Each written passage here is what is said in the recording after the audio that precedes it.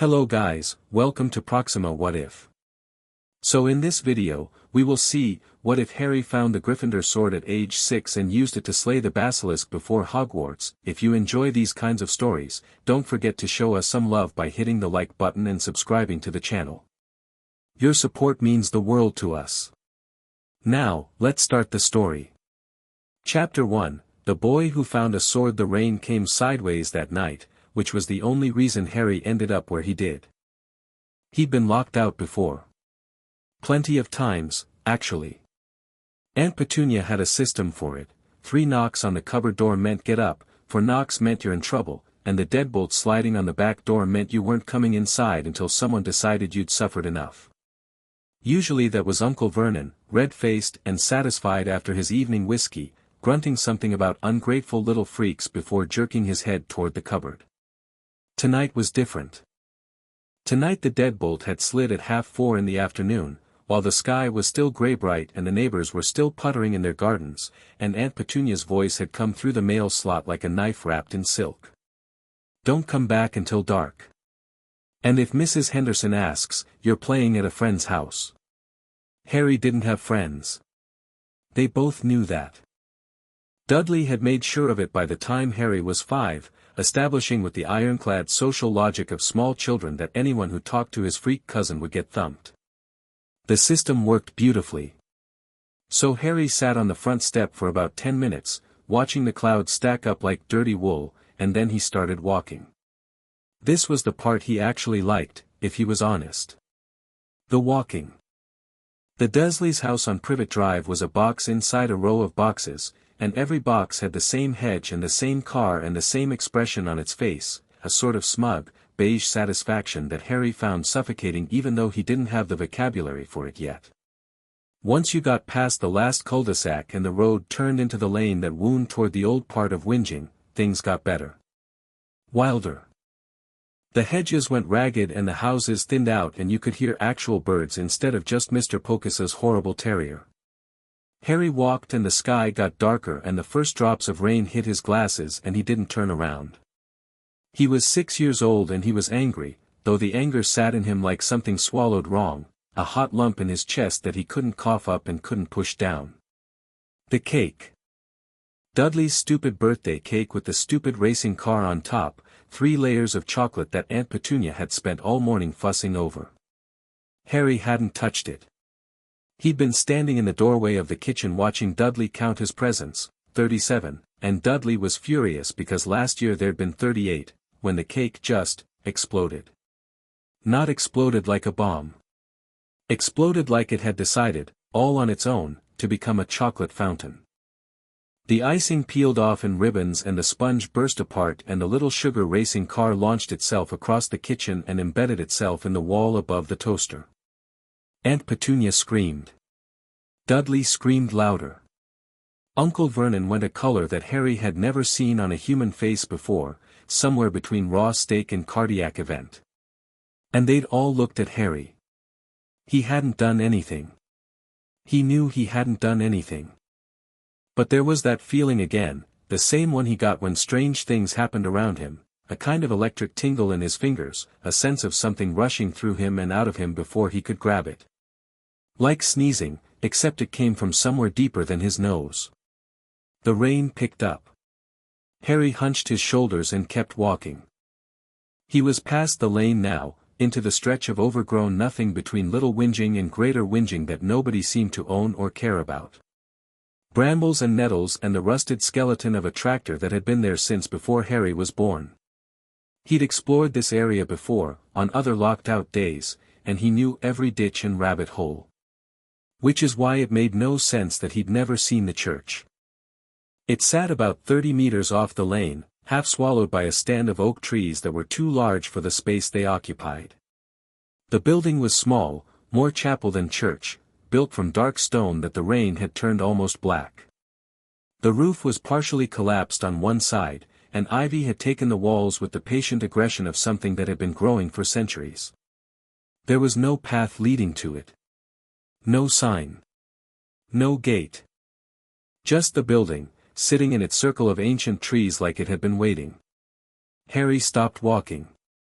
Later, years later, he'd try to explain what he felt in that moment, and he'd never quite manage it. The closest he ever came was telling Neville that it was like hearing someone call your name in an empty room. Not scary. Not even surprising, really. Just, certain.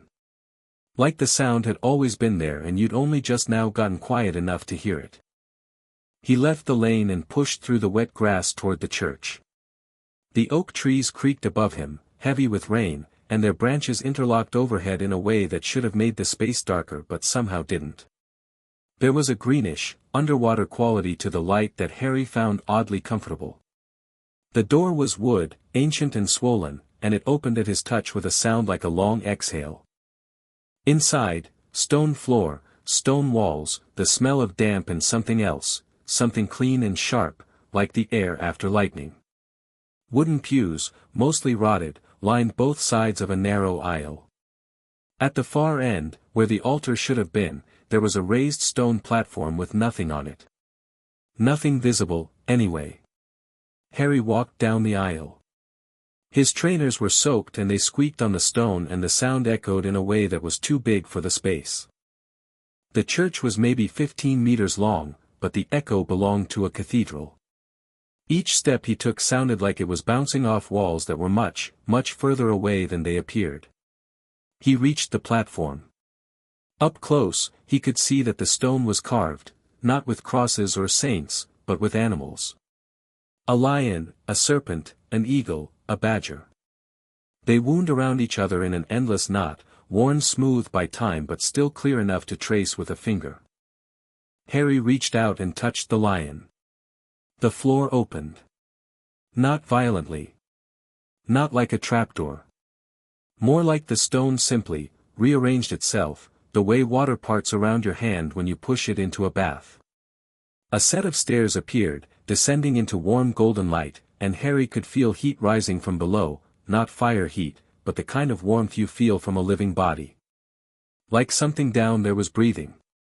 Any sensible child would have run. Harry had stopped being a sensible child roughly around the time his aunt started making him sleep in a cupboard. He went down the stairs. The chamber below was small and round, maybe 4 meters across, and the walls were covered in the same animal carvings as the platform above.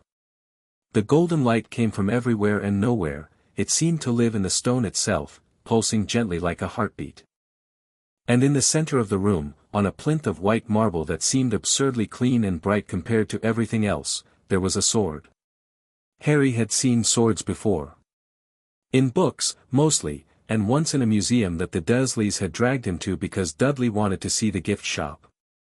Those swords had been grey and functional and somehow disappointing, like finding out that dragons were just large lizards. This sword was none of those things. The blade was silver, not steel silver, but actual silver, bright as mercury and just as alive-looking. It caught the golden light and threw it back in patterns that shifted when Harry moved his head, like looking at the sun through water. The handle was gold, set with rubies the size of Harry's thumbnail, and the name Godric Gryffindor was engraved along the blade in letters that seemed to hover slightly above the metal surface. Harry stood there for a long time. Rain dripped from his hair onto his glasses and ran down his nose and he didn't move. Then, very slowly, he reached out and wrapped his fingers around the handle. The sword hummed. Not a sound, exactly. More like a vibration that bypassed his ears and went straight into his bones. It started in his hand and traveled up his arm and spread through his chest and settled somewhere behind his sternum, and it felt, Harry didn't have the words for it then, but later he'd call it recognition. Like the sword had been waiting for someone and now someone was here and it was satisfied. The rubies flared once, deep red, and then settled into a steady glow. Harry lifted the sword off the plinth. It was lighter than it should have been, not weightless, but balanced in a way that made it feel like an extension of his arm rather than something he was carrying. He turned it in the light and watched the reflections dance across the carved walls and something in his chest, something that had been clenched tight and frightened for as long as he could remember, slowly, carefully, began to unclench. For the first time in 6 years of life, something wanted him. He didn't know what the sword was. He didn't know who Godric Gryffindor was. He didn't know why a weapon had been hidden beneath a ruined church in the middle of nowhere, or why it had responded to him, or what the warmth spreading through his body meant. He knew it was his. Harry carried the sword up the stairs and the stone floor sealed itself behind him, smooth and unbroken, as if the chamber had never existed. He stood in the ruined church with rain hammering the broken roof and a legendary weapon in his hands and absolutely no idea what to do next. The practical problem presented itself quickly: he couldn't walk home carrying a 3-foot sword. Even the Dursleys' willful blindness to anything abnormal had its limits. Harry stared at the blade and thought, very hard, about how much he needed it to be smaller. The sword shrank. It happened so naturally that Harry almost didn't register the impossibility. One moment he was holding a full-sized weapon, the next it was the length of a letter opener, sitting neatly in his palm with the rubies winking at him like it was in on the joke. He turned it over, marveling, and thought about it being big again. It grew small.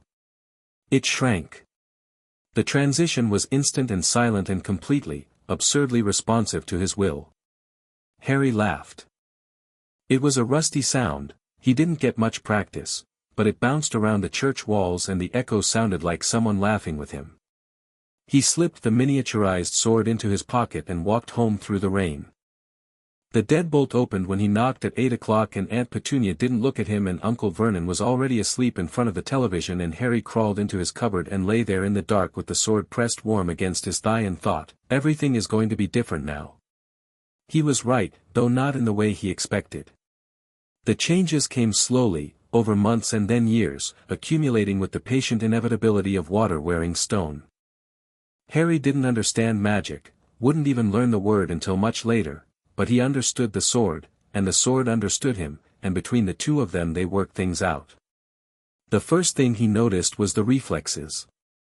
About 2 weeks after finding the sword, Dudley's friend Piers Polkiss threw a rock at Harry's head during lunch break. This was not unusual.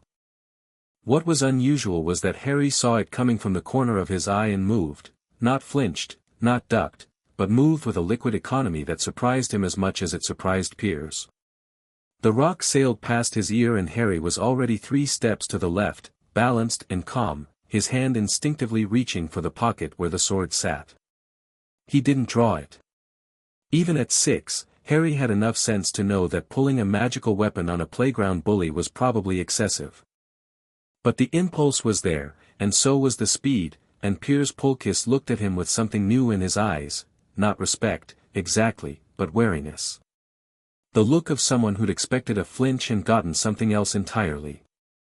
After that, Dudley's gang left Harry mostly alone.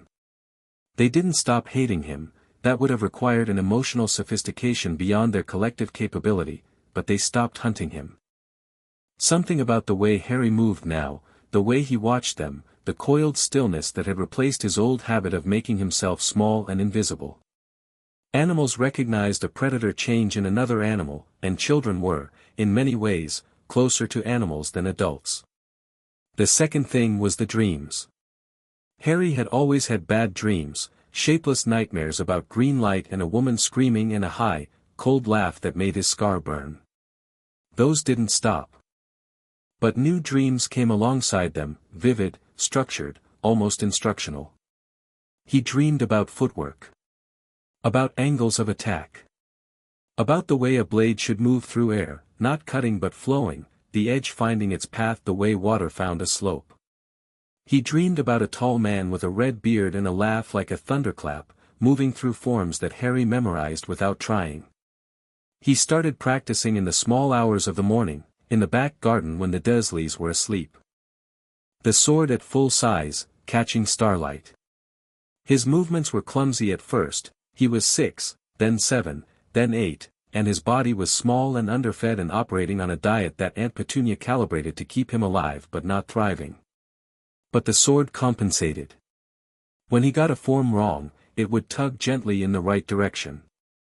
When his grip slipped, the handle warmed under his fingers, steadying him. It was like having a patient, silent teacher who communicated entirely through feel.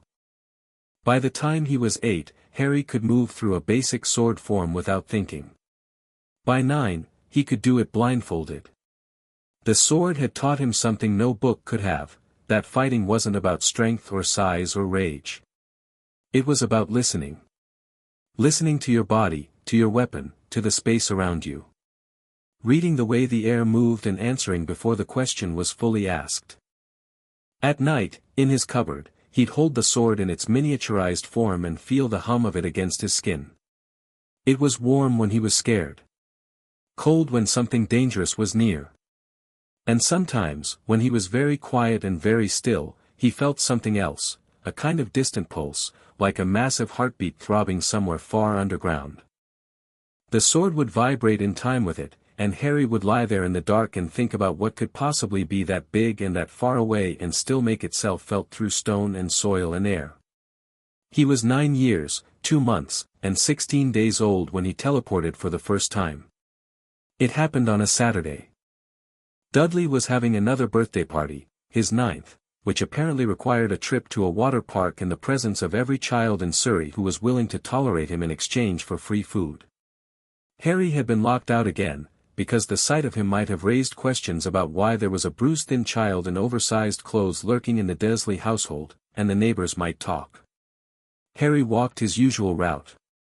Past the cul-de-sac, down the lane, into the wild stretch between the whingings. He was heading for the church, his church, as he'd come to think of it, when the pull hit him.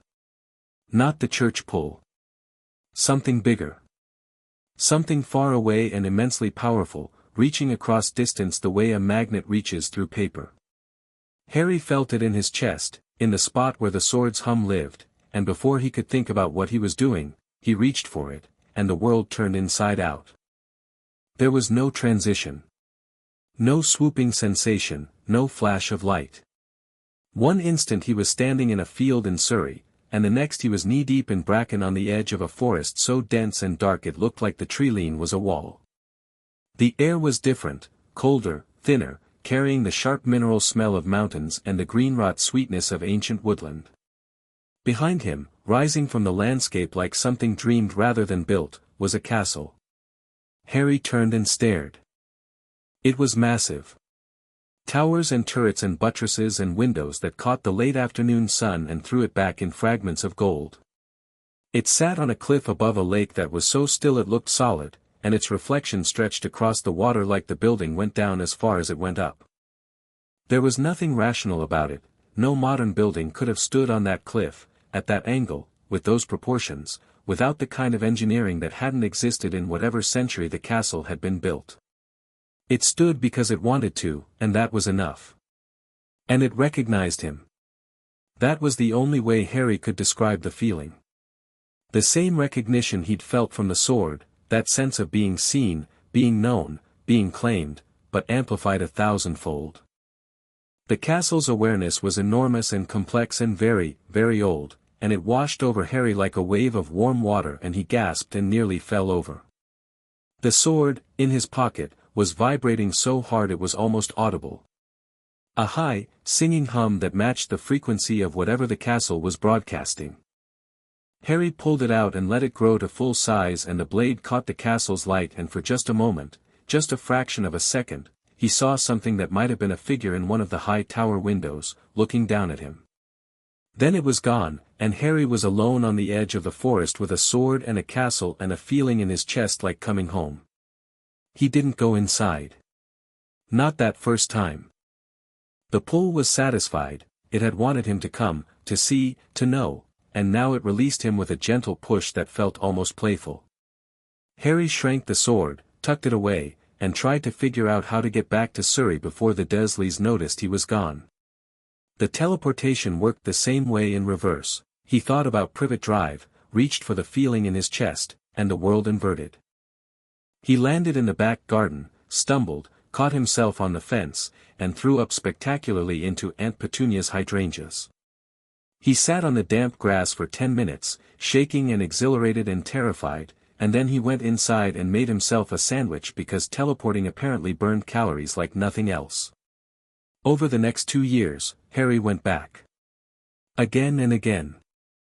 Always on days when the Dursleys locked him out or simply forgot he existed, which happened with enough regularity that he built up a comfortable rhythm.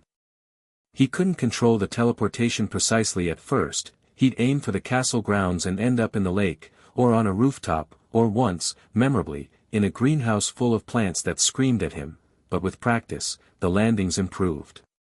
The castle, he learned, was called Hogwarts. He learned this from the house elves. They found him on his third visit, wandering through the lower corridors after he'd figured out how to get inside through a window that had been left open on the ground floor. 3 of them, tiny, enormous-eyed creatures with bat-like ears and an expression of combined terror and reverence that Harry found deeply uncomfortable. "The young master has the sword," the bravest one whispered. She was called Pipsy, and she trembled from pointed ear to bare toe but didn't run.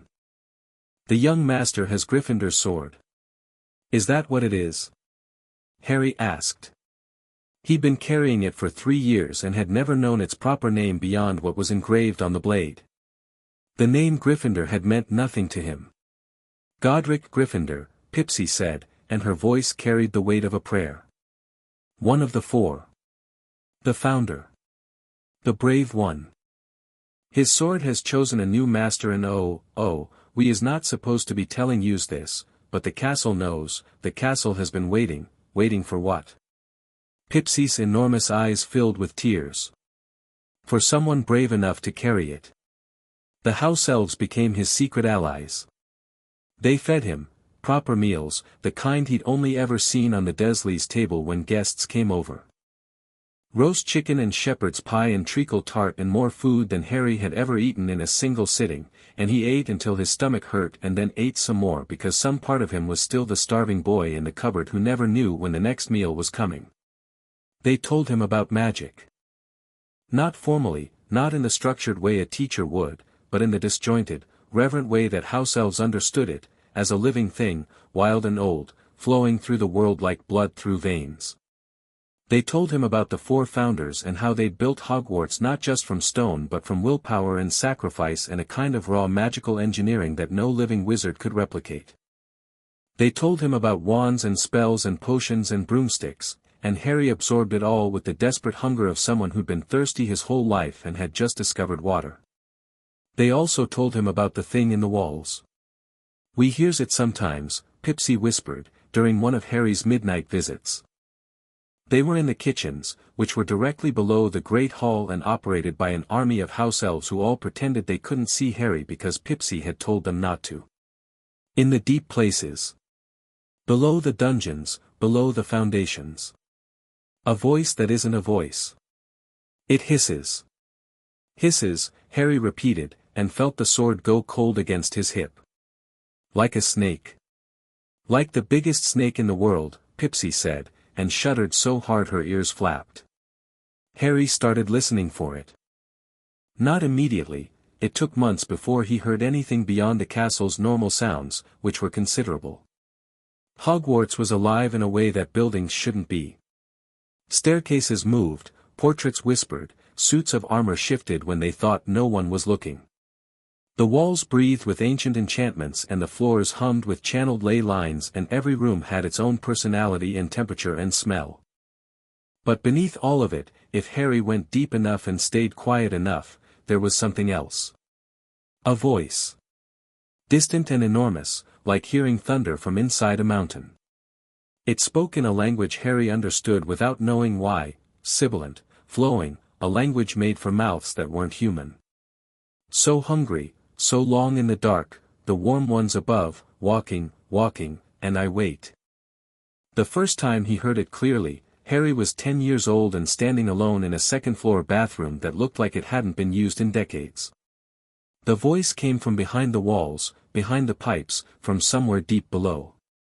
The sword was ice-cold in his pocket and its hum had changed, no longer the warm, patient tone he was used to, but something sharper. A warning. He pressed his hand against the wall and said, without planning to, without understanding how, "Who are you?" Silence. A silence so complete that the drip of a tap across the room sounded like an explosion. Then, a speaker. After so long, a speaker. "Come down, little speaker. Come down and see me." Harry didn't go down. Not yet. He went home and lay in his cupboard, though by now the Dursleys had grudgingly given him Dudley's second bedroom, less out of kindness than out of fear of the letters that had started arriving addressed to Mr. H. Potter, the cupboard under the stairs, and thought about what he knew. A voice in the walls. A castle that recognized him. A sword that went cold when the voice spoke. House elves who trembled when they talked about the deep places. Something lived beneath Hogwarts. Something big and old and hungry. And whatever it was, Harry's sword didn't like it. He spent the next year preparing. Not the frantic, panicked preparation of someone who knew what they were facing, but the methodical, stubborn preparation of someone who'd learned early that the world didn't wait for you to be ready. He visited the castle every chance he got. He mapped corridors and passages and secret tunnels that the house elves showed him, memorizing routes and exits and defensive positions with an instinct he couldn't explain. He trained with the sword in the grounds after dark, moving through increasingly complex forms that came to him in dreams. The red-bearded man, Gryffindor himself, Harry now understood, appeared in his sleep with less frequency but more clarity, demonstrating techniques that a 10-year-old's body shouldn't have been able to execute but somehow could, the sword's magic bridging the gap between intention and ability. He talked to snakes. This was the strangest discovery, and it happened almost by accident. A grass snake in the Dursleys' garden, startled by his approach, had hissed at him, and Harry had hissed back, and the snake had stopped, tilted its head, and said, quite clearly, "You speak?" "Apparently," Harry said.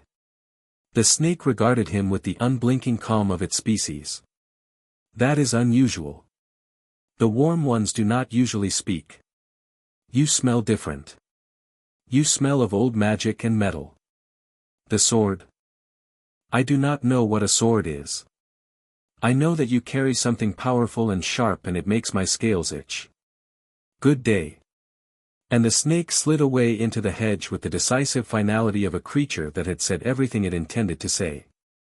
After that, Harry sought out snakes whenever he could. Garden snakes, grass snakes, once a slow worm that was technically a legless lizard and was deeply offended when Harry addressed it in Parseltongue. He learned that the language came naturally, he didn't have to think about switching from English, it just happened when he was talking to something serpentine, like his brain recognized the audience and adjusted automatically. The snakes were useful informants, in their limited way. They told him about temperature changes, about vibrations in the ground, about the comings and goings of cats and foxes and the occasional owl. They were not great conversationalists. Snakes, Harry learned, were primarily interested in warmth, food, and being left alone, roughly in that order, but they were honest. Snakes didn't lie. They didn't have the cognitive architecture for deception. What they felt, they said. What they saw, they reported. It was refreshingly straightforward compared to the Dursleys. Parseltongue. The house elves went pale when he mentioned it, and Pipsy made him promise never to tell anyone. "It is the tongue of Slytherin," she said. "The Dark Founder. People will think bad things about the young master." Harry filed that away and kept practicing. If the thing beneath Hogwarts was a snake, and everything pointed to it being a very, very large snake, then being able to talk to it might be the difference between life and death. He found the entrance on a Tuesday in March, 3 weeks before his 11th birthday. The bathroom on the second floor. The one with the voice. Harry had been examining the sinks, running his fingers over the porcelain, when he found it, a tiny snake carved into the side of one of the copper taps. So small you'd miss it unless you were looking. Unless you were the kind of person who talked to snakes and carried an ancient sword and had been methodically searching this bathroom for months. He said, "Open," in Parseltongue, and the sink sank into the floor and the wall behind it slid apart, revealing a dark pipe that dropped straight down into blackness. Harry looked into the hole. The sword pulsed against his hip, cold, warning, urgent. Below, very faint, the voice, "Come, speaker, come and see." He stepped back. Not yet. He needed to think. He needed to plan. An owl arrived 3 days later with a letter written in emerald ink on heavy parchment. Mr. H. Potter, Dudley's second bedroom, 4, Privet Drive, Little Whinging, Surrey. Harry opened it and read about Hogwarts School of Witchcraft and Wizardry and felt a laugh building in his chest because this was, genuinely, the funniest thing that had ever happened to him. A school. They wanted him to attend a school. In the castle he'd been sneaking into for 2 years. He wrote back immediately, borrowing the owl, who seemed to expect this, accepting his place. Then he sat on his bed and looked at the letter and looked at the wall and thought about the pipe behind the sink and the voice in the dark and the sword on his nightstand, glowing faintly in the afternoon light. Before he went to Hogwarts as a student, he was going to go as something else. The plan crystallized over the following weeks. Harry used his remaining visits to prepare the route, memorizing the twists and turns of the pipe, finding footholds and ledges he could use to control his descent, identifying the chamber at the bottom from the echoes that bounced back when he dropped stones into the darkness. The house elves, once they understood what he was doing, were horrified. "The young master cannot," Pipsy said, wringing her hands until the knuckles cracked. "The beast in the deep is ancient. It is terrible. It kills with its eyes, kills with its eyes. One look and you is dead, young master. No spell, no shield, no nothing. Just dead." Harry processed this. "What if you don't look at its eyes?" Pipsy blinked. Then it is just a very big snake, young master." "How big?" Pipsy has heard, 60 feet. Maybe more. It has been growing for 1,000 years. "Right." Harry touched the sword through his pocket. It was warm again, not the warmth of comfort, but the warmth of anticipation. Like it was looking forward to this. "I'll need something to cover my eyes. And I'll need to know everything you can tell me about a 60-foot snake that lives under a school." The house elves told him about the Basilisk. King of Serpents. Created by Salazar Slytherin as a guardian and a weapon, hatched from a chicken's egg beneath a toad, grown massive on magic and time and the darkness of the Chamber of Secrets. Its gaze killed instantly.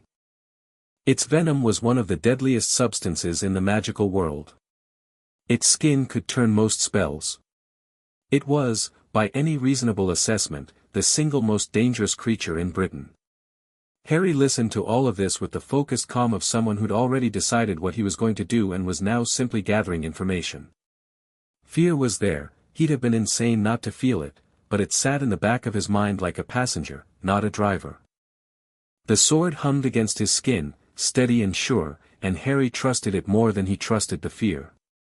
August 31st. The night before the Hogwarts Express. The night before he officially became a student at a school he'd been infiltrating for years. Harry stood in the second-floor bathroom at midnight, dressed in dark clothes, his eyes covered with a strip of black cloth tied tight around his head. The sword hung at his hip, full-sized for the first time outside of training, and its weight was a comfort. He couldn't see. That was the point. The basilisk killed with its eyes, so Harry would fight without his. 2 years of blindfolded sword training, guided by the weapon's instincts, had made darkness a tool rather than a handicap. He could feel the air currents in the bathroom, the faint warmth of the pipes, the cold draft rising from the open entrance. "Open," he said, and stepped into the dark. The pipe swallowed him. He slid and climbed and braced himself against the walls, the blindfold making every sound sharp and immediate, the rush of water somewhere below, the skitter of small things moving in the stone, the distant, rhythmic breathing of something enormous. The chamber opened around him like a held breath releasing. Harry felt the space expand, the echo of his footsteps told him the ceiling was high, the floor was stone, and the room was massive. The air was cold and wet and smelled of serpent, a thick, musky scent that coated the back of his throat. And the voice, no longer muffled by stone and pipe, clear, close, alive. "A speaker comes." A speaker with, "What is this? What does the speaker carry?" Harry drew the sword. The sound of it, steel clearing leather, though there was no sheath, just the blade appearing at full length in his hand, rang through the chamber like a bell. "I carry what I carry," Harry said, in Parseltongue. I know what you are. And I know what you are, little speaker. The voice moved. Harry tracked it by sound, the massive body shifting across stone with a sound like a ship's hull dragging over sand. You smell of the brave one. His metal. His magic. But you also smell of. A pause. A long, contemplative inhale. You smell of the dark one. The mark on your head. Interesting. I'm not here to talk. No. Then why speak at all? The basilisk sounded amused. Actually amused, the way a very old thing that had seen everything could still find novelty entertaining. I have been alone for so long, little speaker. Centuries. The last one who came was a shade, a whisper of the dark air, promising freedom, promising prey. But he was not real. Not like you. Harry adjusted his grip on the sword. The blade was singing now, a high, thin note that seemed to make the air vibrate. The house elves said you kill on sight. Yes. No apology. No regret. The statement of a creature that existed at the top of its food chain and saw no reason to pretend otherwise. I was made to kill. It is my purpose. The Father created me to cleanse his school of the unworthy. And do you want to? Silence. The basilisk's body shifted again, closer, Harry thought, though it was hard to tell when something that large could be everywhere at once. Want is a strange word, speaker. I am what I am. The Father's will is my will. But the Father is gone and his will is, quiet. I wait. I guard. I hunger. I can't let you stay. Why not? I have harmed no one. Not in all these long centuries. Because you could. Harry turned slowly, tracking the sound. The sword pointed where his instincts told him to point. Because you're down here, under a school full of children, and all it takes is one wrong person finding this chamber and giving you an order. And if I refuse their orders? Can you? Another silence. Longer this time. Then, no. I was made to obey the heir. If one came, if a true heir of Slytherin stood before me and commanded, no. I could not refuse. Then I'm sorry. I know you are. The basilisk's voice was almost gentle. You are very young to be sorry about what you must do. The brave one was older when he first killed, and he was not sorry at all. A sound like a sigh, if a sigh could come from lungs the size of a car. Very well, little speaker. Come, then. Let us see if his sword is as sharp as his courage. The basilisk struck. Harry felt it, the displacement of air, the rush of something massive moving very fast, the floor vibrating under the impact of coils as thick as tree trunks. He threw himself sideways, guided by the sword's sudden sharp pull to the left, and the basilisk's head crashed into the stone where he'd been standing. The impact shook the chamber. Debris rained from the ceiling. Harry ran. Not away, along the wall, one hand trailing stone, the other holding the sword. The basilisk's body was everywhere, he could hear it sliding and coiling, surrounding him, cutting off exits he couldn't see. The creature was fast. Impossibly fast for something that size, moving with the fluid efficiency of a predator that had been perfected over a millennium. Brave, the basilisk hissed, and struck again. This time Harry felt teeth, the rush of air from jaws opening, the click of fangs the length of his forearm. He ducked under the strike and swung the sword in an arc that connected with something solid.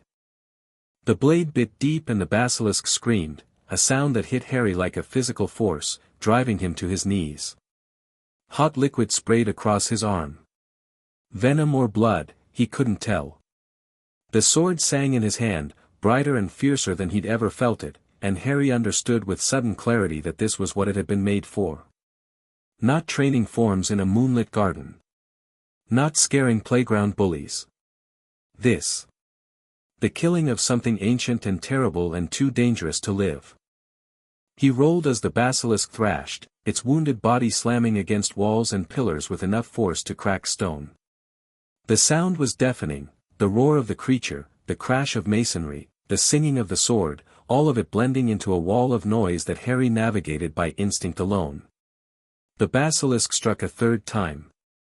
Harry felt the air part above him and jumped, not sideways but up, using a fallen pillar as a launching point, and drove the sword downward with both hands and all his weight behind it. The blade went in. Deep. Harry felt it punch through scale and muscle and bone, felt the resistance and then the give, felt the sword's vibration change from anticipation to satisfaction. The basilisk's body convulsed around him, coils slamming shut like a vice, squeezing the air from his lungs. A fang caught his arm, raking from wrist to elbow, and Harry screamed because the pain was white-hot and all-consuming, and then the venom hit his bloodstream and the world went sideways. But the sword was still in the basilisk's skull, and Harry held on. The great serpent shuddered. Thrashed. Its coils loosened, tightened, loosened again.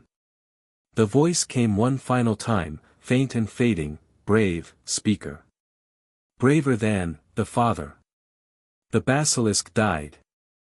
Its body relaxed around Harry with a long, slow exhale, and the weight of it pressed him to the floor, and for a moment he lay there in the dark with 60 feet of dead serpent on top of him and a sword in his hand and basilisk venom burning through his veins and thought, I might have made a mistake. The venom was killing him. He could feel it, a crawling fire that moved from the wound on his arm toward his heart, eating everything it touched. His fingers went numb. His vision, not that it mattered behind the blindfold, grayed at the edges. The sword pulsed in his hand, frantic now, its warmth blazing against his palm like it was trying to burn the venom out. And then, something happened. The sword's heat concentrated. It traveled from the handle down through Harry's grip and into the wound itself, and the venom didn't disappear but it changed. The burning sensation shifted, became something else, not comfortable, but bearable. Like a fever breaking. Like poison being transmuted into something the body could survive, if not enjoy.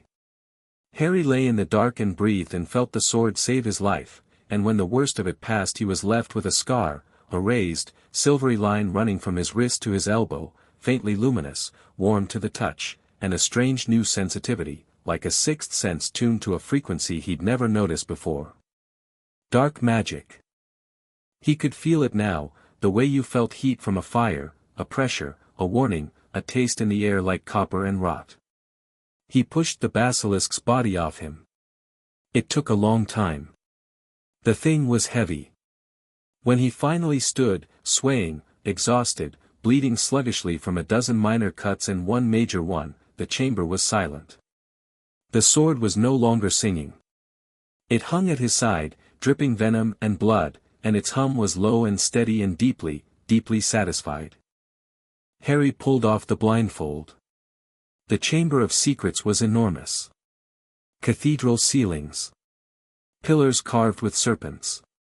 A massive stone face, Slytherin, Harry guessed, dominating the far wall with its mouth gaping open, which was presumably where the basilisk had emerged. The dead serpent lay in coils across the floor, its scales still faintly iridescent even in death, its mouth frozen open to reveal fangs that had very nearly ended Harry's life. He looked at it for a long time. "I'm sorry," he said again, and meant it. Then the floor shook. Not from the basilisk was done. This was something else. A vibration that came from below, from the foundations, from the bedrock itself. Deep and rhythmic, like a heartbeat. One pulse. Two.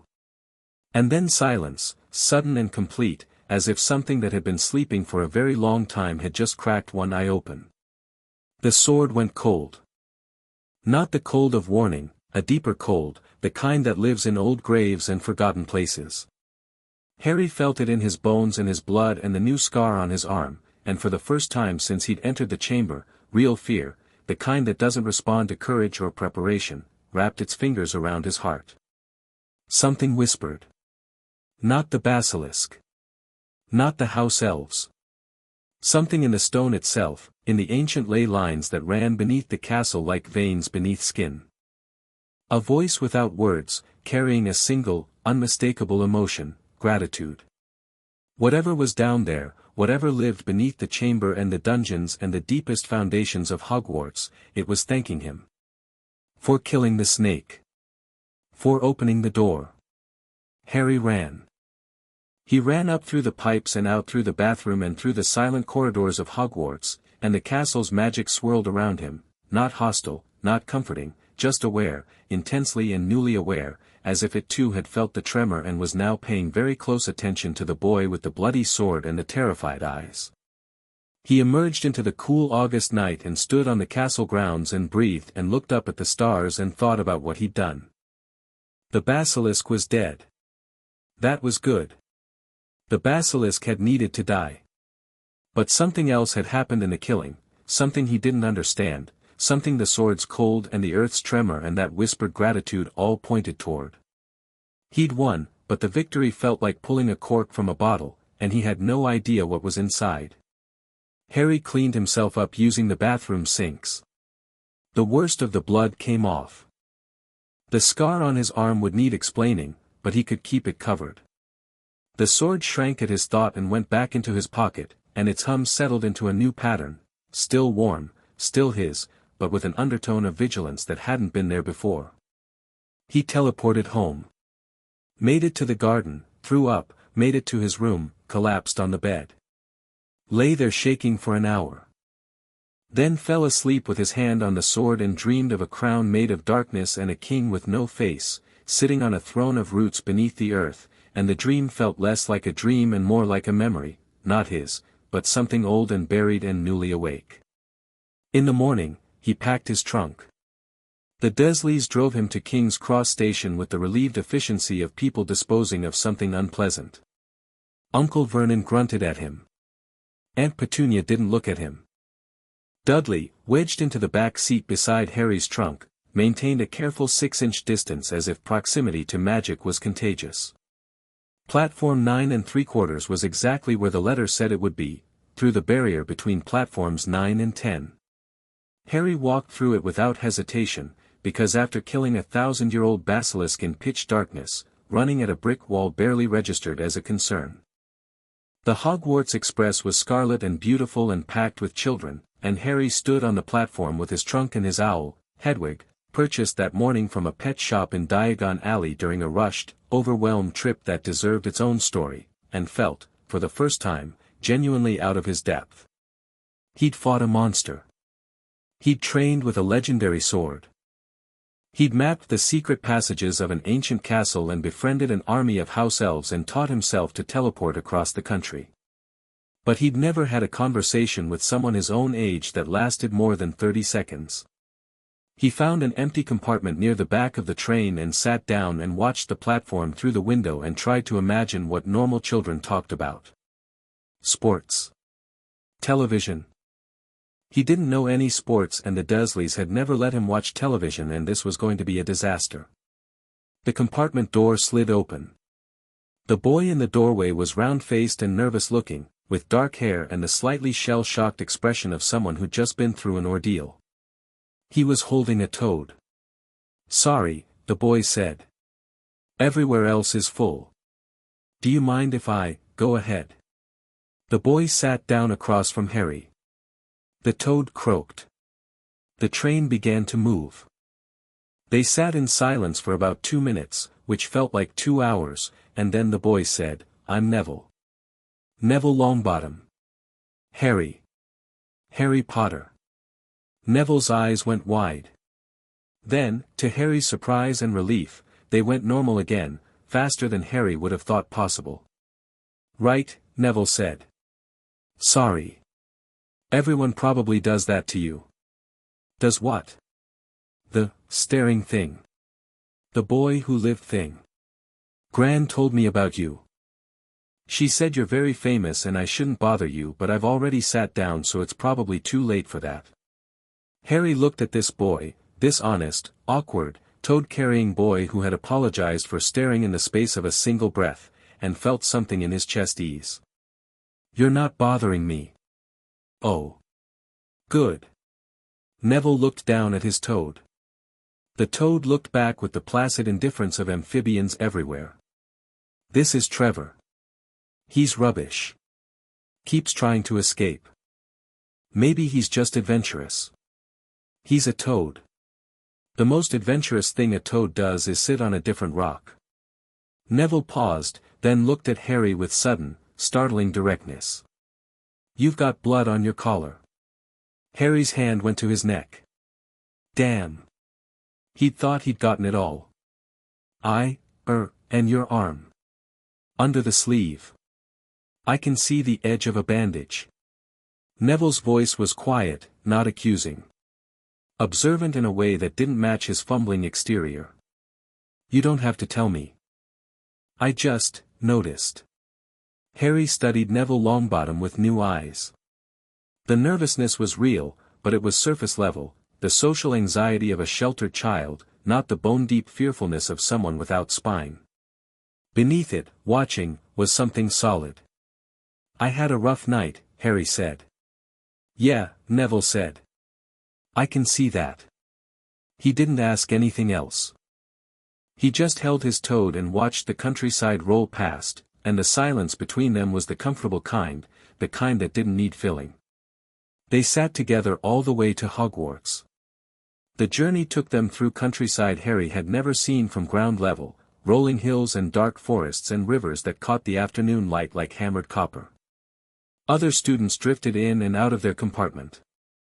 A bushy-haired girl named Hermione Granger came looking for Neville's toad, which had predictably escaped, and stayed to deliver a breathless monologue about every book she'd read about Hogwarts before Neville gently steered her toward the door with the promise that Trevor would turn up eventually. A red-haired boy named Ron Weasley stopped by, took one look at Harry's scar, and launched into a series of questions that Harry deflected with the ease of long practice. Ron was friendly in a way that was almost aggressive, loud, open, completely without guile. Harry liked him immediately but kept him at arm's length, the way he kept everyone at arm's length, because trusting people was a skill he hadn't learned yet. Is it true you grew up with muggles?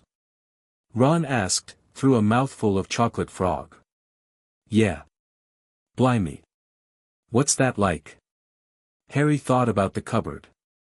The locks. The cold nights and the hunger and the casual cruelty that the Dursleys dispensed the way other families dispensed affection. Boring, mostly, he said. Ron accepted this without question, which Harry appreciated.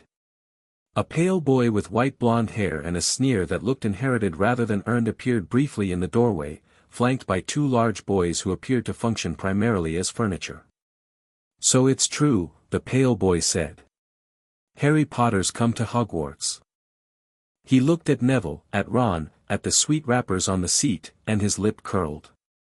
You'll want to be careful about the company you keep, Potter. Some wizarding families are better than others. I can help you there. Harry looked at this boy, Draco Malfoy, he'd learn later, and saw something familiar beneath the arrogance. The same desperate need to matter that Harry saw in the mirror every morning. The same performance of confidence that masked something fragile underneath. I think I can figure out my own friends, Harry said. Not rudely. Just clearly. Malfoy's eyes narrowed. For a moment, something flickered across his face, surprise, maybe, or the beginning of respect, quickly smothered. Then the sneer reasserted itself and he left without another word, his two bodyguards lumbering after him like trained bears. That was Malfoy, Ron said, darkly. His father's a right piece of work. You don't want to get mixed up with that family. Harry filed the name away, Malfoy, connected, dangerous, insecure, and added it to the mental map of this new world that he'd been building since the house elves first told him about wizarding politics. Families that mattered. Allegiances that shifted. A war, fought a decade ago, that had killed his parents and made him famous and left scars on the wizarding world that were still raw beneath the surface. The train pulled into Hogsmeade Station as the sun was setting, and Harry stepped onto the platform and felt Hogwarts reaching for him again, that massive, complex awareness, warm with recognition. He'd come through the back door so many times that arriving through the front felt absurdly formal, like knocking on the door of your own house. A giant man, Hagrid, the gamekeeper, who was roughly the size of a small building and had a beard that could have housed a family of badgers, collected the first years and herded them toward a fleet of small boats on the edge of a black lake. Harry climbed into a boat with Neville, and as they rounded the bend and the castle came into full view, lit from within by 1,000 points of golden light, every child in every boat gasped. Every child except Harry. He'd seen it before. But seeing it like this, reflected in the lake, blazing against the dark sky, surrounded by the sounds of wonder from children who were seeing it for the first time, he felt something he'd never felt during his secret visits. He felt like he belonged. Not because the castle recognized him. Not because the sword hummed in his pocket. But because he was here, with other children, arriving the way you were supposed to arrive, and for just a moment the weight of dead basilisks and dark tremors and faceless kings lifted from his shoulders and he was just a kid in a boat, looking at a castle, feeling amazed. Neville glanced at him. "You all right?" "Yeah," Harry said. "Yeah, I'm good." The castle at night, lit by 1,000 floating candles and reflected in the enchanted ceiling of the Great Hall, was even more overwhelming than Harry had expected. He'd seen it dozens of times from the outside, crept through its corridors by moonlight and elf-guided lamplight, but he'd never seen it like this, alive with students, buzzing with conversation, smelling of roast meat and candle wax and the particular scent of several hundred young witches and wizards' combined magical auras. The sorting hat was placed on his head, and Harry felt the ancient magic of it, different from the sword's magic, more cerebral, less visceral. A presence in his mind, poking around with the delicate precision of a librarian searching for a specific book. My, the hat said, directly into his thoughts. Gryffindor's sword. You carry it. It's chosen you. And yet, oh, what's this? Parseltongue. Cunning. Self-preservation instincts sharper than most Slytherins twice your age. You would do very well in, no. Just like that. You haven't even heard my pitch. I've been carrying his sword for 5 years. I think he'd be annoyed if I went somewhere else. The hat was silent for a moment, and then it did something Harry hadn't expected. It laughed. Not a polite chuckle, a real, full-bodied laugh that echoed through Harry's skull. You'd have made Godric proud, boy. You really would. Better be, Gryffindor. The table on the far left erupted. Harry walked toward it on legs that were steadier than they had any right to be, and Neville, already sorted, already seated with his toad in his lap, caught his eye and nodded. A small nod. The kind of nod that said, I see you. Good. Harry sat down. Students clapped him on the back. Names washed over him, Weasley, Granger, Thomas, Finnegan, and he nodded and smiled and said the right things, and all the while his eyes moved, out of habit, to the staff table. Dumbledore was watching him. The headmaster sat in the center of the high table, a figure of deliberate eccentricity, half-moon spectacles, silver beard, robes covered in stars. He looked like a kindly grandfather who'd accidentally wandered into a wizard's costume. But his eyes, pale blue, sharp as broken glass behind those ridiculous spectacles, were locked onto Harry with an intensity that had nothing to do with kindness. Harry held the gaze. 1 second. 2. 3. Dumbledore's expression didn't change. But something in the set of his shoulders shifted, a minute adjustment, the kind a chess player makes when they realize the board isn't configured the way they expected. He knows, Harry thought. He knows something happened in the chamber. He doesn't know what. And that's scaring him. Good. Not good because Harry wanted to scare anyone. Good because an adult who was paying attention, really paying attention, might be the kind of adult Harry could eventually trust. Or the kind of adult Harry would need to be very, very careful around. Either way, it was better than being ignored. The feast began. Harry ate roast beef and Yorkshire pudding and something called treacle tart that made his teeth ache with sweetness. and he talked to Neville about plants, Neville's passion, it turned out, and the only subject that made his nervousness completely disappear, and he carefully didn't think about the dead basilisk in the chamber below, or the tremor in the earth, or the faceless king in his dreams. Tomorrow he would be a student. Tomorrow he would learn about wands and potions and transfiguration and all the formal magic that he'd only ever glimpsed through the house elf stories. But tonight, with the candles floating overhead and the ceiling showing stars and the sword warm against his leg and a new friend sitting beside him, tonight, Harry let himself be 11. In the dungeons far below, where no one went and no one looked, a crack in the chamber floor widened by a fraction of an inch. And from the crack, something dark seeped upward, not fast, not dramatic, just a slow, patient seepage of something that had been contained for 1,000 years and was now, for the first time, finding a way out. In the forbidden forest, a centaur named Firenze lowered his gaze from the stars and stared at the ground. "The earth breathes wrong," he said, to no one in particular. The other centaurs shifted uneasily. They were used to reading the sky. The ground was supposed to be solid, reliable, beneath notice.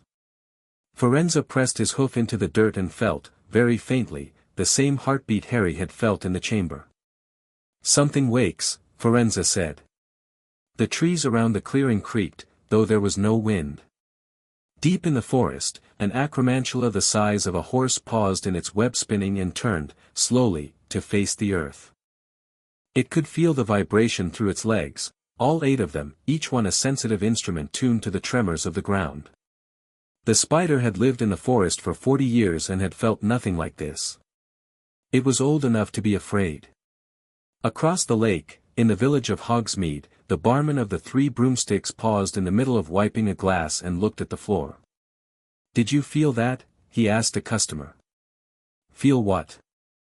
The barman frowned, shook his head, and went back to his glass. But his hands were shaking, and he couldn't have said why. In his tower office, Albus Dumbledore sat behind his desk with his fingers steepled and his eyes closed. The instruments on his shelves, silver and delicate and each one tuned to a different aspect of Hogwarts' magical infrastructure, were spinning faster than he'd ever seen them. One of them, a device that measured the integrity of the castle's foundational wards, was emitting a thin, continuous whine that set his teeth on edge. Something had changed. Something fundamental. The basilisk, he'd known about the basilisk for decades, known and chosen to leave it, because the creature was contained and the risk of disturbing it outweighed the risk of leaving it alone. That calculation had been correct for 50 years. Tonight, someone had changed the equation. Dumbledore opened his eyes and looked at the sorting hat, which hung on its shelf and was, for once, completely silent. "Who?" Dumbledore asked. The hat said nothing. But if hats could smile, this one was.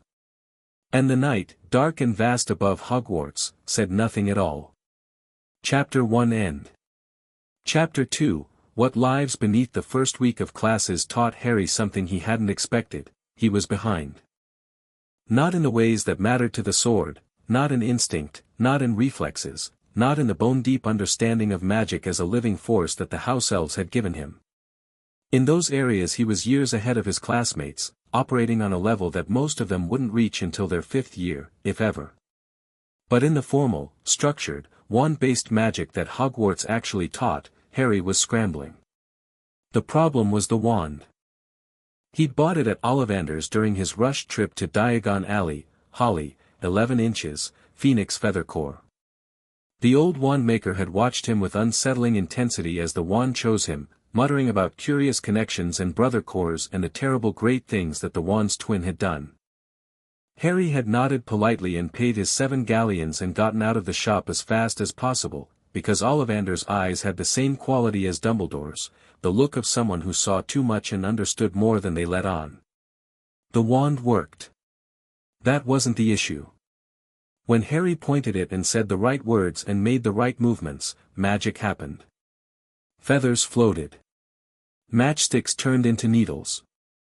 Pineapples tap danced across desks, which seemed like a profoundly useless skill but apparently demonstrated fundamental transfiguration principles. The issue was that the wand felt wrong. Not broken wrong or dangerous wrong, but ill-fitting, like wearing someone else's shoes.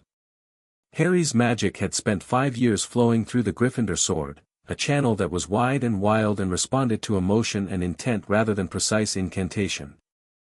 Forcing that same magic through an 11-inch stick of holly felt like trying to pour a river through a garden hose. Everything came out too strong, too fast, or not at all. In Charms, his first Wingardium Leviosa didn't float the feather, it launched it into the ceiling hard enough to leave a mark. Professor Flitwick, a tiny man who stood on a stack of books to see over his desk, looked at the feather-shaped dent in the stone and said, "Well, that's certainly enthusiastic, Mr. Potter. Perhaps a touch less force next time." In Transfiguration, Professor McGonagall watched him struggle with the matchstick-to-needle exercise for 20 minutes before walking over and placing her hand on his. "You're fighting the wand," she said quietly, so the other students couldn't hear. "Stop trying to force it. Magic isn't a battle, Mr. Potter. It's a conversation." Harry looked at her, tall, severe, Scottish, with eyes that missed absolutely nothing, and thought about the basilisk. About the sword singing in his hand as it punched through scale and bone. About the way magic had felt in that moment, raw, primal, a scream rather than a whisper. "What if I'm better at battles than conversations?" he asked. McGonagall's expression didn't change, but something shifted behind her eyes. "Then you'll need to learn. Battles end. Conversations are how we live in between." He practiced. Every night, after the common room emptied and Neville fell asleep with a herbology textbook on his face, Harry sat on his bed with the curtains drawn and worked the wand through basic exercises until his fingers cramped. Swish and flick. Point and pronounce. The mechanical precision of formal spellwork, so different from the intuitive flow of sword magic that it felt like learning to write with his opposite hand. It helped that he had the sword's foundation. The same discipline that had driven him through 2 years of blindfolded combat training in the Dursleys' back garden kept him going through the tedium of wand drills. By the end of the second week, his spells were still overpowered, but at least they were hitting the right targets. By the end of the month, he could manage a passable Lumos without setting his bedsheets on fire, which felt like progress. Potions was a different kind of problem. Professor Snape taught potions the way a hawk taught mice about open fields, through terror and the constant implication of violence. He was tall, pale, dressed entirely in black, and possessed a voice that could curdle milk at 20 paces. He swept into the dungeon classroom on the first day of term with his robes billowing like they'd been personally offended by the concept of stillness, and he looked at the assembled first-years the way a man might look at something unpleasant on the bottom of his shoe. Then his eyes found Harry, and everything changed. Not visibly. Snape's expression didn't shift. His posture didn't alter. But Harry felt it, the sudden spike of intensity, the laser focus that turned Snape's gaze from merely intimidating to actively dangerous. And beneath it, something else.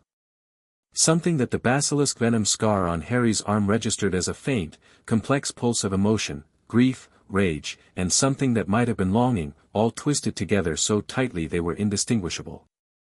"Potter," Snape said. Just the name. Nothing else. But the way he said it carried the weight of a eulogy. "Sir," Harry said. Snape's eyes moved to Harry's arm, the left one, where the venom scar was hidden beneath his sleeve. Harry saw the movement and felt a chill. There was no way Snape could see the scar through fabric. But his gaze lingered, and the dark intensity behind his eyes sharpened further, and Harry thought, he knows something. Not about the basilisk. Something else. Something older. "Tell me, Potter," Snape said, and his voice was silk stretched over broken glass. "What would I get if I added powdered root of asphodel to an infusion of wormwood?" Harry didn't know. The house elves hadn't covered potion making in their magical education, and his frantic preterm reading had focused on charms and transfiguration. "I don't know, sir. Clearly fame isn't everything." Snape's lip curled. "Let's try again. Where would you look if I told you to find me a bezoar?" The stomach of a goat, Harry said, because that one he did know. Pipsy had mentioned bezoars as an antidote to most poisons, and after his experience with basilisk venom, Harry had paid attention to anything related to not dying from poison. Snape blinked. The curl of his lip flattened into something more complex. Correct. And what is the difference between monkshood and wolfsbane? They're the same plant. Also called aconite. This time Snape stared at him for a full 3 seconds. Harry stared back. The room was silent, 31st years holding their breath, sensing the current running between teacher and student without understanding it. It seems, Snape said finally, that some preparation has occurred. How unexpected. He turned away, robes snapping like a whip. Well? Why aren't you all writing this down? The class scrambled for quills. Harry exhaled slowly and noticed that his hand was resting on his left forearm, over the scar, without his having told it to go there. The sword, miniaturized in his pocket, was warm. Not warning warm. Watchful warm. As if it, too, had noticed Snape's attention and was reserving judgment. Potions became Harry's most complicated class. Not the hardest, that was History of Magic, which was taught by a ghost so boring that Harry suspected the man had actually died of boredom and simply continued lecturing out of habit. Potions was complicated because Snape was complicated. The man was brilliant, vicious, unfair, and fixated on Harry in a way that oscillated between hostility and something that might have been fascination if it weren't wrapped in so many layers of resentment. He took points from Gryffindor for everything Harry did. Breathing too loudly, 5 points.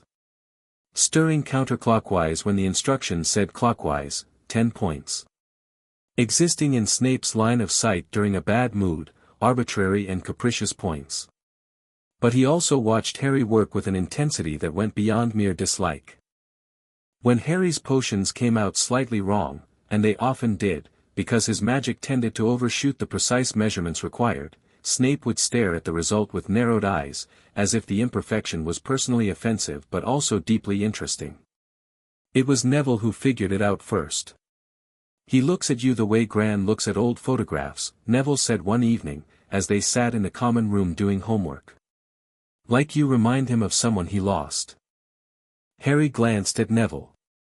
The boy was bent over a herbology essay, his handwriting neat and careful, Trevor the Toad sitting on his inkwell like a warty paperweight. In the 6 weeks since term had started, Neville had revealed himself to be exactly what Harry had suspected on the train, someone whose apparent weakness was a disguise for a quieter, more observational kind of strength. "Who do I remind him of?" Harry asked. "Your mum, probably." Neville said it casually, like it was obvious. "Gran told me they knew each other. Snape and your mum. When they were kids, before Hogwarts." Harry sat with that for a moment. His mother. Lily Potter. A woman he knew only from a single photograph Hagrid had given him, red-haired, green-eyed, laughing. The idea that Snape, with his black robes and acid tongue and eyes full of complicated fury, had known her as a child was strange. And strangely human. "Thanks, Neville." "For what?" "Paying attention." Neville shrugged. "Plants are easy. People are harder. But the principles are the same, you watch what they lean toward, what they flinch away from. Eventually you see the pattern." He looked up and caught Harry's eye. "You do it too, you know. The watching thing. Except you watch like you're looking for threats. I watch like I'm looking for sunlight." It was such a perfectly Neville thing to say that Harry laughed, and the sound startled both of them because Harry still didn't laugh often enough for it to feel natural. The weeks accumulated. Harry settled into the rhythms of student life with the careful precision of someone learning a new language, which, in many ways, he was. The language of friendships and house rivalries and homework and mealtimes and 1,000 small social negotiations that children conducted daily without ever naming what they were doing. He was good at some of it. The academic work came easily enough once he got his wand under control. The physical aspects, flying lessons, which began in October and revealed that Harry had a natural, terrifying talent for broomsticks, were almost relaxing compared to his training regimen. Professor McGonagall watched him execute a perfect Wronski feint during his first flying lesson and nearly dropped her teacup. He was bad at other things. Small talk. Group dynamics. The casual physical affection that the Weasley family deployed like a weapon, Ron's older brother's clapping shoulders, ruffling hair, the easy intimacy of people who'd grown up being touched by people who loved them. Harry flinched the first time Fred Weasley slung an arm around his shoulder, and the micro-expression of hurt that crossed Fred's face before he smoothly played it off as a joke made Harry feel worse than any of the Dursleys' punishments ever had. He was getting better, though. Slowly.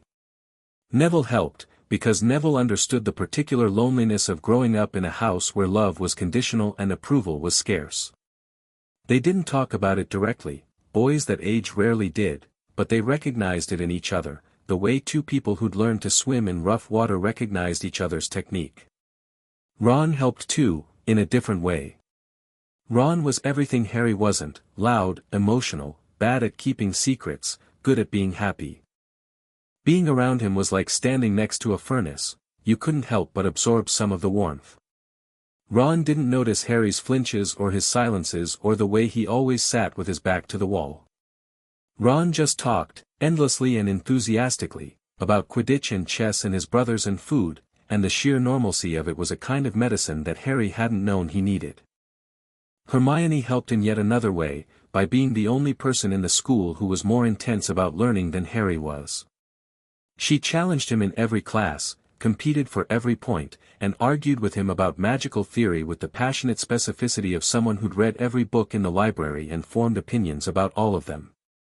Harry found her exhausting and brilliant in roughly equal measure. But beneath all of it, beneath the classes and the friendships and the slow, careful process of learning to be a person rather than a survivor, the sword hummed against his skin, and the scar on his arm pulsed, and the dreams came every night. The Faceless King. The Throne of Roots. The slow, patient heartbeat in the earth beneath Hogwarts. Something was stirring. Harry could feel it the way you feel a storm approaching, a change in pressure, a taste in the air, a wrongness that was too subtle to name but too real to ignore. The castle felt it too. Staircases moved more erratically than usual. Paintings whispered to each other in voices too low for students to hear. The house elves, when Harry visited the kitchens, were twitchy and nervous, their enormous eyes darting toward the floor as if they expected it to open. "The deep places is changing, young master," Pipsy told him, during a late-night visit in the third week of October. She was wringing her hands, her default state, but tonight the wringing was frantic, her long fingers twisting over each other like panicked snakes. "The old dark is leaking. We feels it in the stones. The castle feels it." "Leaking from where?" "From the chamber, young master. From where the great snake died. The blood is in the cracks and the cracks is in the ley lines and the ley lines is." She trailed off, her eyes going wide and unfocused. "They is humming wrong. Like a song with bad notes." Harry pressed his hand to the kitchen floor. Stone, cool and solid, the same stone that had been here for 1,000 years. But beneath it, far beneath, at the edge of his new sensitivity, he felt what Pipsy described. A vibration. A dissonance. Like the castle's foundations were a musical instrument and someone had retuned one of the strings to a frequency that didn't belong. "Has anyone else noticed?" "The headmaster," Pipsy whispered.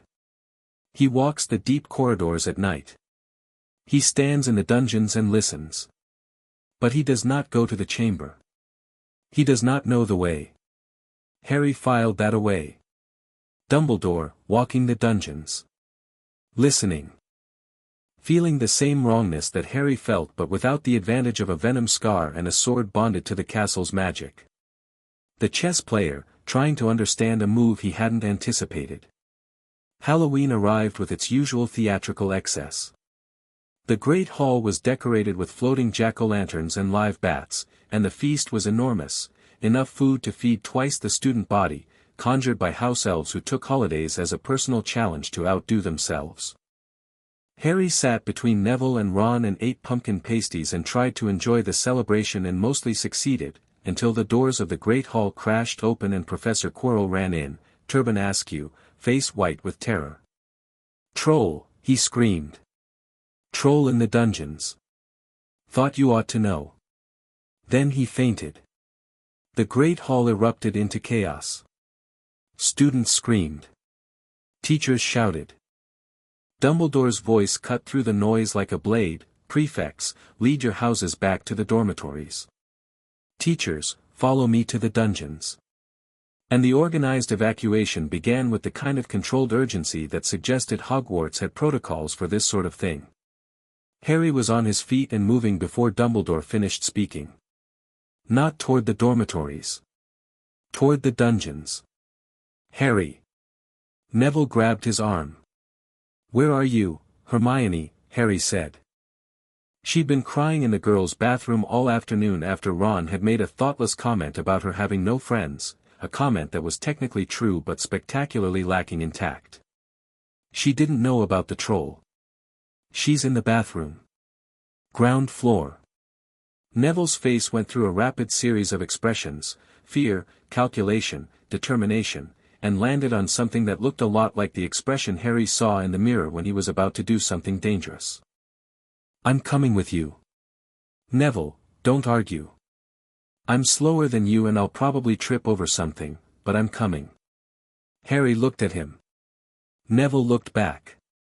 Trevor croaked from somewhere inside Neville's robes. "Fine. Stay behind me."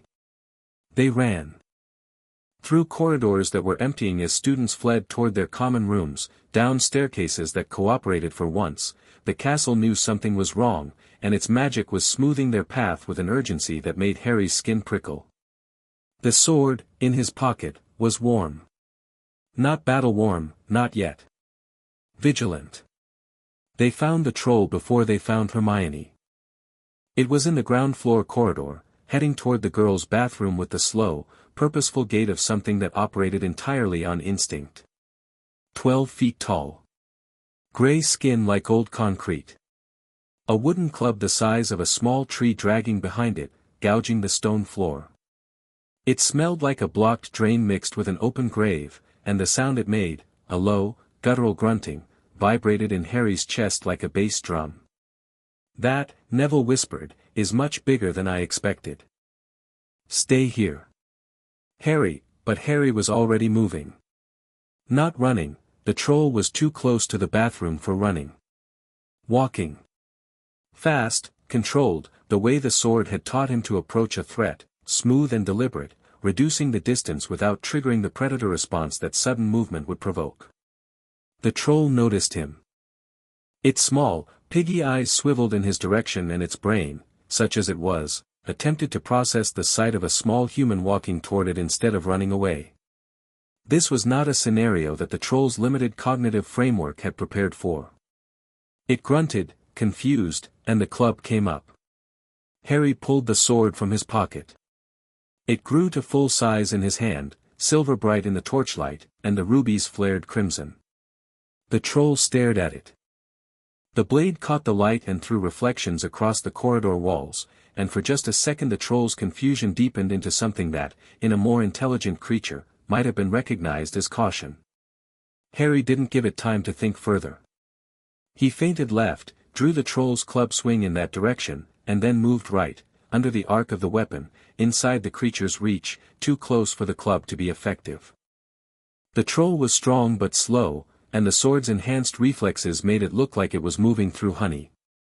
Harry drove the flat of the blade, the flat, not the edge, because killing a mountain troll in a school corridor would raise questions he wasn't prepared to answer, into the back of the troll's knee. The joint buckled. The troll staggered. Its club hit the wall with a crash that shattered a suit of armor and sent echoes booming through the corridor. Harry spun, brought the sword around in a wide arc, and slammed the pommel into the troll's temple with enough force to crack stone. The troll's eyes crossed. It swayed. It made a sound like a deflating balloon. And then it fell, slowly and majestically, like a gray-skinned redwood, and hit the floor with an impact that Harry felt through his feet. Silence. Then, from the bathroom doorway, a small, terrified voice, What was? Hermione Granger stood in the doorway with tears still on her cheeks and her eyes the size of dinner plates, staring at Harry, the sword, and the unconscious mountain troll with an expression that suggested reality had just departed from the script she'd been following. "Hi," Harry said. "You should probably come with us." Neville appeared at the end of the corridor, slightly out of breath and holding a potted plant that he'd apparently grabbed from a windowsill as a weapon. He took in the scene, Harry with the sword, the troll on the floor, Hermione in the doorway, and said, with remarkable composure, "Is it dead?" "Unconscious." "Good. Because I brought a fanged geranium and I don't think it would have helped much." Hermione made a sound that was halfway between a laugh and a sob. "That's a sword." "Yes," Harry said, and shrank it before she could get a better look. The blade disappeared into his pocket and the corridor suddenly felt much darker without its light. "And we were never here. None of us. Understood?" Hermione opened her mouth, to ask questions, probably, because Hermione always had questions, and then closed it. She looked at the troll. She looked at Harry. She looked at the pocket where the sword had vanished.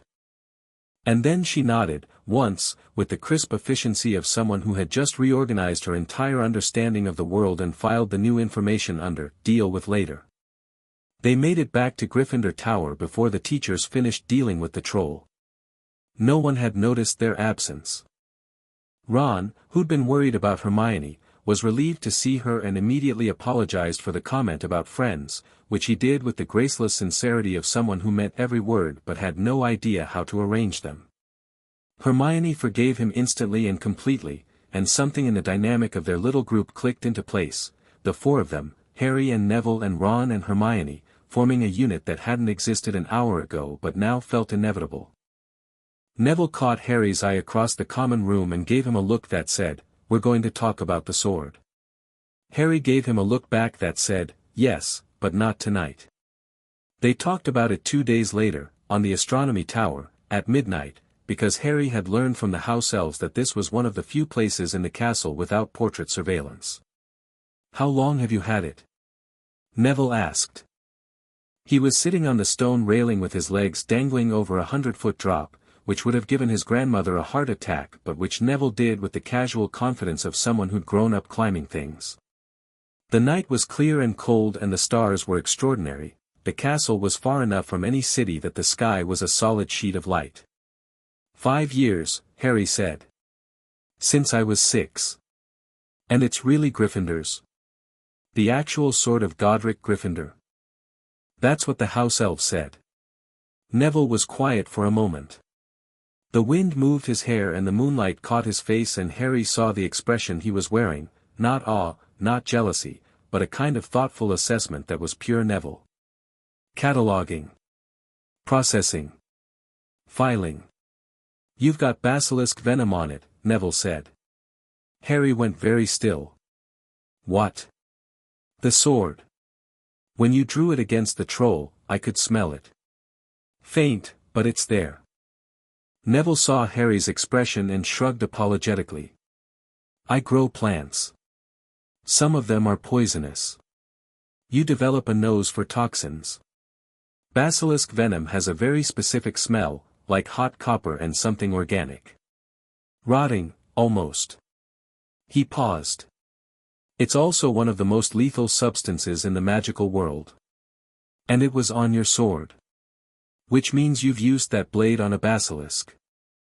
Harry stared at Neville Longbottom, round-faced, plant-loving, toad-carrying Neville Longbottom, and felt a rush of something that might have been gratitude and might have been terror.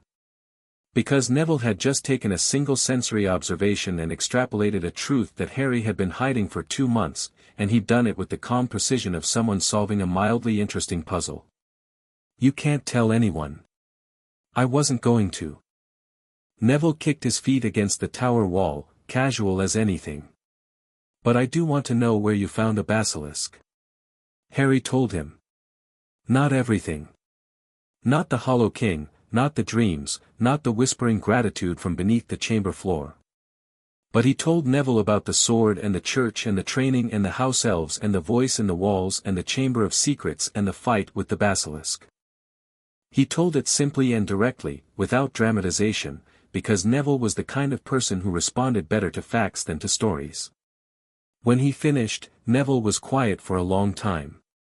The stars wheeled overhead. An owl hooted somewhere in the forbidden forest. "The scar on your arm," Neville said finally. "That's from the fawn." "Yeah. And the sword saved you. Burned the venom out. Changed it, more like. I can feel dark magic now. Like a pressure. A temperature." Neville nodded slowly. "And when you killed the basilisk, something happened. The ground shook. Something woke up." "Something thanked me," Harry said, and the words tasted strange in his mouth because he hadn't said them out loud before. "Whatever's down there, beneath the chamber, it was grateful that I killed the snake. Like the basilisk was keeping it contained and I just removed the lock." Neville's feet stopped swinging. He turned to Harry with an expression that was suddenly, sharply serious. "Harry. Have you told Dumbledore?" "No." "Why not?" Harry thought about it. Really thought about it, standing on the astronomy tower with the wind pulling at his robes and the castle humming beneath his feet. "Because I don't know if he'd help me or use me. And until I know the difference, I'm not giving him ammunition." Neville considered this. "That's either very smart or very stupid." "Probably both." "Yeah," Neville said. "Probably both." He was quiet for another moment, then, "I'm in, by the way." "In what?" "Whatever this is. Whatever's happening beneath the castle. You're going to need someone watching your back who isn't a sword, and I'm volunteering." He held up a hand before Harry could argue. "I know I'm not a fighter. I'm rubbish at dueling and I can barely manage a proper lumos. But I know plants, and plants know the earth, and if something's wrong with the ground beneath Hogwarts, I might be able to feel it before you can." Harry looked at Neville. Neville looked back. Neither of them blinked. "All right," Harry said. "You're in." Neville grinned, a wide, genuine grin that transformed his round face into something unexpectedly fierce. "Brilliant. Now can we go inside? It's freezing up here and Trevor's going to jump off the tower if I don't get him back to the dormitory." They went inside. The castle was quiet around them, sleeping its strange half-sleep, and the corridors were empty except for the occasional ghost drifting through a wall with the absent-minded purpose of the long dead. Harry walked beside Neville and felt the unfamiliar warmth of having an ally, not a sword, not a house elf, but a person. Someone who knew his secret and hadn't run. It was, he realized, the closest thing to trust he'd ever experienced. It was terrifying. He liked it. November brought rain and the first Quidditch match of the season and, with it, the discovery that Harry Potter on a broomstick was something that Hogwarts had not been prepared for. Professor McGonagall had pulled him from that first flying lesson and marched him straight to Oliver Wood, captain of the Gryffindor Quidditch team, a sixth year with the build of a door and the obsessive intensity of a man who dreamed in game strategies. Wood had watched Harry fly for about 30 seconds before turning to McGonagall with tears in his eyes and saying, "We're going to win the cup." Harry played seeker. The position suited him, solo, fast, requiring the kind of spatial awareness and reactive speed that his sword training had honed to a razor edge. He didn't need to learn to fly so much as he needed to learn the rules. The flying itself was instinctive, an extension of the same magic that let him move through combat forms blindfolded. The broom responded to him the way the sword did, as a partner rather than a tool. The match was Gryffindor versus Slytherin, and it was chaos from the first whistle. Slytherin played dirty, elbows, body checks, a bludger that was suspiciously well aimed at Harry's head for something supposedly random. Harry ignored all of it. He flew above the fray, scanning for the snitch, feeling the wind in his face and the broom's magic thrumming beneath him and thinking, this is the closest thing to joy that doesn't involve the sword. Then his broom tried to kill him. It happened suddenly, a lurch, a judder, and then the broom was bucking like something alive and angry, trying to throw him off with a violence that had nothing to do with weather or turbulence. Harry gripped the handle and felt the wrongness immediately. This wasn't the broom malfunctioning. This was magic. Someone was jinxing his broom, and whoever it was had power. Real power, the kind that could override a Nimbus 2000's built-in safety enchantments. Harry's scar on his arm, the venom scar, not the lightning bolt, pulsed with sudden heat. He looked down at the staff stands and felt the dark magic like a beam of focused pressure, concentrated and deliberate. His eyes found Snape, who was staring at him with unblinking intensity, lips moving in a continuous mutter. He found Quirrell too, a few seats away, turban bobbing slightly, also staring, also muttering. Two sources. One jinx. Harry didn't have time to figure out which one was attacking and which one was counter-cursing because the broom gave another violent lurch and he slipped sideways, one hand on the handle, feet dangling over 100 feet of empty air. The crowd screamed. The Weasley twins pulled their brooms around, trying to get beneath him.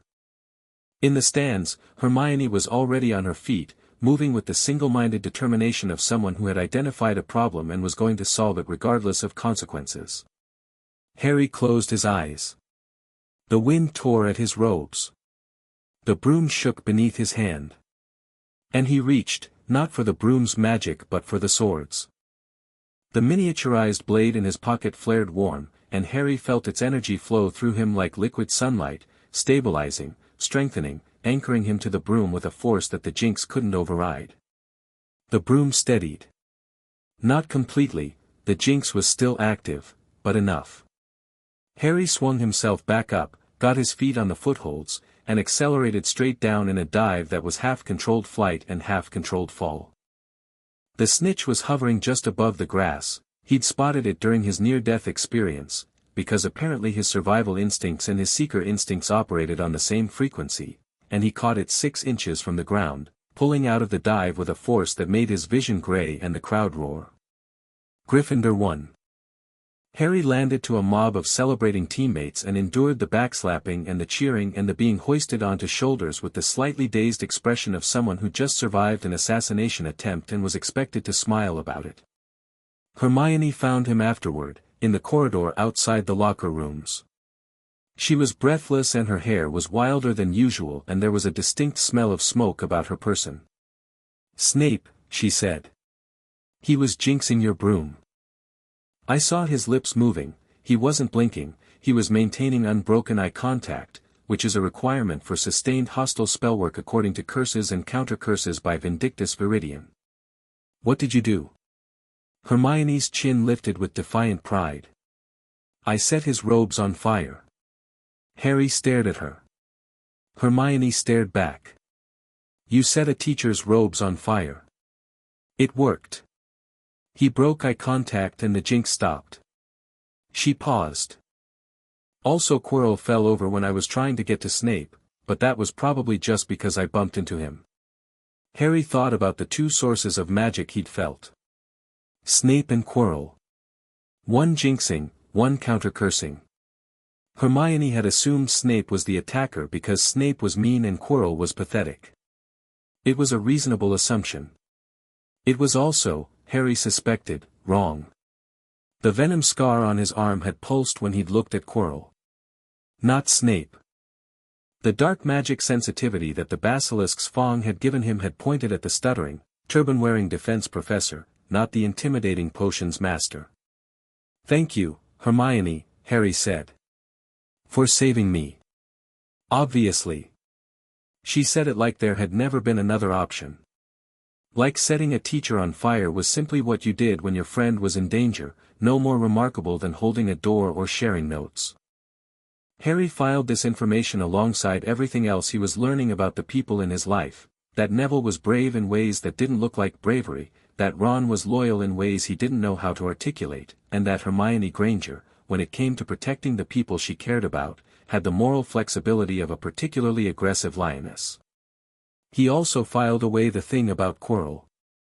The defense professor had been odd all term, the stuttering, the garlic, the turban that he refused to remove, the faint but persistent smell of something rotten that followed him like a shadow. Harry had written most of it off as eccentricity. Hogwarts was full of eccentric teachers, and after Snape and the ghost who taught history of magic, a man with a garlic allergy and a speech impediment barely registered. But the broom jinx changed things. Harry's arm had reacted to Quirrell's magic with the same heat it produced when detecting dark magic, and the intensity had been stronger than anything else in the castle, stronger than the residual darkness in the dungeons, stronger than the traces of old magic in the restricted section, stronger even than the faint, persistent wrongness that seeped up from the Chamber of Secrets. Whatever Quirrell was hiding under that turban, it wasn't a funny story about vampires. Harry started watching him. Not obviously, he'd learned surveillance from the sword's training, from years of mapping Hogwarts corridors and tracking the movements of castle inhabitants to avoid detection. He watched Quirrell at meals, in classes, in corridors.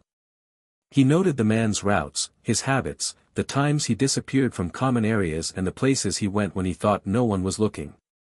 Quirrell went to the third-floor corridor regularly. The one that Dumbledore had declared off-limits at the start of term with the kind of cheerful warning that was clearly designed to ensure every curious student in the castle immediately wanted to know what was there. Harry already knew what was there. He'd mapped the third floor during his pre-Hogwarts explorations, and the house elves had told him about the three-headed dog that guarded a trapdoor. Fluffy, Hagrid had apparently named it, because Hagrid's relationship with dangerous creatures operated on a fundamentally different wavelength than the rest of humanity's. Beneath the trapdoor, a series of protections designed by the teaching staff, guarding something small and valuable. The house elves hadn't known what it was. Harry hadn't cared, he'd been focused on the basilisk, and a guarded treasure had seemed like someone else's problem. Now he cared. He told Neville. Neville told him to be careful. Harry told Neville that careful was relative. Neville told Harry that he sounded like his grandmother and it wasn't a compliment. December brought snow and a development that pushed Quirrell temporarily from Harry's mind. He was in the Forbidden Forest. Not by choice, Hagrid had invited him for tea, and the path from Hagrid's hut to the castle's main entrance passed along the forest's edge. It was late afternoon, the sky heavy with clouds, and the trees were black against the white ground, their bare branches reaching upward like hands. Harry felt it before he saw it. The venom scar flared, not with the focused heat of dark magic, but with something broader, deeper. A wrongness in the earth itself, the same dissonance Pipsy had described, but stronger now. Closer to the surface. He stopped walking and pressed his hand to the ground. The snow melted beneath his palm. Not from his body heat, from something below. The earth was warm. Not uniformly, but in a pattern, lines of heat radiating outward from a central point somewhere deep in the forest, like veins spreading from a heart. The sword went cold. Harry looked into the forest. The trees stared back. And between them, in the shadows where the afternoon light didn't reach, something moved. Not a creature. Not a person. A shimmer. A distortion in the air, like heat haze, except it was December and the temperature was well below freezing. The shimmer moved between the trees with a slow, deliberate patience, and where it passed, the snow darkened. Not melted, darkened. As if the whiteness was being drained from it, replaced by something older and less clean. The sword's cold deepened. Harry felt it in his bones, in his blood, in the scar on his arm that was now burning with a steady, insistent heat. Two signals at once, the sword saying danger, the scar saying dark magic, and between them, a kind of triangulation that pointed directly at the shimmer in the trees. Harry drew the sword. It grew in his hand, silver and bright, and its light cut into the forest's shadows like a searchlight. The shimmer paused. Turned, if something without a body could be said to turn. And Harry felt, with absolute clarity, something looking at him. Not with eyes. With attention. Ancient, vast, patient attention, the kind that belonged to something that had been watching the world since before humans had words for watching. "I know you're there," Harry said. His voice sounded thin in the cold air, small against the enormity of what he was addressing. The shimmer didn't respond. But the warmth in the earth pulsed, once, twice, and Harry felt the same emotion he'd felt in the chamber after killing the basilisk, gratitude.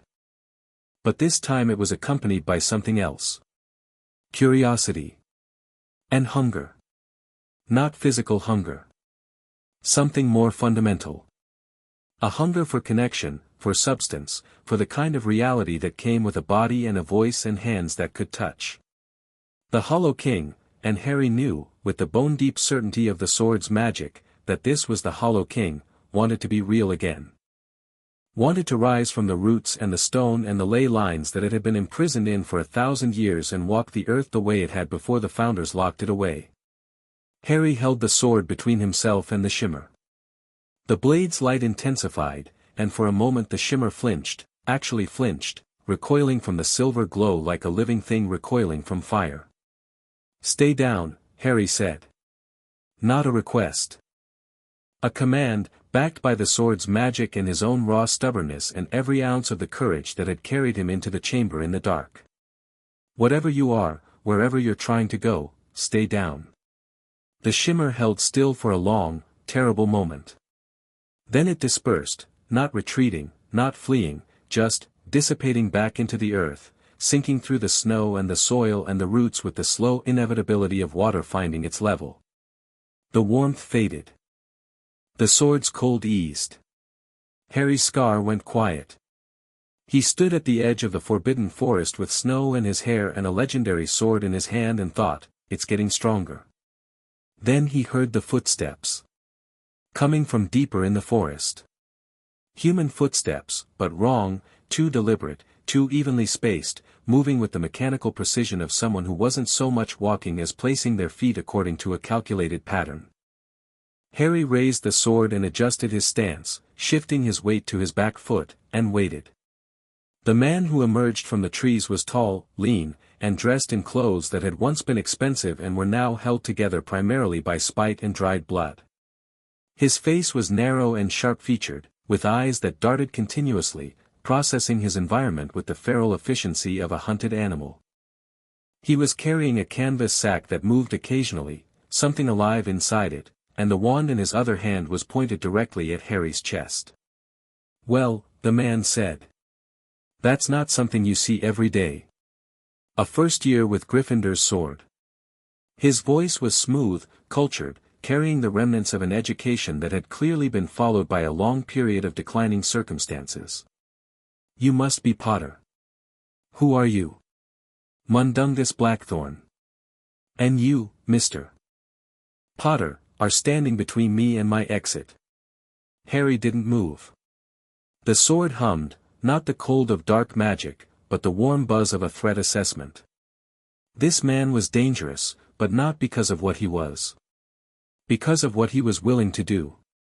Harry could see it in his eyes, the calculation, the quick mental arithmetic of risk and reward that people did when they were deciding whether to kill someone.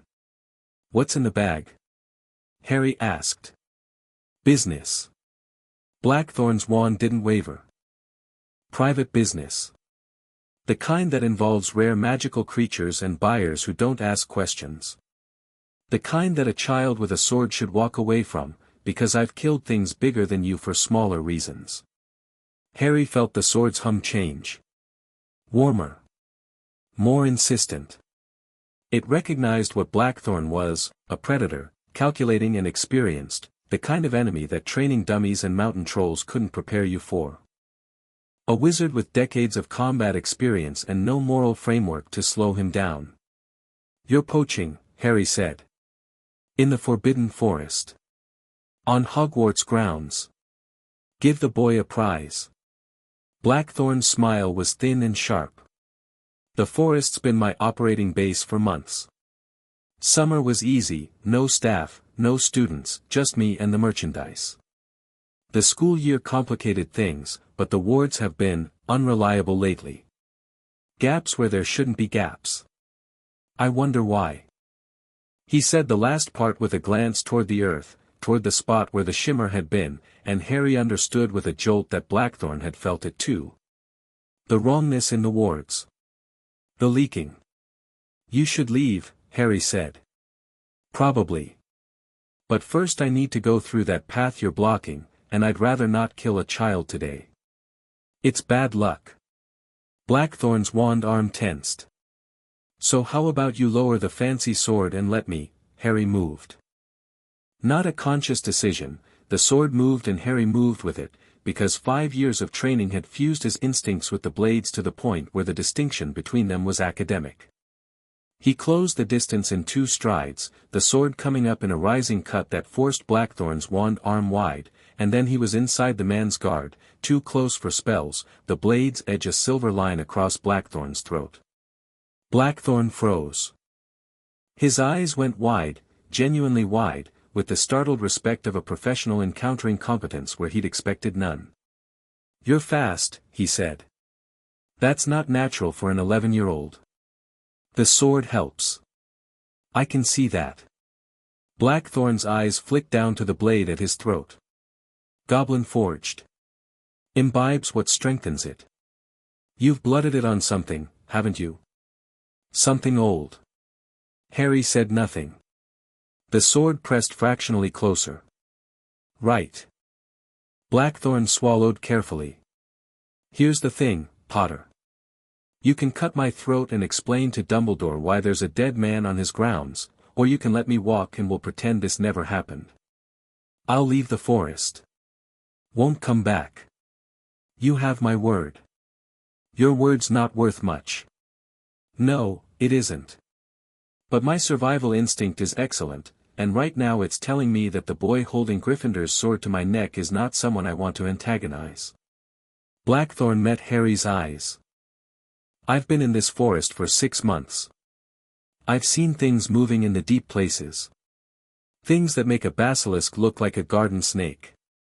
Whatever you did down in that chamber, yeah, I can smell the venom on you too, mate, you kicked something loose. And it's getting worse. I know. Then you know that killing me is a waste of time you don't have. Blackthorn's voice dropped, losing its smooth edges, becoming something raw and genuine. I'm a poacher and a smuggler and I've done things that would turn your stomach. But I'm not stupid, and I'm not suicidal, and whatever's waking up under this castle is bigger than both of us. Let me go. I'll disappear. And someday, when you need someone who knows the dark side of magical Britain, you'll know where to find me. Harry held the blade steady for 5 long seconds. Then he stepped back. Blackthorn let out a breath that shook slightly. He lowered his wand. He looked at Harry with an expression that mixed respect and wariness in equal measure. You're going to be something, Potter, he said. I just hope I'm far enough away when it happens. He walked past Harry, through the gap in the trees, and disappeared into the gathering dark. The canvas sack moved as he went, and Harry heard a sound from inside it, a high, keening whimper that might have been a baby unicorn or might have been something else entirely. Harry let him go. He shouldn't have. He knew he shouldn't have. But Blackthorn had been right about one thing, there were bigger problems than a poacher, and Harry couldn't fight everything at once. He went back to the castle. The sword shrank in his pocket. The snow kept falling. That night, Harry sat in the window alcove of Gryffindor Tower and looked out at the forest and thought about everything he knew and everything he didn't. The basilisk was dead. The diary was still out there somewhere, he didn't know about the diary yet, but the wrongness in the ley lines was partially being fed by something inside the castle, and the sword had been twitching toward a specific direction lately, like a compass needle seeking north. Quirrell was hiding something dark beneath his turban. Dumbledore was watching and waiting and planning. Blackthorn was right about the ward's weakening. And beneath it all, deep in the earth, the Hollow King was growing stronger with every crack in the foundation that Harry had inadvertently created. He pressed his forehead against the cold glass and watched his breath fog the window. I'm 11, he said to no one. I'm 11 years old and I've killed a basilisk and I've got a legendary sword in my pocket and something ancient is waking up under the school and I don't know what to do about any of it. The sword hummed against his leg. Warm. Steady. Patient. The hum of something that had existed for 1,000 years and would exist for 1,000 more, and had learned that patience was the only response to problems that were too big to solve in a single night. Harry closed his eyes. When he opened them, it was morning, and the first week light of December was painting the castle gold, and Neville was standing beside him with a cup of tea and an expression that said, "I know you didn't sleep, and we're going to talk about it, but first drink this." Harry drank the tea. It was too sweet and slightly lukewarm, and it was the best thing he'd ever tasted. In the Forbidden Forest, in the clearing where the shimmer had appeared, the snow was still dark.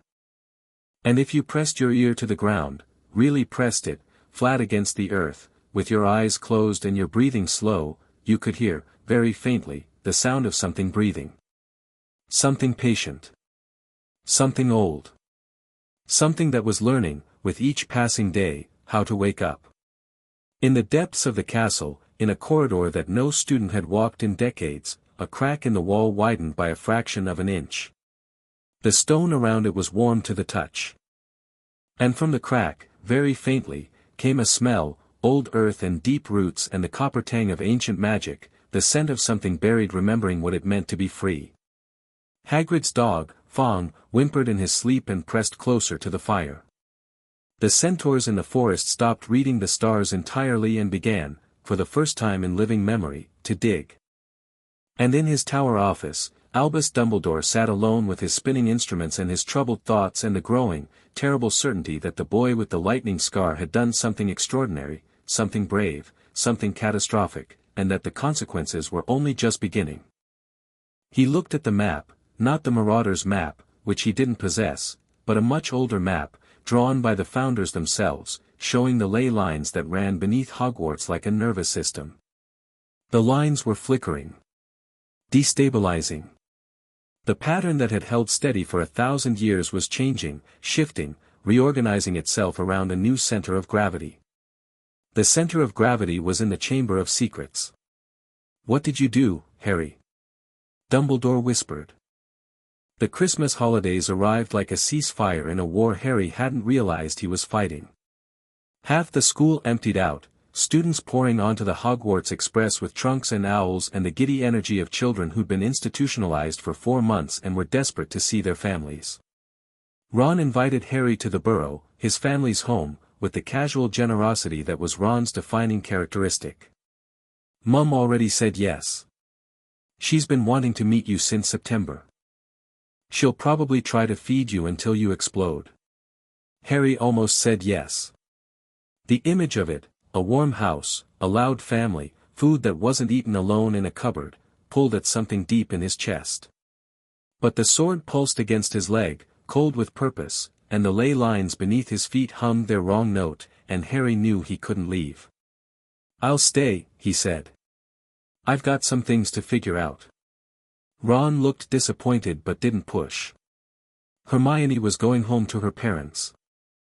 Neville was spending Christmas with his grandmother, who apparently treated the holiday with the same military precision she applied to everything else. "Be careful," Neville said, at the train platform. He said it quietly, so only Harry could hear, and the weight behind the words had nothing to do with slippery corridors or snowball fights. "I will." "Liar." Harry grinned. Neville grinned back, and then he was gone, lost in the crowd of students and steam and the scarlet bulk of the express. The castle with most of its students gone was a different creature. Quieter, older, more itself. The magic that usually distributed across hundreds of young witches and wizards now pooled and concentrated, and the corridors thrummed with an awareness that was almost conversational. Harry walked through the empty halls and felt the castle watching him, not with suspicion, but with the attentive interest of something that recognized a kindred spirit. He used the solitude to do what he'd been planning for weeks, a systematic survey of the ley line damage. The house elves helped. Pipsy assigned him a team of 4, herself, a nervous young elf named Wobble, an ancient elf named Grindstone who claimed to remember the castle's construction and was probably lying, and a silent, intense elf named Thorn who communicated primarily through aggressive pointing. They started in the dungeons, which was where the damage was worst. The ley lines ran in patterns beneath the castle's foundations, lines of magical energy that the founders had tapped and channeled to power Hogwarts enchantments. Normally they were stable, invisible, detectable only through specialized instruments or the kind of deep magical sensitivity that Harry's venom scar provided. Now they were visible. In the deepest dungeon corridors, if you pressed your hand to the wall and looked with the right kind of attention, you could see them, faint lines of light running through the stone, pulsing with an irregular rhythm that felt like a heartbeat with arrhythmia. Some were bright, healthy, carrying magic the way arteries carried blood. Others were dim, flickering, leaking energy into the surrounding stone like a cracked pipe leaking water. And a few, concentrated around the area directly above the Chamber of Secrets, were dark. Not unlit. Dark the way a bruise was dark. Corrupted. "The bad lines is spreading," Pipsy whispered, her hand flat against the wall. Her enormous eyes were glowing faintly. House elf magic resonated with the castle's foundations in ways that even wand magic couldn't. 2 months ago, only 3 was dark. Now is 7. By spring. She trailed off, shaking her head. Harry mapped it. He borrowed parchment from the library and drew the ley line network as accurately as he could, marking the healthy lines in blue, the damaged ones in yellow, and the corrupted ones in red. The pattern that emerged was clear and troubling. The corruption was radiating outward from the Chamber of Secrets like an infection spreading from a wound. His wound. The wound he'd made when he'd killed the basilisk and cracked something open that was supposed to stay shut. He spent 3 days on the survey, sleeping in the dormitory and eating meals that the house elves brought to whatever corridor he was working in. By Christmas Eve, he had a complete map of the damage, and it was worse than he'd feared. The corruption wasn't just spreading through the castle. It was following the ley lines outward, beyond Hogwarts boundaries, into the broader network that connected magical sites across Britain. The house elves couldn't track it past the castle's wards, but the direction was clear, south and east, toward London, toward the densest concentration of magical infrastructure in the country. The work was exhausting in a way that classes never were. Formal magic tired your wand arm and your concentration. This tired something deeper, the magical core itself, the wellspring of energy that powered every spell and every instinct. By the 3rd evening, Harry was sleeping 10 hours a night and eating like a boy twice his size, his body demanding fuel for the magical exertion of reading ley lines through stone and earth. Grindstone, the ancient elf, proved invaluable. Whether or not he actually remembered the founders, and Harry was increasingly inclined to believe he might, he understood the ley line network with an intimacy that bordered on the spiritual. He could feel disturbances that even Harry's venom scar missed, and he described the corruption in terms that were poetic and precise, is like a song, young master. The castle sings, always sings, has sung since the Four built it. But now some of the notes is wrong. Sour. And the sour notes is teaching the good notes to go sour too. Can it be fixed? Harry asked. Grindstone's enormous, ancient eyes, milky with age but still sharp beneath, met Harry's. Was fixed once. By the Four. They built the anchors. The snake was one. The snake is gone now. He paused.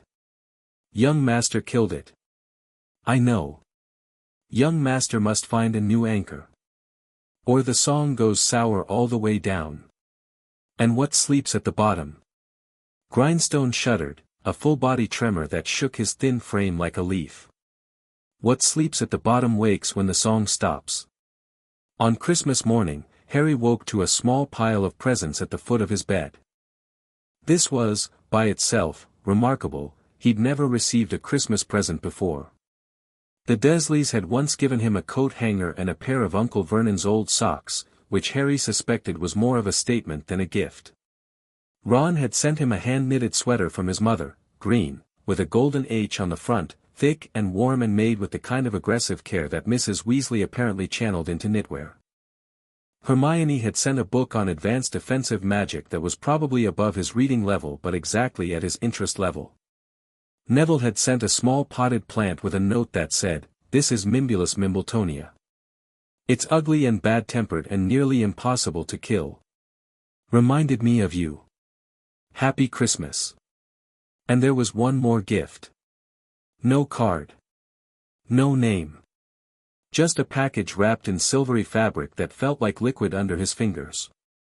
Harry unwrapped it and found himself holding what appeared to be a cloak, shimmering, weightless, made of a material that seemed to exist slightly outside of normal reality.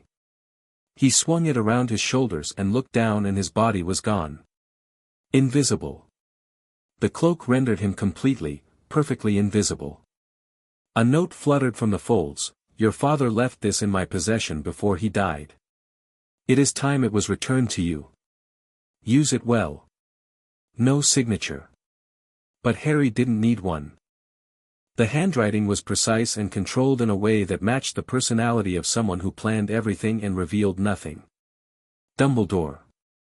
Harry looked at the invisibility cloak, his father's cloak, a piece of the family he'd never known, and felt two things simultaneously. Gratitude, because this was a connection to James Potter that he'd never expected to receive. And wariness, because Dumbledore was giving him this now, at Christmas, when the castle was empty and Harry was alone, and the timing felt less like generosity and more like positioning. Giving a chess piece the tools it needed to go where the player wanted it to go. He used the cloak that night. Not for the third-floor corridor, which was obviously where Dumbledore expected him to go. Harry used it for the Chamber of Secrets. The entrance opened at his Parseltongue command, the same as before, and Harry slid down the pipes with the ease of someone who'd done it before, which he had, though the last time he'd been blindfolded and heading toward a fight with a 1,000-year-old snake. This time the journey was different. Quieter. The pipes that had once carried the sound of the basilisk's breathing now carried only the faint, persistent hum of corrupted ley lines. The chamber itself was unchanged. The basilisk's skeleton lay where it had fallen, stripped of flesh by whatever magical processes occurred when a 1,000-year-old magical creature decomposed. White bones, enormous, curving across the stone floor like the ribs of a cathedral. The skull was the size of a small car, and the sword wound was visible, a clean cut through the crown of the head, the bone still faintly stained with the silver residue of Gryffindor's blade. Harry walked past the skeleton and pressed his hand to the floor at the far end of the chamber, where the crack had appeared after the basilisk's death. The crack was wider now. 1 inch across, maybe 2. And from it, a steady, warm draft rose, not air, exactly, but energy. Magic. The raw, unprocessed magic of the ley lines, leaking upward from whatever lay beneath the chamber's foundations. Harry pressed his other hand to the sword in his pocket. It flared cold, intensely cold, the coldest it had ever been, and he felt through the blade a cascade of impressions. Depth.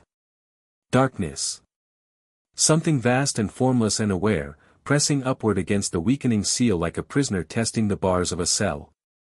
Not breaking through. Not yet. But testing. Measuring. Learning the shape of its confinement and the location of every weak point. I'm going to fix this, Harry said, to the crack, to the dark, to whatever was listening beneath. I don't know how yet. But I'm going to fix it. The darkness didn't respond. But the warmth from the crack pulsed, a slow, amused pulse that felt like laughter. Harry climbed back up the pipes and sealed the entrance and walked through the empty castle to Gryffindor Tower with the invisibility cloak wrapped around his shoulders and the sword cold against his leg in the absolute, unshakable certainty that he was running out of time. He sat in the common room by the dying fire and looked at his map of the ley lines and thought about anchors and seals and the things that held the world together when the world didn't want to hold. Outside, the snow fell on Hogwarts in silence, and the castle held its breath, and somewhere far beneath, in the patient dark, the Hollow King counted the cracks and waited. Chapter 2 End. Chapter 3, The Ghost in the Diary. The spring term brought two things Harry hadn't anticipated, sunshine and Voldemort. The sunshine was welcome. After months of Scottish winter, grey skies, horizontal rain, a wind that seemed personally committed to finding gaps in every cloak and sweater, March arrived with an almost aggressive warmth that turned the castle grounds green overnight and sent students spilling onto the lawns like ants from a disturbed nest. Harry sat by the lake with Neville and watched the giant squid stretch its tentacles in the shallows and felt, for a brief and fragile moment, like a normal 11-year-old. The Voldemort situation was less welcome. It started with Quirrell. Harry had been watching the defense professor since the broom jinxing incident, cataloging his movements with the patient attention of someone who'd spent years stalking through Hogwarts corridors undetected. Quirrell's pattern was consistent: classes during the day, meals in the Great Hall where he ate little and flinched at loud noises, and then, 2 or 3 nights a week, furtive visits to the third-floor corridor. The visits were getting longer. And Quirrell's stutter was getting worse, not in the way that suggested increasing nervousness, but in the way that suggested increasing effort. Like the stutter was a mask, and whatever was underneath was pushing harder against it. Harry's venom scar confirmed it. Every time he was near Quirrell, the scar on his arm burned with a focused, directional heat that pointed at the man's turban like an accusation. Something was in there. Something dark and powerful and very much alive, hiding behind garlic and silk and the performance of incompetence. He told Neville. Neville told him they should tell Dumbledore. Harry told Neville that Dumbledore already knew. "Think about it," Harry said.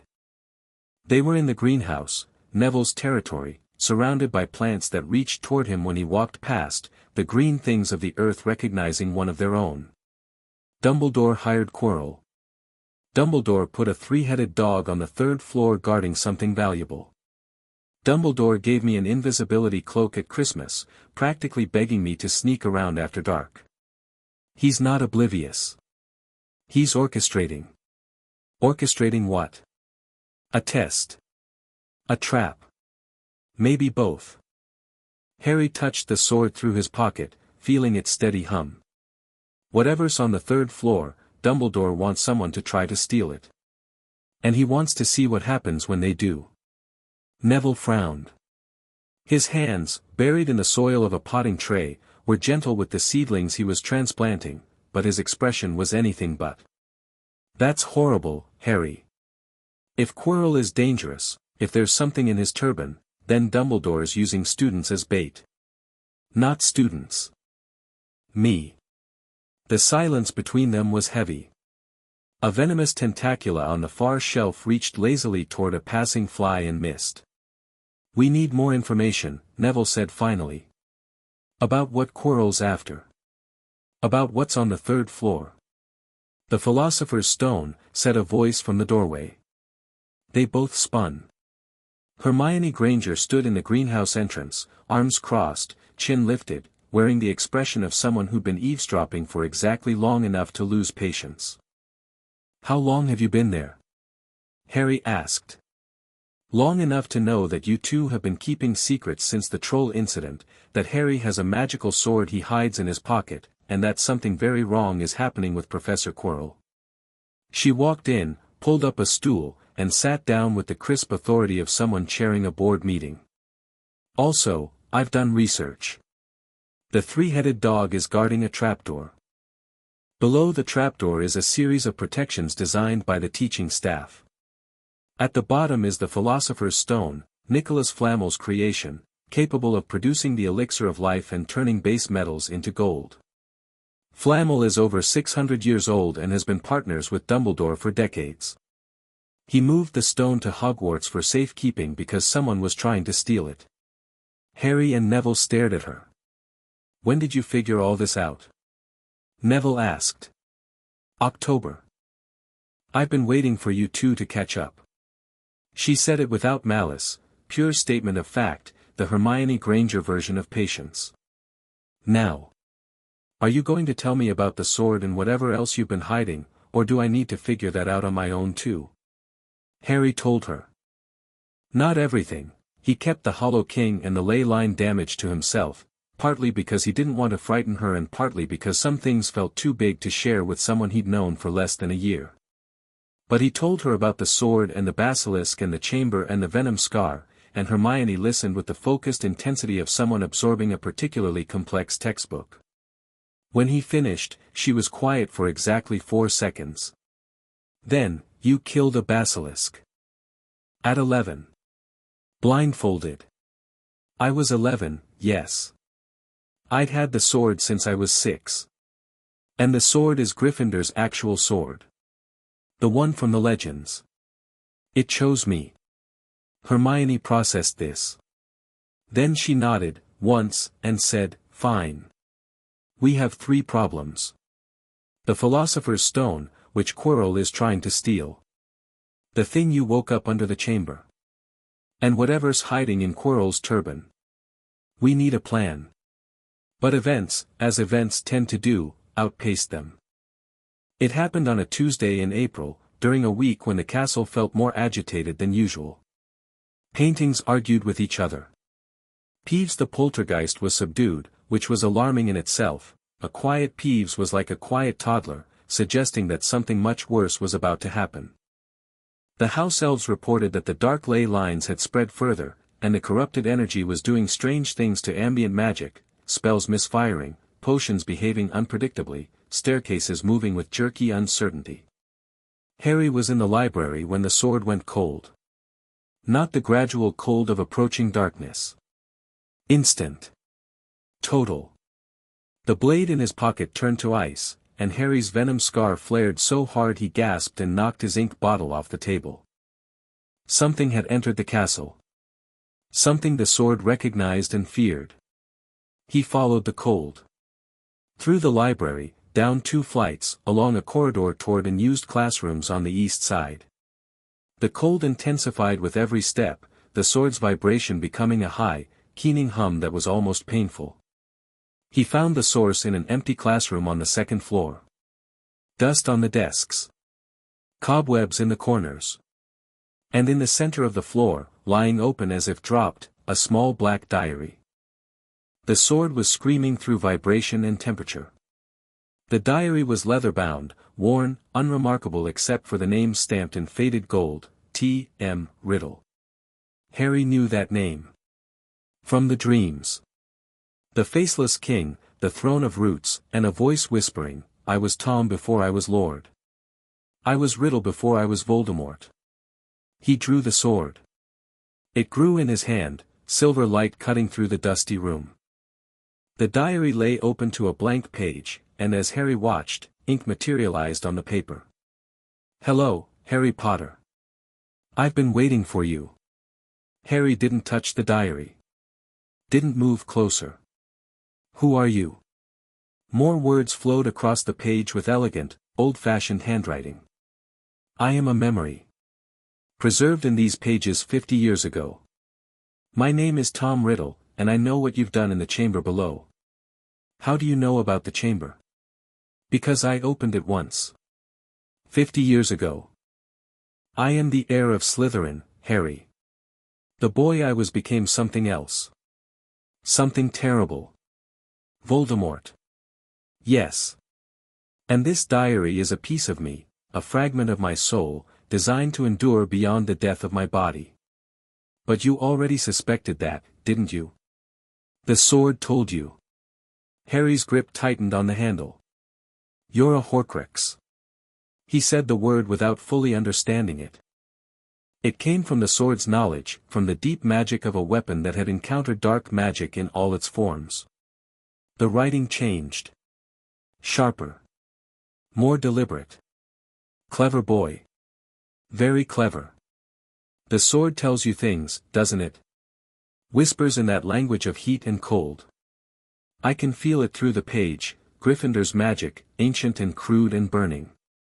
The last word was written larger, the ink spreading like blood. But you didn't come here to identify me. You came because you felt me. Through the ley lines, through the corruption, through the crack you made when you killed my basilisk. Tell me about the crack. Tell me what's waking up down there. The diary was silent for a moment. Then the writing resumed, slower, measured, as if Tom Riddle was choosing his words with unusual care. The founders built Hogwarts on a prison. You know this. The Hollow King. An entity older than wand magic, older than wizard kind. A consciousness of raw magical power that once dominated these islands. The founders created 4 anchors to hold the seal. 4 objects, each imbued with a piece of their magic. The basilisk was Slytherin's anchor. The sword is Gryffindor's. The chalice was Hufflepuff's. The diadem was Ravenclaw's. You destroyed one anchor when you killed the basilisk. And the sword is bonded to you instead of serving its function. 2 of 4 compromised. The seal is weakening. The Hollow King stirs. Harry read the words and felt their truth settle into his chest like a stone dropped into water. How do I fix it? You can't. Not alone.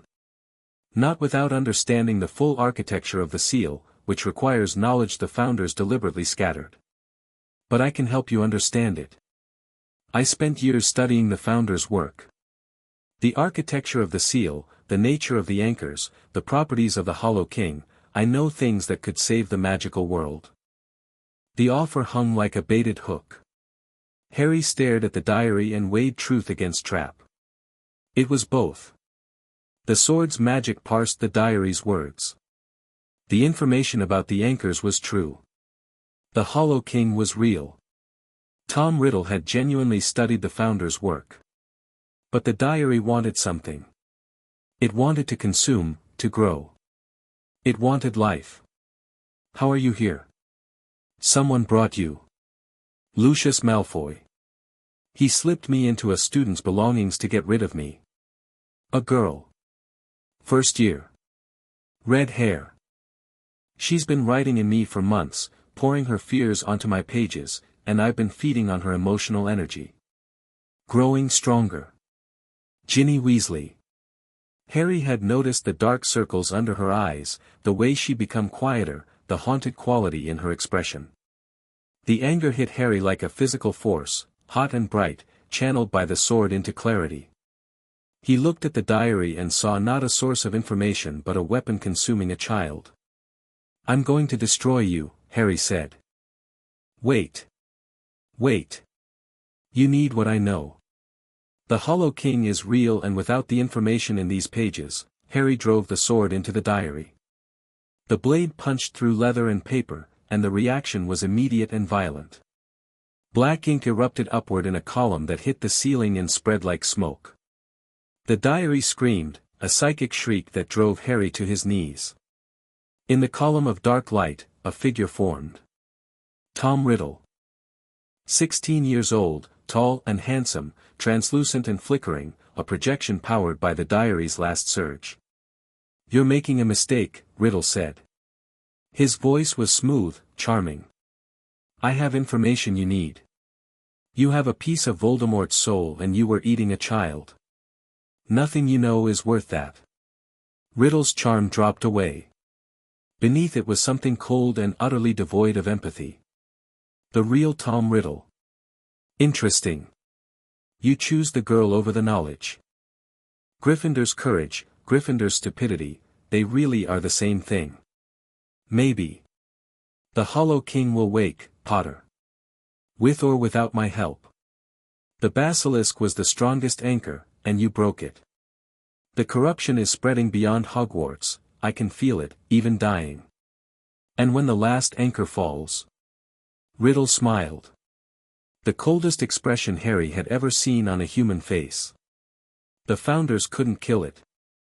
They could only contain it. And they needed 4 of the most powerful wizards in history. What do you have? A sword and an 11-year-old stubbornness. I have friends. Riddle laughed, surprised, almost delighted. Friends. He has friends. The dark light was fading, the diary dissolving. You remind me of myself, Potter. Before I learned that friends are just tools that haven't realized their purpose yet. That's the difference between us. No. The difference is that I understood what power costs. You still think you can save everyone. His eyes, dark, brilliant, empty, held Harry's. You can't. The Hollow King isn't evil. It isn't good. It's hungry. And hunger doesn't negotiate. The diary dissolved. Riddle evaporated. The classroom went quiet. Harry knelt with the sword embedded in ruined paper, breathing, the anger cooling. Then footsteps. Heavy, measured. The swish of long robes. Dumbledore stood in the doorway. He looked at Harry. At the sword. At the destroyed diary. That, Dumbledore said quietly, was a Horcrux. You knew. I suspected. The diary was a theory. One of several. He entered slowly. May I ask how you identified it? The sword told me. Ah. Gryffindor's sword. Dumbledore's gaze settled on the blade. I've wondered where it went. It was in a church near Little Whinging. I found it when I was 6. And it's been with you since. It chose me. Dumbledore nodded. Yes. It would have. The sword presents itself to any worthy Gryffindor in need. He paused. I hadn't anticipated it reaching out to a 6-year-old. Or that the 6-year-old would use it to kill the Basilisk before his first year. You knew about that too. The castle's wards told me something happened in a chamber on August 31st, something that fundamentally altered the school's magical infrastructure. I've been monitoring the ley line disruptions since September. Then you know. The seal. The anchors. The Hollow King. Yes, Harry. I know. Why didn't you do anything? Dumbledore was quiet for a long moment. His voice lost its usual lightness. Because I didn't know enough. Because the situation is more complex than any single action could address. And because I was afraid of making things worse. The seal is connected to things I didn't understand until recently, things Voldemort's Horcruxes have made infinitely more complicated. Explain. The Horcruxes and the anchors are intertwined. Voldemort unknowingly bound his soul fragments to objects connected to the Founder's seal. The diary, Slytherin's heir's creation, saturated with the chamber's magic. The Basilisk, which Voldemort communed with during his school years. Other Horcruxes, other connections. When you killed the Basilisk, you weakened the seal. When you destroyed the diary, you weakened both a Horcrux and the seal's connection to Slytherin's legacy. So every Horcrux we destroy makes the seal weaker. Yes. And every Horcrux that exists keeps Voldemort alive. Also yes. Harry saw the impossible geometry. Destroying Voldemort meant destroying the seal. Preserving the seal meant preserving Voldemort. Two existential threats, locked in a knot that couldn't be untied without catastrophe. That's why you haven't acted. You can't fight one without feeding the other. Dumbledore's shoulders sagged, a tiny movement that transformed him from the most powerful wizard in Britain into an old man. I have been searching for a solution for years. Since before you were born. And have you found one? No. But I believe the answer lies in understanding the original seal, how the Founders built the anchors and how they function. That knowledge was deliberately scattered. He paused. I heard the conversation with Riddle, Harry. All of it. I arrived before you drew the sword. Then you let me destroy the diary knowing it would weaken the seal. I let you make a choice. The diary was consuming Ginny Weasley. You chose to save her life. That was the right choice. Was it? Tom Riddle was a masterful liar who mixed truth with manipulation the way a poisoner mixes hemlock with honey. His offer to help was a trap. The diary would have consumed you, your power, amplified by the sword and the venom scar, would have fed it far more effectively than a first year's emotions. In a month, Riddle would have been corporeal, and you would have been a shell. Harry's blood went cold. He was playing me. He was attempting to. You didn't let him. Dumbledore's expression softened with genuine warmth. You are remarkable, Harry. But you are 11 years old, carrying burdens no child should bear, and I owe you an apology. I don't want an apology. I want a plan. Dumbledore sat down on the dusty floor, crossing his legs beneath his robes like an old man at a picnic. Then let us make one. Together. With trust that goes both ways. Trust goes both ways means you tell me everything. The other Horcruxes. The anchors. No more secrets, no more tests. Agreed. And I tell you everything I know. The ley line maps, the house elf intelligence, the dreams. Agreed. They shook hands. An old man and a boy, sitting on the floor, surrounded by remnants of dark magic and the beginning of a real alliance. They talked for 3 hours. Dumbledore told Harry about the other Horcruxes, a ring, possibly in the Gaunt family home. A locket that might have been Slytherin's. The cup of Hufflepuff, in Bellatrix Lestrange's vault. Ravenclaw's diadem, lost for centuries. And one more, spoken about with terrible gentleness. There is a possibility that Voldemort inadvertently created a Horcrux the night he killed your parents. An accidental fragment, lodged in the only living thing in the room. Harry touched his forehead. Me. I am not certain. But the evidence, I know. I felt it. The sword reacts to me sometimes the same way it reacts to dark magic. A wrongness. In my scar. Dumbledore's eyes glistened. I'm sorry, Harry. Don't be sorry. Be useful. Harry softened. The Hollow King is the immediate threat. Tell me about the anchors. The 4 founders had combined their specialties, Gryffindor's courage magic, Slytherin's blood magic, Hufflepuff's earth magic, Ravenclaw's mind magic. Each anchor maintained 1/4 of the seal. The basilisk was destroyed. The sword was displaced, bonded to Harry instead of serving its function. Too compromised, Dumbledore said. The cup and diadem may still be in position, but if Horcruxes have corrupted them, then the whole seal could fail. Yes. Harry absorbed this. Outside, spring sunshine and laughter. The gap between catastrophe and normalcy was dizzying. Snape, Harry said suddenly. He knew about the diary. He's been watching me all year. Severus is my most trusted ally in matters concerning Voldemort. He recognized signs of Horcrux exposure in Ginny Weasley and brought his concerns to me. Dumbledore paused. He is not your enemy, Harry. He hates me. He hates your father. He loved your mother.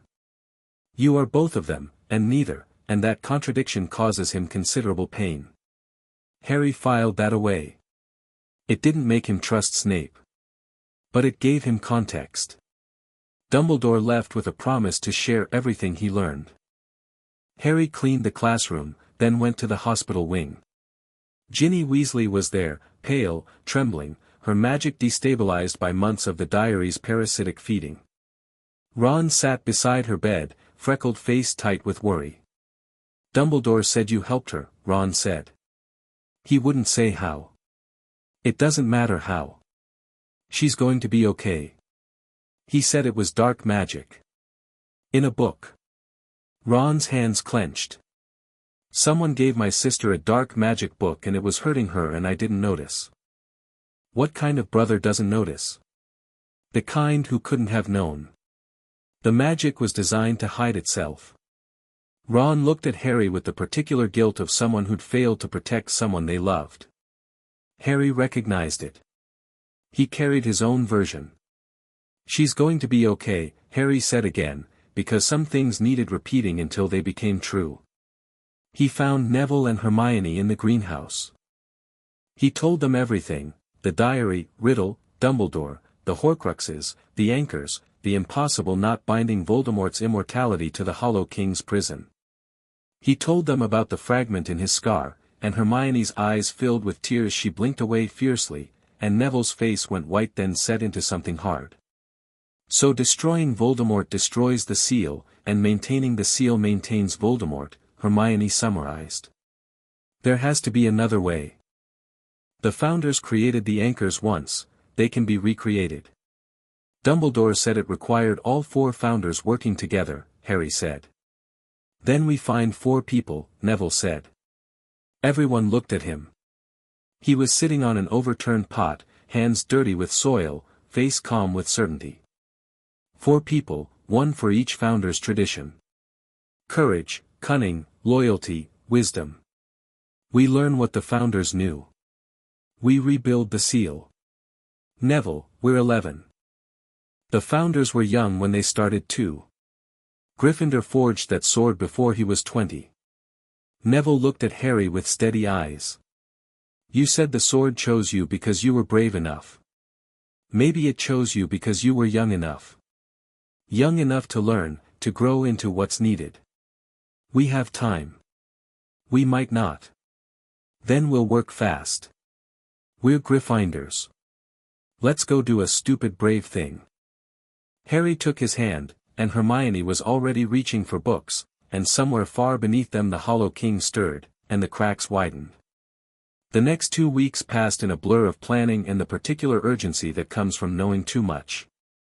Harry, Neville, and Hermione formed what Hermione called a research initiative, and what Neville called the most dangerous study group in history. They divided responsibilities. Hermione would research the Founder's original seal work through the library's restricted section, which Dumbledore had granted her access to with the kind of cheerful irresponsibility that only Dumbledore could pull off. Neville would monitor the ley line corruption through his plants. Vegetation, it turned out, was extraordinarily sensitive to magical disturbances, and Neville could read the health of the castle's foundations through the behavior of the greenhouses the way a doctor read a patient's health through their pulse. Harry would work with Dumbledore on the Horcrux problem while maintaining his connection with the house elves and the sword's feedback. It was Neville who noticed the change first. The venomous tentacula's blooming, he said one morning, bursting into the great hall during breakfast with soil on his face and an expression that mixed alarm and botanical excitement. Out of season. And the Whomping Willow's roots are deeper than they've ever been. The groundskeeper says it's been pulling its roots downward, like it's reaching for something. Reaching for what? Hermione asked. The ley lines. The corrupted ones. The plants are responding to the dark magic, some are dying, some are adapting. Growing toward the corruption like they're feeding on it. Neville's voice dropped. And there's something else. The Mimbulus Mimbletonia I gave Harry for Christmas. The one on his windowsill. It's tripled in size. And it's humming. Humming. The same frequency as the sword. I checked. Harry and Neville looked at each other. The plant that was ugly and bad-tempered and nearly impossible to kill, the plant that reminded Neville of Harry, was responding to the same magic that lived in Gryffindor's blade. It was, in some way Harry didn't yet understand, part of the same network. The same frequency. The same song that Grindstone had described the castle singing. The anchors are objects, Harry said slowly, the idea forming as he spoke. But they're also channels. Frequencies. The founders didn't just stick 4 things in the ground and call it a prison. They created a resonance, for notes that harmonized to form a seal. The basilisk was one note. The sword is another. When I killed the basilisk, I removed a note from the chord. The song went sour. And the plants are hearing it, Neville said. The wrong notes. They're trying to compensate, growing toward the corruption, trying to fill the gap. Hermione was scribbling furiously on a napkin. If the seal is based on resonance rather than physical containment, then the anchors don't need to be the original objects. They need to be the right frequencies. The right kind of magic, attuned to the right pitch. New anchors, Harry said. New notes, Neville corrected. Same song. Different instruments. The 3 of them sat in the great hall surrounded by hundreds of oblivious students eating toast and arguing about Quidditch, and the magnitude of what they just figured out settled over them like a weight. They could rebuild the seal. Not with the original anchors, those were destroyed or corrupted. But with new ones. New objects, new magic, new people to attune them. For notes, for traditions, for points in the ley line network. It would take years. It would require knowledge they didn't have and power they hadn't developed and allies they hadn't met. But it was possible. For the first time since the basilisk had died and the earth had shaken and the Hollow King had whispered its gratitude, Harry felt something he'd almost forgotten how to feel. Hope. He went to Quirrell on a Thursday night in May, with the invisibility cloak over his shoulders and the sword at his hip and Neville and Hermione at his back. They'd planned for a week. Hermione had mastered an advanced binding charm from the restricted section, the kind that targeted spiritual entities. Neville had prepared Spirit Bane, distilled from a plant so rare the greenhouses had only one specimen. It won't destroy a wraith, Neville said, holding up the silvery liquid. But it'll hurt it. Give it physical presence for a few seconds. How do you know? I tested it on Peeves. He screamed so loud he cracked a window. They intercepted Quirrell in the third-floor corridor, crouched before Fluffy's door, muttering incantations. Harry dropped the cloak. Evening, Professor. Quirrell spun. His stutter vanished.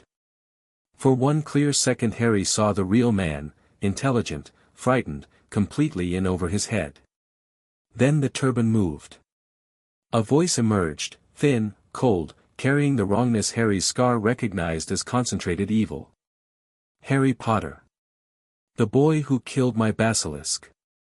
The boy who destroyed my diary. How persistent.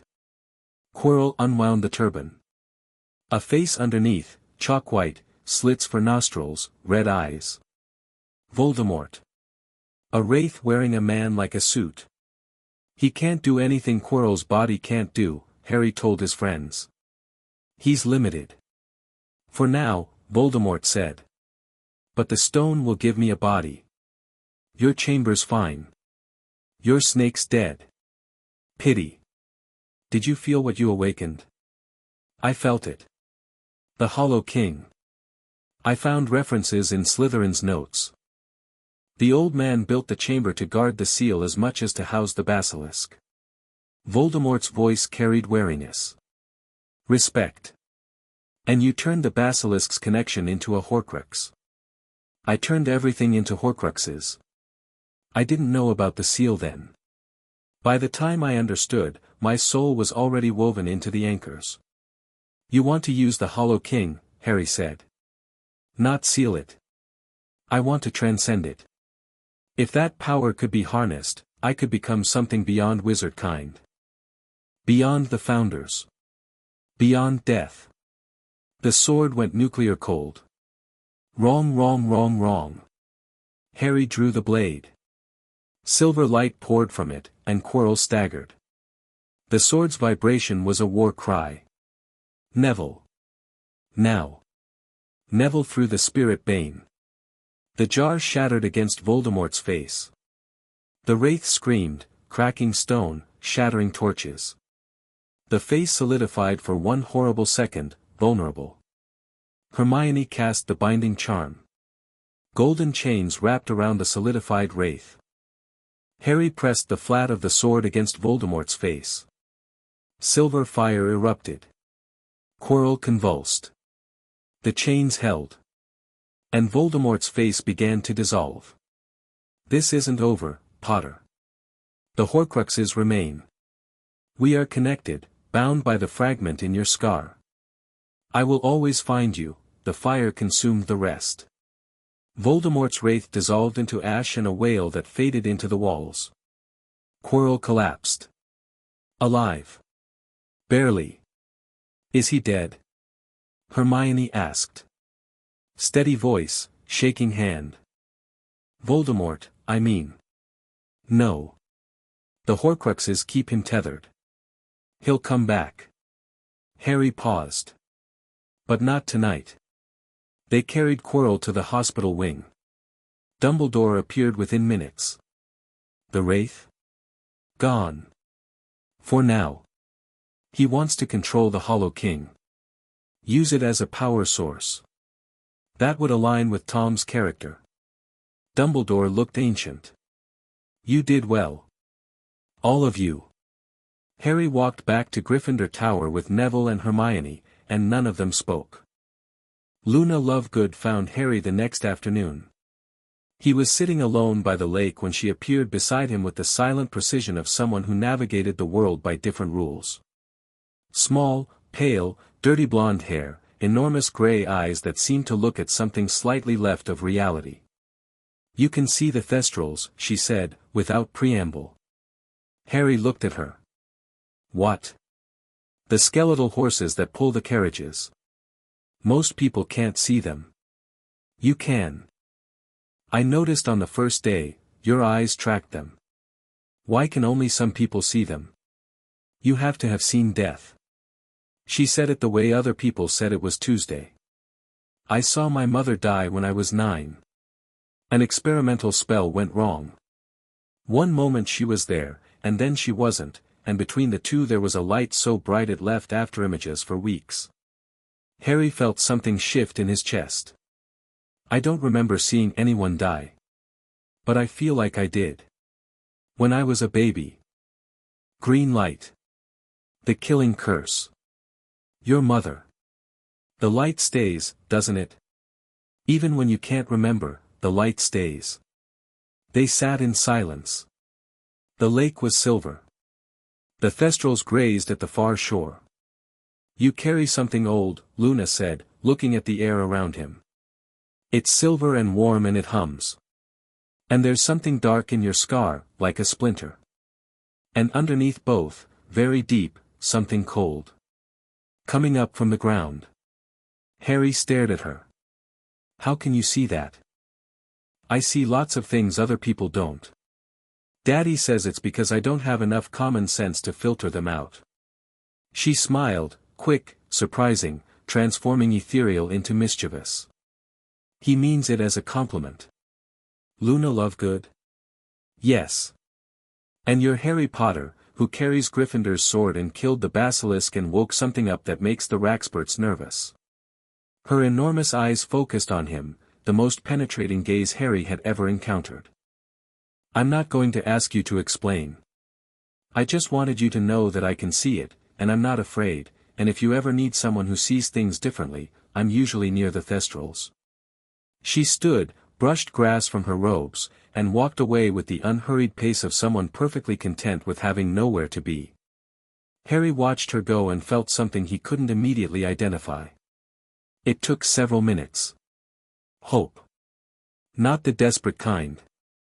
The quiet kind that comes from being truly seen by someone who isn't frightened by what they find. He touched the sword. It was warm. Not battle-warm. A different kind of warm, one he didn't have a name for yet. The end of term came with exams, which Harry found almost relaxingly mundane after a year of basilisks and horcruxes and wraiths.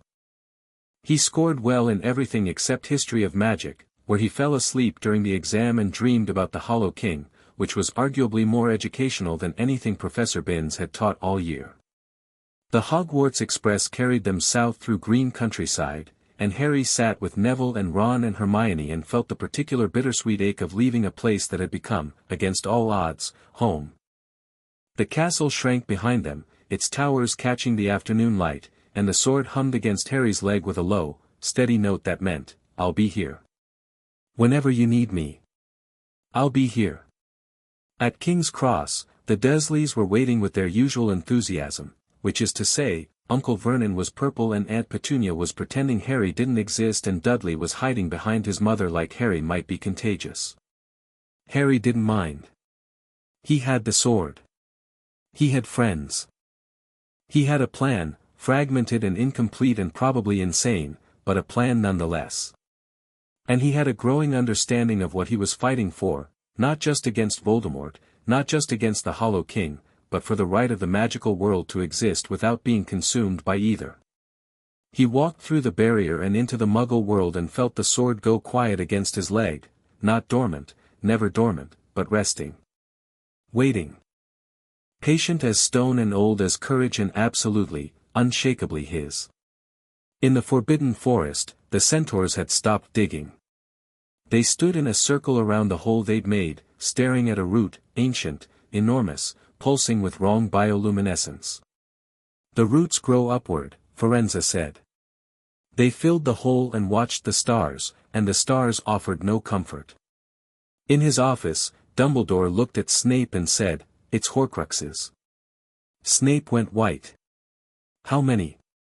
"At least 6. Possibly 7. Snape closed his eyes. When he opened them, something old and absolutely committed had replaced the shock.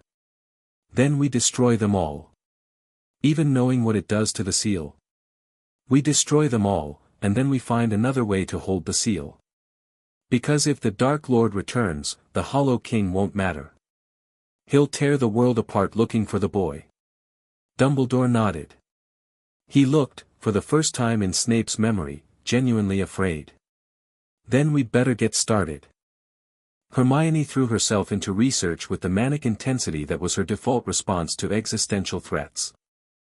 Within 3 days she had commandeered an unused study room on the 4th floor, filled it with books from the library and the restricted section, the latter accessed through a blanket permission slip that Dumbledore had quietly issued to Harry after the Wraith's destruction, and established what she called a strategic framework and what Neville called Hermione's wall of crazy.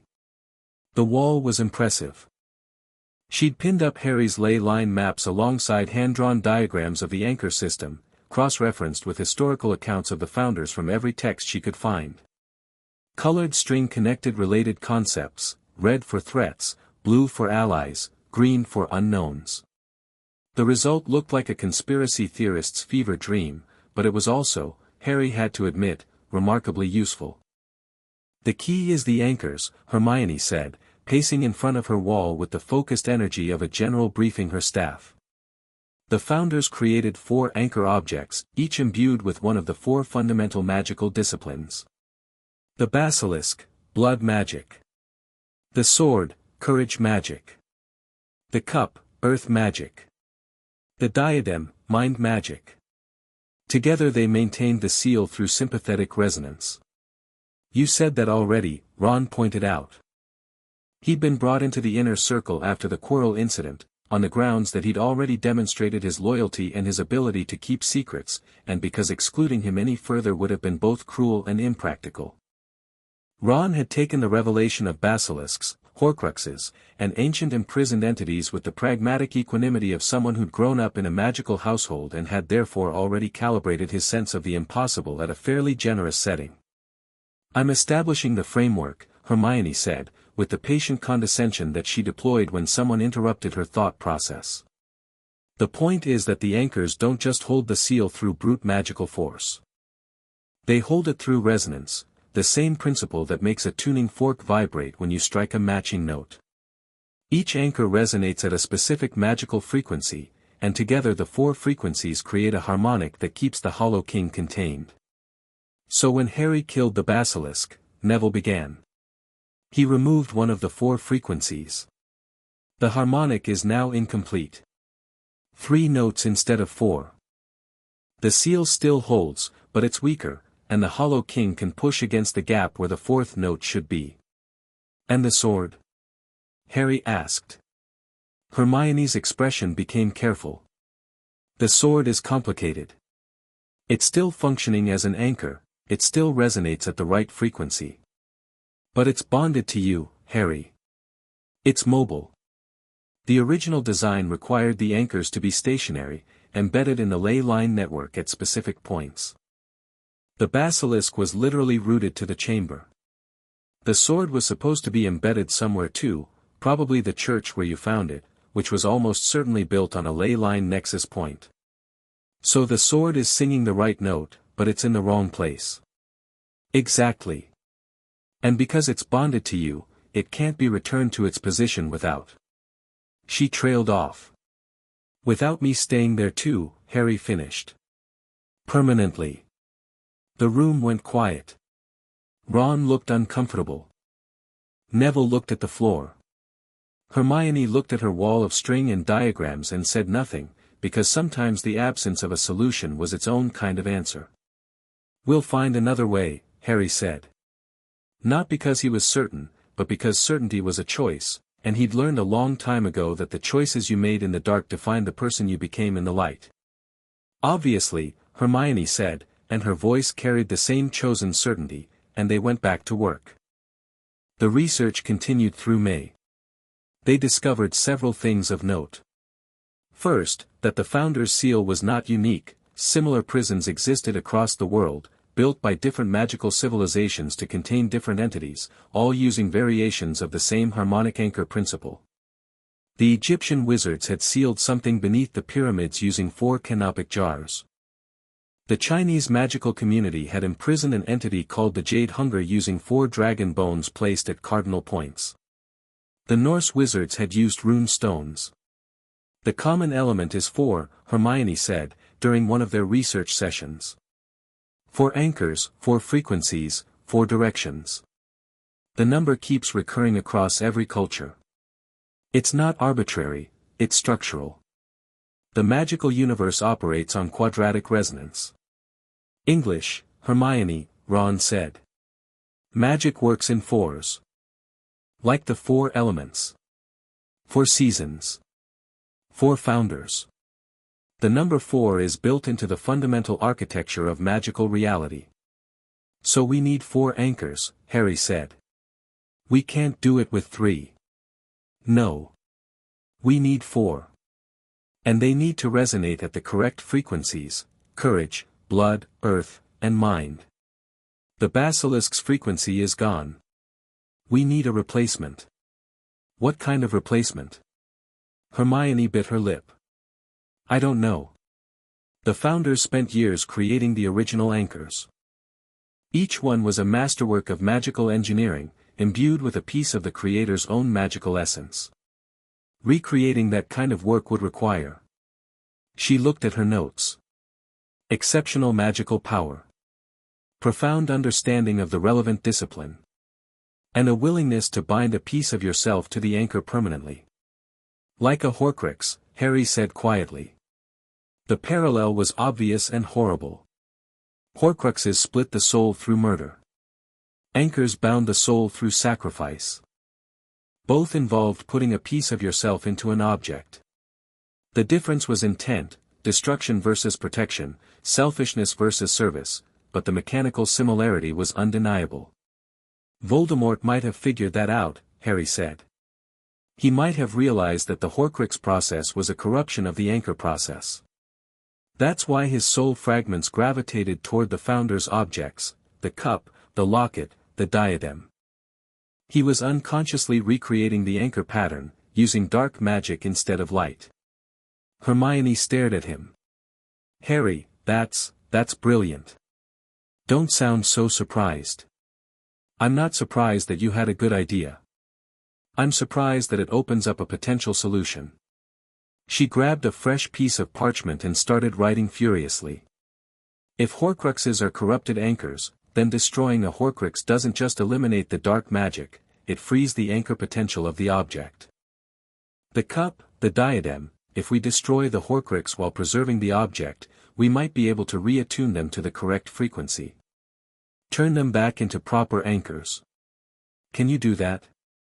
I have absolutely no idea. But it's a theory, and theories can be tested. She looked up with the fierce, brilliant light in her eyes that appeared whenever she was on the trail of something important. We need more information about the original attunement process. The founder's records, wherever they are. Albania, Harry said. Riddle mentioned Albania. Voldemort spent time there, hiding.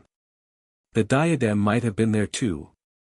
And the founders' records could be scattered anywhere, their original homes, their workshops, places of power they frequented.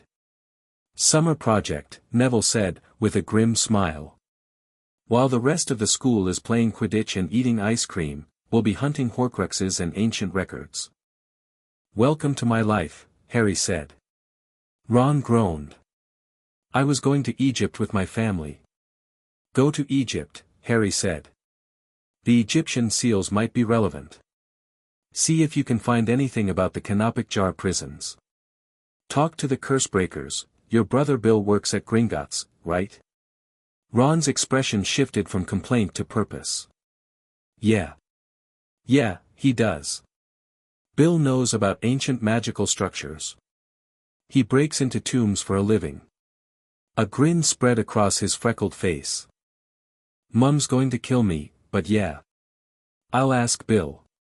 The plan took shape, messy, incomplete, the kind of plan that would have made a professional strategist weep, but that felt right for a group of 11-year-olds facing a problem that had stumped the greatest wizard of the age. The days after the Wraith's destruction were the quietest Harry had experienced at Hogwarts. Not peaceful, quiet the way a battlefield is quiet after the fighting stops, when the smoke is still clearing and everyone is taking stock of what they've lost. Quirrell survived, barely. He spent 2 weeks in the hospital wing, thin and grey and stammering, the real stammer this time, not the performance. When he was finally discharged, he resigned immediately and left the castle without speaking to anyone. Harry watched him go from a window in Gryffindor Tower, a diminished figure crossing the grounds toward the gates, moving with the careful gait of someone who'd been carrying a parasite for months and was still learning to balance without it. Harry didn't feel sorry for him. Quirrell had made his choices. But he didn't feel triumphant either. Mostly he felt tired in a way that sleep didn't fix, a bone-deep exhaustion that came from spending an entire school year fighting threats that no 11-year-old should have known existed. The Philosopher's Stone was returned to Nicholas Flamel. Dumbledore told Harry this during one of their weekly meetings, with the casual tone of someone wrapping up a subplot. Nicholas and Perenelle have decided to destroy it. They have enough elixir to set their affairs in order, and they feel, rightly, I think, that the stone has become more liability than asset. They're going to die. They're going to stop being immortal. Which is not quite the same thing, though the end result is similar. Dumbledore's eyes were gentle. Nicholas is 665 years old. He's had, by any reasonable measure, enough time. Harry thought about Voldemort, who'd torn his soul into pieces to escape death. About the Hollow King, which existed as pure consciousness because it had never had a body to die. About the fragment in his own scar, which was a form of immortality for a piece of someone who'd feared death above all things. Do you think Voldemort will ever stop trying to come back? No. Dumbledore said it with simple certainty. Tom Riddle was afraid of death before he knew what death was. That fear shaped everything he became. He will never stop, because stopping would require him to face the thing he fears most. So we have to stop him. Yes. And in doing so, we must find a way to preserve the seal on the Hollow King. Dumbledore smiled, tired and rueful. It is the most complex problem I've ever faced. The end of term came with exams, which Harry found almost relaxingly mundane after a year of basilisks and wraiths and ancient horrors stirring beneath the castle. He sat in the great hall with his quill and parchment and answered questions about switching spells and the properties of moonstone and thought, this is what school is supposed to be like. This is what normal feels like. He did well. Not spectacularly, Hermione beat him in every subject except defense against the dark arts, where his practical scores were so far above everyone else's that Professor McGonagall had to create a separate grading scale, but well enough that he didn't embarrass himself. Neville excelled in herbology and struggled with everything else, though his potions marks improved dramatically once Snape stopped actively sabotaging his cauldron, which happened around the time Snape and Harry reached an unspoken détente built on mutual wariness and a shared secret about Horcruxes. Snape never became friendly. That wasn't in his nature, and Harry suspected it never would be. But the hostility shifted, from the pointed, personal cruelty of the first term to something more professional. Snape still took points from Gryffindor with vindictive enthusiasm, but he also started leaving books on Harry's desk. Advanced potions texts, bookmarked at chapters on antidotes and counter curses. Never a word of explanation. Never a note. Just the books, appearing and disappearing like gifts from a particularly grudging fairy godmother. Harry read every one. The end-of-year feast was gold and scarlet. Gryffindor won the House Cup, partly because of Harry's Quidditch performance and partly because Dumbledore awarded a staggering number of last-minute points for services to the school that he declined to elaborate on. Slytherin House, which had been leading by a comfortable margin, took the loss with the graceless fury that was their house specialty. Draco Malfoy, in particular, looked like he'd bitten into something sour and found a wasp inside. Harry sat between Neville and Ron at the Gryffindor table, with Hermione across from them and Ginny, quiet, recovering, but present, beside her brother. The great hall was loud with celebration, and the enchanted ceiling showed a sky full of stars, and the candles floated overhead like 1,000 tiny suns, and for one evening Harry let himself enjoy it without thinking about what lay beneath. Luna found him again the next morning, at the Hogwarts Express. She appeared on the platform with her trunk and a copy of the Quibbler held upside down and her enormous grey eyes taking in the world with that particular quality of attention that made everything she looked at seem newly interesting. "You're leaving," she said. "Not a question. Summer holidays. Back to the Dursleys." Luna tilted her head. "The people who lock you out." Harry blinked. He'd never told her about the Dursleys. "How do you carry it? The way you hold yourself, the way you watch doors, exits, specifically. You're always aware of the exits. People who've been locked in are always aware of how to get out." She said this without judgment or pity, the way she said everything, as observation, not commentary. "Are you going to be all right?" "I'll manage. I always do. Managing isn't the same as being all right." Luna reached into her pocket and pulled out something small and bright, a hand-painted charm on a string, depicting a creature Harry didn't recognize. "This is a crumplehorn snorkack. Daddy and I are going to Sweden this summer to look for them. They're supposed to bring clarity to confused minds." She held it out. "I think your mind could use some clarity. It's very crowded in there." Harry took the charm. It was warm in his palm, not sword warm, not magic warm, but the simple warmth of something that had been held by someone who meant well. "Thank you, Luna." "You're welcome, Harry Potter." She smiled that quick, surprising smile. "Try not to wake anything else up while I'm gone." She walked away, her dirty blonde hair catching the sunlight, and Harry watched her go with the charm in one hand and the sword in his pocket and a feeling in his chest that he was beginning to recognize as the particular ache of missing someone before they were fully gone. The train ride back to London was subdued. The compartment held Harry, Neville, Ron, and Hermione, their unofficial group, forged through trolls and wraiths and secrets. They talked about summer plans. Ron was going to Egypt with his family. Hermione was visiting France. Neville was spending the summer with his grandmother in Lancashire, which he described with the resigned affection of someone who loved the person they lived with but wished they'd occasionally stop comparing them to their dead parents. "Gran means well," Neville said. She looks at me and sees my dad. And I'm not my dad. He was brave and brilliant and he fought Death Eaters until they broke him, and I grow plants." "Growing plants is brave," Harry said. Neville gave him a look. "Harry, you literally killed a giant snake with a magic sword while blindfolded. I repotted a screaming snapdragon. These are not equivalent forms of bravery. Bravery isn't comparative. It's personal." Harry leaned forward. "You stood in a corridor with a troll between you and Hermione and you came anyway. You climbed onto the astronomy tower to talk to me about basilisk venom when any sane person would have pretended they hadn't noticed. You threw spirit bane at Voldemort's face. Those things weren't easy for you, they terrified you. That's what makes them brave." Neville was quiet for a long time.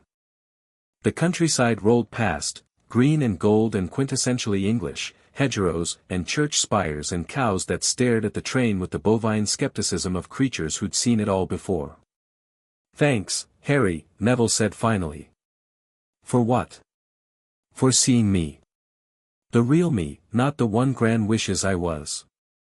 The train pulled into King's Cross. They said their goodbyes on the platform, handshakes and promises to write, and Hermione's fierce hug that caught Harry off guard and made him stiffen before he remembered that this was what friends did, this was normal, this was allowed. Uncle Vernon was waiting by the barrier, wearing his usual expression of constipated disapproval. He grunted at Harry, took his trunk with the minimum possible physical contact, and marched toward the car park without looking back. Harry followed. He touched the sword in his pocket, warm, steady, patient, and thought about the summer ahead. 2 months at Privet Drive. 2 months of the Dursleys' particular brand of calculated neglect, of too small portions and too many chores, and the constant, grinding reminder that he was unwanted. But this summer would be different. This summer he had the invisibility cloak. He had the house elves' trust and a standing invitation to return to Hogwarts whenever he needed. He had Dumbledore's information and his own maps of the ley line damage and a list of Horcruxes that needed finding. He had friends who would write, who would remember him, who would think about him during the long bright days of July and August, who would be waiting for him when September came. And he had work to do. The Hollow King was still stirring. The seal was still weakening. The ley line corruption was still spreading, and somewhere out in the world, the remaining Horcruxes sat in their hiding places like landmines waiting to be stepped on. Harry climbed into the Dursleys' car and watched London pass through the window and planned. At Hogwarts, in the Chamber of Secrets, the crack in the floor widened another fraction of an inch. The warmth from below was stronger now, perceptible even without magical sensitivity, a gentle heat that rose through the stone like breath from a sleeping giant. In the Forbidden Forest, the centaurs had finished their dig. The hole was 20 feet deep and at the bottom, visible only by starlight, a network of roots pulsed with a faint, sickly luminescence. The roots were growing. Spreading. Reaching upward through the earth with the blind persistence of things that had been buried for too long and were remembering what sunlight felt like. Firenze stood at the edge of the hole and looked down into the glow and felt, very clearly, the shape of the future arranging itself around a boy with a sword and a scar and no idea how much the world was about to ask of him. The end of term came with exams, which Harry found almost relaxingly mundane after everything else. Transfiguration required turning a mouse into a snuff box. Harry's came out slightly furry but structurally sound. Charms involved making a pineapple tap dance. His pineapple performed something closer to aggressive moshing, but Flitwick gave him high marks for enthusiasm. Potions was the usual ordeal, though Harry noticed Snape watching him with new contemplative attention, as if reassessing him in light of recent information. Hermione excelled at everything. Neville surprised everyone by achieving the highest herbology marks Hogwarts had seen in a decade. Ron scraped through with cheerful mediocrity. But the real education hadn't been in classrooms. Harry sat in a common room on the last evening, surrounded by packed trunks and excited chatter, and took stock. He'd killed a basilisk. Destroyed a Horcrux. Defeated Voldemort's wraith. Formed an alliance with Dumbledore. Made real friends, the kind who followed you into fights and didn't ask for explanations afterward. And beneath it all, the Hollow King stirred, and the ley lines carried their corrupted song outward, and the cracks widened. 1 year down. The seal was weaker. Voldemort would return. And Harry was 11, carrying an anchor without a foundation and a scar that was a Horcrux without a cure. Luna Lovegood found Harry that last evening. He was sitting alone by the lake, watching the water and thinking about anchors, when she appeared beside him with the silent precision of someone who navigated the world by different rules. She was a first-year Ravenclaw, small, pale, with dirty blonde hair and enormous grey eyes that seemed to look at something slightly to the left of reality. "You can see the Thestrals," she said, without preamble. Harry looked at her. "What?" "The Thestrals. The skeletal horses that pull the carriages. Most people can't see them. You can. I noticed, your eyes tracked them." He had seen them. Dark shapes at the lake's edge. Why can only some people see them? You have to have seen death. Luna said it the way other people said it was Tuesday. I saw my mother die when I was 9. An experimental spell went wrong. One moment she was there, then she wasn't, and between the two there was a light so bright it left after images for weeks.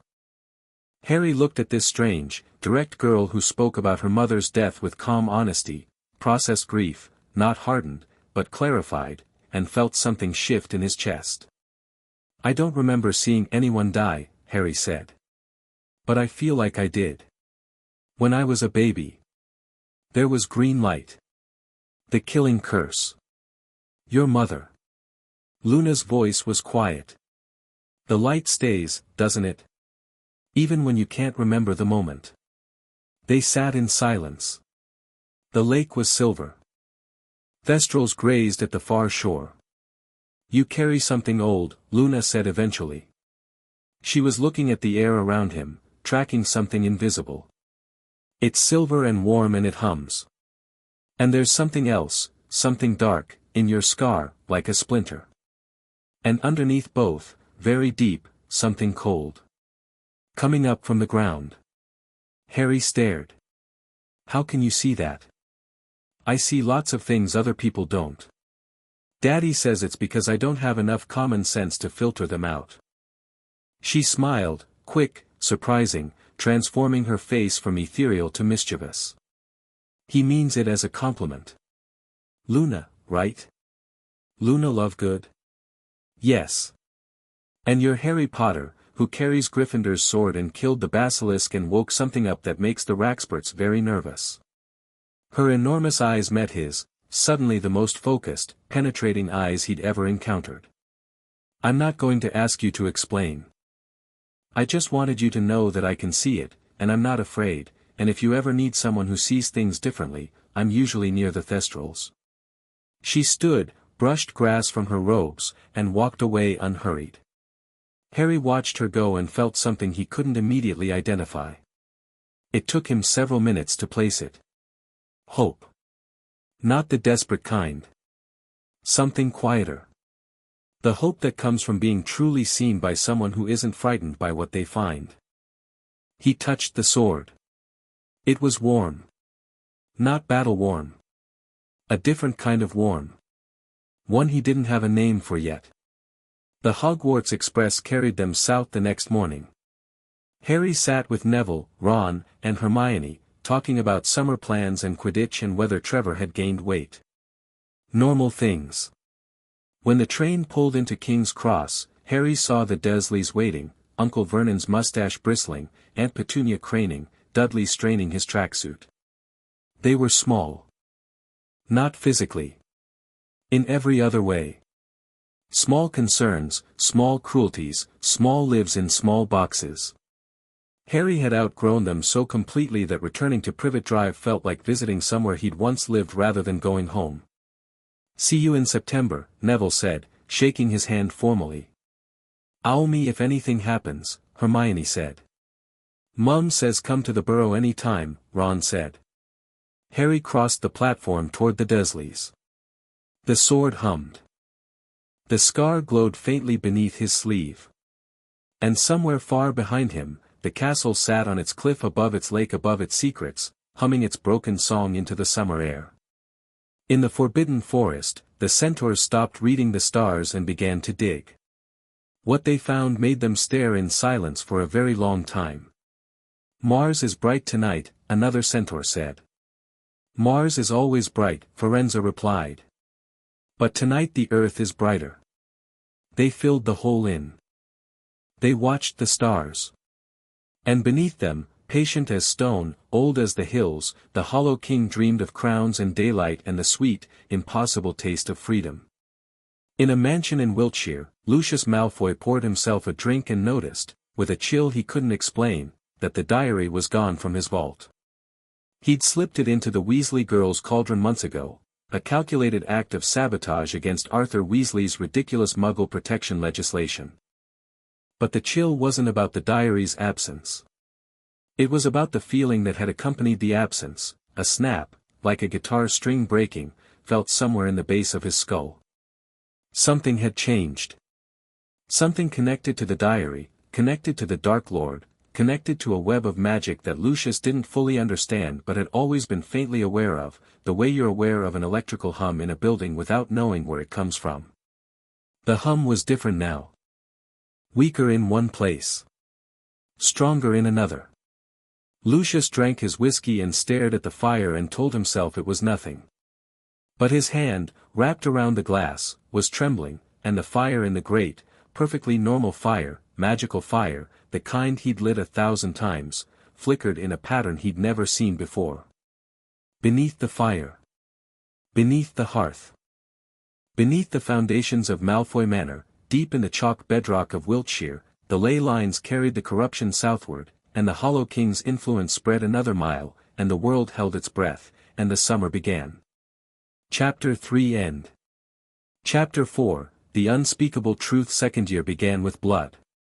Not Harry's, though he'd spilled enough of his own to last a lifetime. This was different. This was institutional. The kind of blood that seeped through the stones of the Ministry of Magic like ink through parchment, invisible to anyone who wasn't looking for it. Harry stepped off the Hogwarts Express on September 1st and felt the difference immediately. The castle's awareness reached for him the way it always did, warm, recognizing, pulling him toward its foundations like gravity, but this year the recognition carried an undercurrent of distress. The ley lines beneath his feet were humming louder than they had in June, their corrupted frequency stronger, more insistent, and the sword in his pocket responded with a constant low-grade cold that hadn't been there during the summer. "Something's changed," Harry said to Neville, as they climbed into a carriage pulled by thestrals that only 2 people in their year could see. Neville pressed his hand flat against the carriage floor. His eyes went distant, the look he got when he was listening to the earth, using the plant magic intuition that made him the best herbology student Hogwarts had seen in a generation. "The roots are stressed," he said quietly. "The ones that connect to the ley lines. They're growing wrong, twisting sideways instead of down, like they're trying to avoid something underground. The corruption's gotten worse. A lot worse. Whatever happened over the summer accelerated it." Neville looked at Harry with steady eyes. "Did Dumbledore tell you anything?" "He told me he was hunting Horcruxes. That he and Snape were going after the ring, the one in the Gaunt family's house." Harry paused. "He also told me that the Ministry had noticed the ley line disruptions. They've sent someone to investigate." "Sent someone where?" "Here." Her name was Seraphina Vane, and she arrived at Hogwarts 3 days into the term with the quiet authority of someone who didn't need to raise her voice to command a room. Harry first saw her at the staff table during dinner. She sat between McGonagall and Flitwick, a tall woman in her 40s with dark hair pulled back severely and eyes that moved across the great hall with the systematic precision of someone cataloging every face, every gesture, every ambient magical signature. She wore ministry robes, dark blue, understated, bearing the small silver badge of the Department of Mysteries. An unspeakable. Harry had read about them in the house elves' accounts of ministry structure. The Department of Mysteries was the wizarding world's deepest research division, the people who studied time, death, prophecy, and the fundamental mechanics of magic itself. Unspeakables didn't investigate petty crimes. They investigated threats to the fabric of reality. "Seraphina Vane," Hermione whispered across the Gryffindor table. She'd already done her research. Published 3 papers on foundational magic theory before she was 30.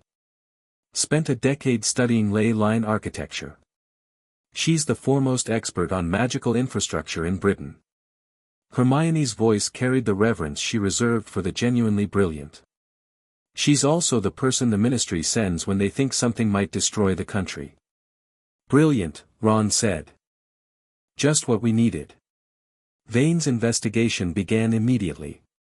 She set up instruments throughout the castle, delicate silver devices similar to Dumbledore's but more numerous and precisely calibrated. They appeared overnight in corridors and classrooms, humming softly, recording data she analyzed in a temporary office on the 4th floor. Harry watched her work because he had to. The sword's cold intensified near Vane, not the alarm of dark magic but the unease of something being measured by instruments it didn't trust. If her instruments were sensitive enough, she would find it. She found Harry first. It happened in the 2nd week, during a corridor encounter too casual to be coincidental. Vane stepped out of a doorway into his path. "Mr. Potter. Do you have a moment?" Her eyes were dark brown, intelligent, completely devoid of the usual reactions to Harry Potter, no starstruck widening, no sympathetic softening. She looked at him the way she looked at her instruments, with analytical interest. The office was a forest of instruments. Silver devices covered every surface, trailing gossamer threads of magic connected to the ley lines. Charts covered the walls showing the network in detail that made Harry's maps look like children's drawings. And on a cleared table, a resonance detector. An instrument designed to identify objects connected to the Founder's original enchantments. "I've been studying the disruptions," Vane said. "The ley lines are degrading at a rate consistent with anchor failure. One of the 4 primary stabilization points has been removed or destroyed." Harry said nothing. His hand rested near his pocket. "The pattern originates from the lower dungeons, an area my instruments can't fully penetrate. The magic there is pre-Hogwarts. Possibly pre-medieval." Vane's eyes were measuring. "The Department of Mysteries has records of similar readings from only one other location. A church near Little Whinging, Surrey, warded with Founders-era magic." Harry's heart spiked. He controlled it. "The church is approximately 2 miles from your registered Muggle residence. The wards failed 6 years ago, collapsed, as if whatever they protected had been removed." 6 years ago, you were 6. Silence. Instruments hummed. The sword was cold and tense. "You're very direct," Harry said. "It saves time." Vane leaned against her desk. "I'm not here to cause trouble. I'm here because magical infrastructure is failing, and the epicenter is this castle. Something happened, something sudden and violent, connected to the Chamber of Secrets. A room that officially doesn't exist, according to the headmaster." "I can't help you," Harry said. "But I can tell you Dumbledore isn't lying. He's just not telling you everything. Neither can I. The situation is more complicated than you think, and the wrong information at the wrong time could make things worse." Vane studied him. Her expression shifted to something like respect. "You're 12 years old. Speaking to me like a diplomat. I've had an unusual childhood. Clearly." She straightened. "I'll accept your non-answer for now. But understand, if I determine that you or anyone else is a threat to this infrastructure, inadvertently or otherwise, I will act. Regardless of fame, politics, or complications." "I understand." "Good." Harry left and stood in the corridor for 30 seconds, breathing. Then he went to find Neville. "She's smart," Harry said in the greenhouse. "Smarter than most adults we've dealt with. And she's got instruments that can detect the sword. Can you avoid her? In a castle? For a year? No. And she's right about the ley lines. Whatever Dumbledore's doing with the Horcruxes, it's making the disruptions worse.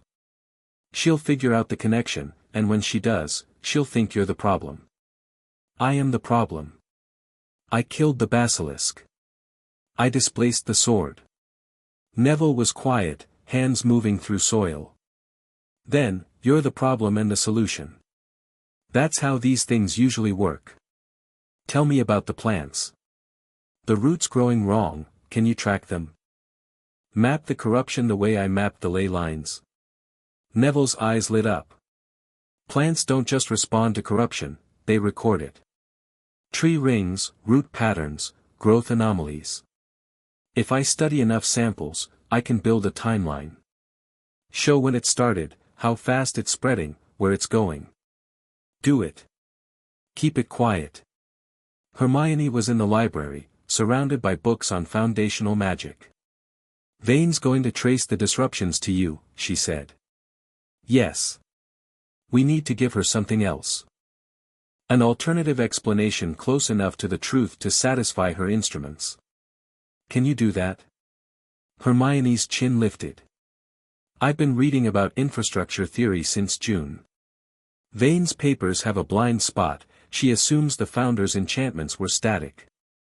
But the House Elves' accounts suggest they were dynamic, constantly maintained. If I can demonstrate that current disruptions are consistent with natural maintenance failure rather than anchor removal. You'd be lying.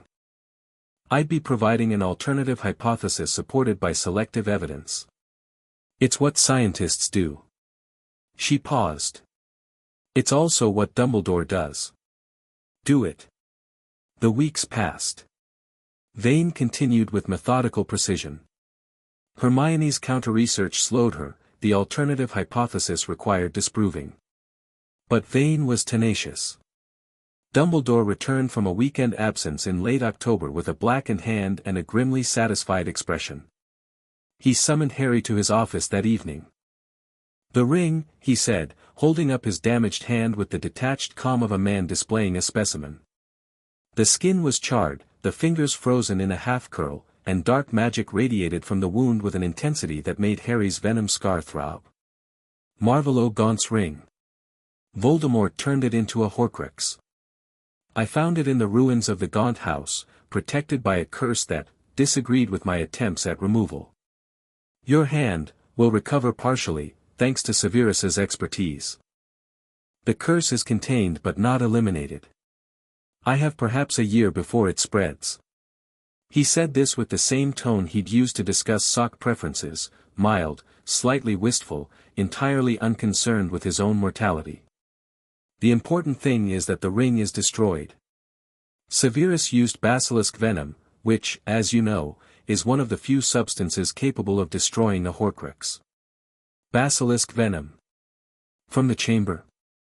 From your chamber, yes. Severus collected it from the basilisk's remains during the summer. Dumbledore's eyes twinkled briefly. He was remarkably unperturbed by the 60-foot skeleton. I believe his exact words were, "At least someone killed it competently." Harry almost smiled. Then the implications hit him. Another Horcrux destroyed. Another anchor connection weakened. Yes. The ring was connected to the cup through a subsidiary ley line, a minor connection, but a real one. When the ring was destroyed, the cup's stability decreased by approximately 7%. Dumbledore's expression was grave. We're dismantling the prison from the inside, Harry. Every Horcrux we destroy brings Voldemort closer to mortality and the Hollow King closer to freedom. Then we need to find a way to rebuild the seal before we destroy the remaining Horcruxes. Agreed. And that requires understanding the original architecture, the founders' methods, their materials, their magic. Knowledge that was deliberately scattered and hidden. He paused. Serafina Vane may be able to help with that. Her understanding of foundational magic is extraordinary. She's also trying to figure out what happened in the chamber and she's getting close to connecting it to me. Yes, I'm aware. Serafina is a colleague of sorts, we've corresponded on matters of magical theory for years. She's brilliant, principled, and entirely incapable of ignoring a puzzle. Dumbledore's expression was complex. I've been considering whether to bring her into our confidence. No. Dumbledore raised an eyebrow. Not yet, Harry amended. She doesn't trust us. She thinks we're hiding something, which we are. If we tell her the truth now, she'll see me as the problem, the person who broke the anchor and woke up the Hollow King.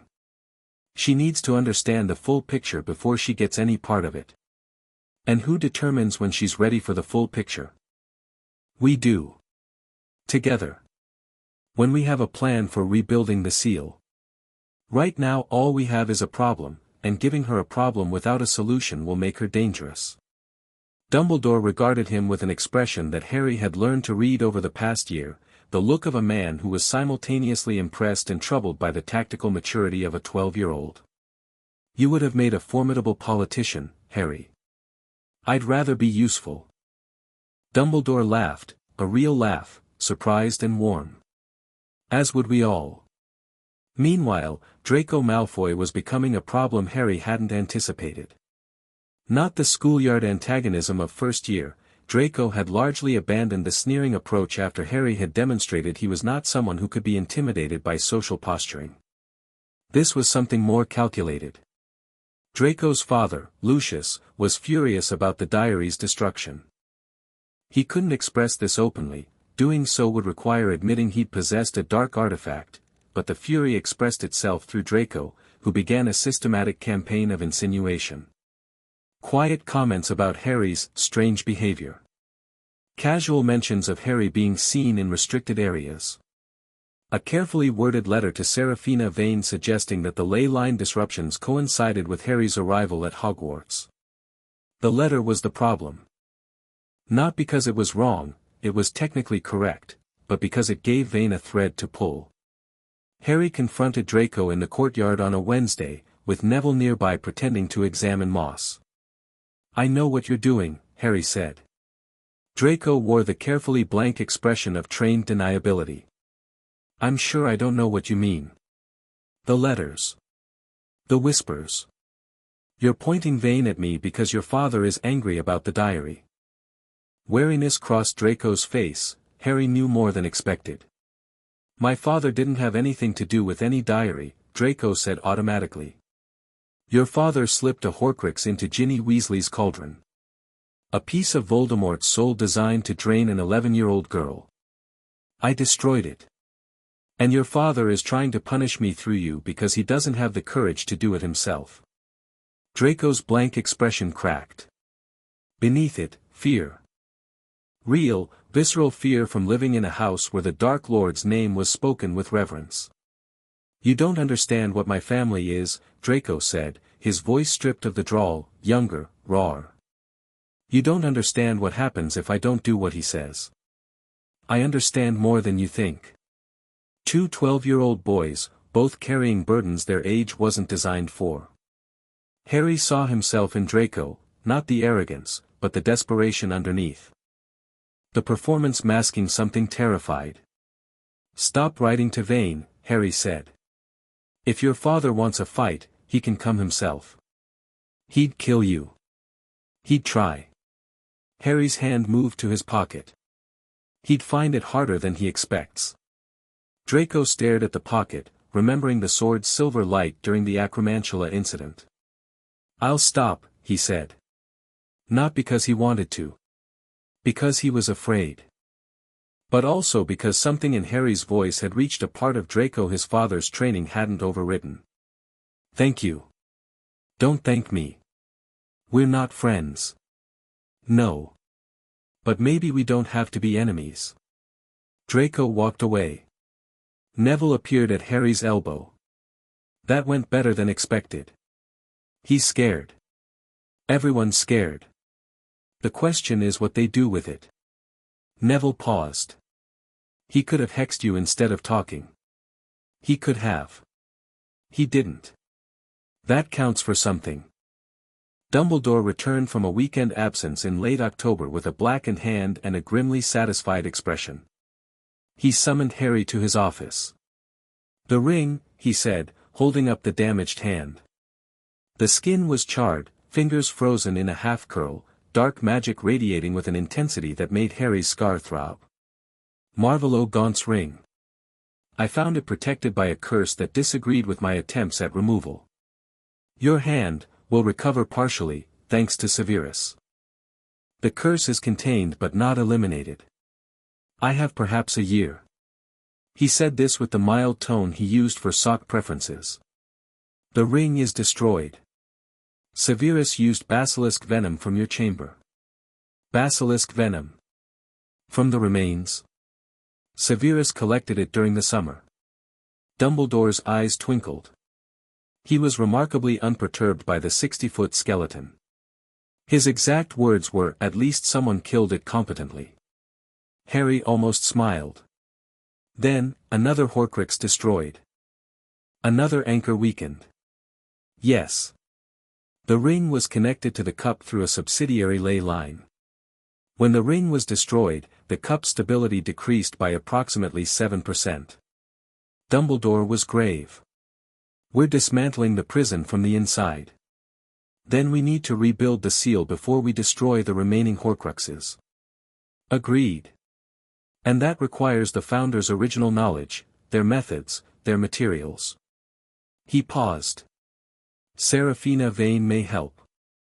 Her understanding of foundational magic is extraordinary. She's also getting close to connecting the disruptions to me. I've been considering bringing her into our confidence." "Not yet. She doesn't trust us." If we tell her now, she'll see me as the problem. She needs the full picture, and right now we don't have a solution to give her alongside the problem. Dumbledore regarded him with that mixed expression, impressed and troubled by a 12-year-old's tactical maturity. You would have made a formidable politician, Harry. I'd rather be useful. Snape caught Harry after potions the following week. The classroom had emptied, and the potions master stood by his desk with his arms crossed and his expression unreadable, which for Snape was actually one of his more approachable faces. The headmaster has told me about your alliance with Miss Vane, Snape said. His voice was neutral in a way that suggested extreme effort. I trust you understand the risks. Vane is brilliant and principled. If we handle her right, she will discover the Horcruxes. It is inevitable. Snape's dark eyes bored into Harry's. The diary's destruction left traces that her instruments will eventually detect. When she identifies the dark magic signature, she will want to know its source. And when she learns that the headmaster has been destroying soul-bound artifacts that are connected to the very seal she's trying to preserve, she will not react well. Harry met Snape's gaze. Over the past year, something had shifted between them, not friendship, not warmth, but a mutual recognition of competence. Snape still took points from Gryffindor with vindictive regularity. He still spoke to Harry with a coldness that could frost glass. But he also shared information, offered grudging tactical advice, and had once, memorably, shielded Harry from a misfired curse in the corridor without breaking stride or acknowledging it had happened. What do you suggest? Harry asked. Control the narrative. When Vane discovers the Horcrux connection, and she will, present it as a known complication with an active mitigation strategy rather than a secret being kept from her. The difference between "we didn't tell you" and "we were developing a solution before briefing you" is the difference between an ally and an enemy. That's good advice. I am occasionally capable of it. Snape's lip curled, not a sneer this time, but something closer to dark humor. Now leave before I'm forced to acknowledge this conversation happened. Harry left. Behind him, Snape stood alone in the dungeon classroom and looked at the place where Harry had been standing and thought about green eyes and red hair and the terrible, miraculous way that history insisted on rhyming. November brought the first serious consequence of the ley line degradation. Hogwarts wards flickered. Not failed, flickered. A momentary lapse, lasting perhaps 3 seconds, during which the castle's anti-intrusion enchantments blinked off and on like a light with a loose connection. Most people didn't notice. Dumbledore noticed. Vane noticed. Harry noticed, because the sword went from its usual low-grade cold to ice-cold and back in the space of a heartbeat. And the things in the Forbidden Forest noticed. The Acromantula colony had been growing restless for months. Hagrid reported that Aragog, the ancient spider patriarch, was barely keeping his children in check. The centaurs had withdrawn deeper into the forest. The Thestrals were nervous, stamping and tossing their skeletal heads. When the wards flickered, the Acromantulas came. Not all of them. But enough, several dozen enormous spiders, each the size of a large dog, pouring out of the forest in a wave of clicking mandibles and glistening eyes. They hit the edge of the castle grounds just as the wards snapped back on, and the collision was spectacular, spiders bouncing off invisible barriers, tumbling over each other, screeching with a sound that woke every student in the castle.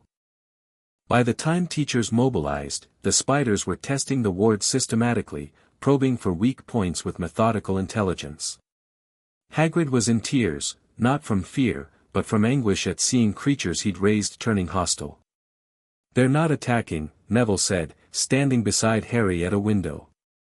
Dawn was breaking. Below, Acromantulas pressed against the wards like waves against a seawall. They're running. Running from what? Neville pressed his hand against the window. Eyes distant. The same thing the roots are running from. Something underground that's been spreading through the forest's foundation for months. The corruption isn't just in the ley lines anymore. It's in the earth itself. The soil. The bedrock. The Hollow King is pushing outward, and everything that lives in the ground can feel it. Harry's sword was ice. His scar was burning. Across the grounds, Vane stood at the ward line with instruments deployed in a semicircle, her face illuminated by silver data. The ward flicker had given her a clean reading of the underlying network, unobscured by the castle's enchantments. She would know now. She would see the pattern. Harry had to get to her before she drew the wrong conclusions. He ran. Through corridors crowded with panicked students, past teachers shouting orders, down staircases that cooperated urgently. The castle's magic pushed him forward, the intelligence in Hogwarts stones, frightened and reaching for the person who carried its founder's sword. He burst through the castle doors into grey dawn. Teachers were arrayed across the grounds, McGonagall's transfigured barriers pushing spiders back, Flitwick's precision charms picking them off, Sprout's animated plants forming a secondary defense. Hagrid stood alone at the forest's edge, talking to the spiders in a desperate voice. "Come on, you know me, I raised your father, go back." Harry drew the sword. The effect was immediate. Every acromantula within 100 meters froze. Not from fear, from recognition. The sword blazed with silver light, and its magic radiated outward like a shockwave, carrying the signature of Godric Gryffindor, carrying the authority of a founder, carrying the weight of 1,000 years of Hogwarts magic concentrated into 3 feet of goblin-forged steel. The spiders knew that magic. It was woven into the wards they were pressing against. It was the same force that defined the boundaries of their territory, the same ancient power that had kept the forest's creatures contained for centuries. And here it was, concentrated in a single blade held by a single boy, and the message it carried was older than language: go back. They retreated. Not slowly, fast, scrambling over each other, pouring back into the forest like water flowing downhill. Within 30 seconds, the grounds were clear. Harry stood in the dawn light with the sword raised and the entire teaching staff staring at him. The silence was absolute, the kind of silence that falls when everyone in a group simultaneously realizes that their understanding of a situation was incomplete. Then Draco Malfoy's voice, from behind the castle doors: "Is that a bloody sword?" The aftermath was controlled chaos. McGonagall herded students inside. Dumbledore appeared from the forest. Hagrid wept with relief and hugged Harry hard enough to crack ribs. Flitwick stared at the sword with academic fascination. Sprout began checking her defensive plants for damage. And through it all, the castle hummed, louder than usual, its ancient magic stirred by the sword's display, recognizing and responding to the founder's authority. Seraphina Vane walked toward Harry with instruments in hand and eyes locked on the sword. "That is Gryffindor's sword," she said. Harry didn't sheath it. "Yes. You've been carrying it all year. That's what my resonance detector was picking up." Her voice was controlled but her hands shook. "Do you have any idea what that object is?" "I know exactly what it is. It's an anchor. One of the 4 primary stabilization points. It's supposed to be fixed in position, maintaining a quarter of the seal that." She stopped. Eyes widened. "The degradation. If the sword has been removed from its position, then a quarter of the seal is compromised." "I know. I've known since I was 11. You broke it. You're the reason the ley lines are failing. I killed the basilisk, which was another anchor. And the sword chose me before I knew what it was. I was 6. Vane took a breath. Then another. The disruptions. The spreading corruption. The ward failures. All of it traces back to you. To what I did to protect this school from a weapon that could be commanded by anyone with Slytherin's blood." Harry's voice was steady. "I didn't know about the anchors. I was a child with a sword, and there was a monster under a school full of children. And you woke something worse." "Yes." The word hummed between them. Around them, the grounds were empty, the wards hummed damaged frequencies, and the forest was dark and still. Vane looked at the sword. At Harry. At the castle. Tell me everything, she said. And Harry, standing in the dawn with Gryffindor's blade in his hand, made the decision. He told her about the basilisk, the chamber, the anchors, the Hollow King. The ley line maps. The corruption spreading through Britain. The dreams of a faceless king. When he finished, she was quiet for a long time. The Founder's prison, she said finally. Her cool professionalism had been replaced by something rawer. I've theorized about deep structure enchantments beneath Hogwarts for years. But a prison. A conscious entity. She looked at Harry with new eyes. You really did kill a basilisk at 11. Blindfolded. Of course you did. A short, sharp laugh. I came here thinking this was a structural problem. Instead I've found an ancient horror, a 12-year-old carrying a founder's anchor, an infrastructure held together by stubbornness. That's about right. I need to contact the department. No. Not yet. The ministry will make it worse. They'll send Aurors and bureaucrats and the Hollow King will eat them alive. You're asking me to withhold intelligence. I'm asking you to trust that the people who've been dealing with this know more about it than the people who just found out it exists. Vane's jaw tightened. I'll hold off. For now. But I want full access to your data, full cooperation with the House Elves, and a seat at Dumbledore's table. Deal. They shook hands. Her grip was strong. Harry thought, best decision or worst. Neville was waiting in the greenhouse, surrounded by soil samples and root cross-sections and a timeline assembled with forensic precision. How bad? Neville asked. She knows everything. Either our greatest ally or our most dangerous enemy. Neville pointed to his timeline. The corruption accelerated 3 weeks ago. A sudden spike corresponding with the ring Horcrux's destruction. The ward flicker wasn't random, it was a direct response. The Hollow King is learning, Harry. Every time an anchor weakens, it tests the boundaries. The tests are getting bigger. How long do we have? Neville's face was grim. Before the seal fails entirely. 2 years. Maybe less. Harry closed his eyes. 2 years to destroy the remaining Horcruxes, rebuild the seal, and contain an entity that 4 of the most powerful wizards in history had barely managed to imprison. He was 12. The sword hummed, warm despite the cold, steady despite the chaos, patient despite the urgency. Harry opened his eyes. Then we work fast. Luna found him that evening, in the corridor outside the library, as if she'd known exactly where he'd be.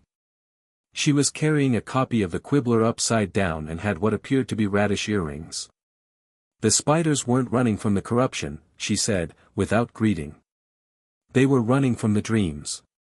Harry stopped walking. What dreams? The Hollow King doesn't just push against the earth. It dreams, and its dreams leak through the cracks you made. The spiders felt the dreams, images of a world without sunlight, without surfaces, just roots and darkness and hunger. They ran because they dreamed of being eaten. Luna's enormous eyes were steady. The Thestrals dream too. They dream of something that makes death look kind. How do you know this? I asked them. She said it as if communicating with magical creatures about their nightmares was the most natural thing in the world. The Thestrals trust me. And the smaller creatures, the Bowtruckles and the Nifflers and the things that live in the walls, they all say the same thing. The dreams are getting louder. Harry looked at Luna Lovegood, standing in a castle corridor with radish earrings and an upside-down magazine, delivering intelligence that Vane's instruments couldn't detect and Dumbledore's experience hadn't anticipated, and understood something fundamental about the war they were fighting. It wasn't going to be won by power. The Hollow King had more power than all of them combined. It wasn't going to be won by knowledge, the founders had been the most knowledgeable wizards of their age, and the best they'd managed was containment. It was going to be won by perspective. By seeing the problem from angles that the problem didn't expect. By bringing together a sword-bearing boy, a plant-whispering herbologist, a research-obsessed bookworm, a creature-talking dreamer, and whatever other mismatched, unlikely allies the universe decided to throw at them. "Luna," Harry said, "would you like to join a very strange team that's trying to prevent the end of the world?" Luna considered this for approximately half a second. "Will there be snacks?" "Probably." "Then yes." She smiled, that quick, transformative smile. "I've been waiting for someone to ask." In the forest, the acromantulas huddled in their webs. The centaurs mourned what they'd found underground. Vane stared at Data and began planning for a war. Dumbledore looked at his blackened hand and thought about time. And beneath it all, the Hollow King pressed against its weakening prison and felt the ward flicker like a promise. 2 years, the boy had said. The Hollow King smiled its faceless smile. It could wait 2 years. It had waited 1,000. But it wouldn't need to wait that long. Because the cracks were spreading, and the anchors were falling, and the surface world was running out of ground to stand on. The earth breathed wrong. The ley lines hummed their broken song. And the story continued towards something that neither the boy nor the sword nor the ancient thing beneath the castle could fully predict. That was the terrifying part. That was also the hopeful part. Because unpredictable things, children, courage, friendship, love, had a tendency to change the rules. And the Hollow King, for all its ancient power, had never encountered rules that changed. The days after the Acromantula incursion reshaped the political landscape of Hogwarts in ways that no one, not Dumbledore, not Vane, not Harry, had fully anticipated. The sword's public appearance changed everything. Students who'd spent a year treating Harry as either a celebrity or a curiosity now looked at him with something new, not awe, exactly, but the particular wariness that people reserved for things they didn't understand and couldn't categorize. A 12-year-old with a legendary weapon who'd turned back an army of giant spiders didn't fit into any of the comfortable boxes that the wizarding world used to organize its children. The Daily Prophet ran the story 3 days later, despite Dumbledore's best efforts at containment. Potter wields Founder's sword, boy who lived possesses legendary artifact. The article was breathless and inaccurate in roughly equal measure, attributing the Acromantula retreat to everything from a powerful Patronus to a new form of defensive magic. Nobody mentioned the ley line disruptions. Nobody mentioned the wards flickering. The story the press wanted, boy hero saves school with magical sword, was simpler and more appealing than the truth, and so the truth went unreported. Lucius Malfoy attempted to use the publicity to his advantage, demanding through the Board of Governors that the sword be confiscated and placed in ministry custody for study and safekeeping. The motion failed. Dumbledore blocked it with a procedural maneuver so elegant that even McGonagall looked impressed, but the attempt itself was revealing. The Malfoy family knew the sword was important.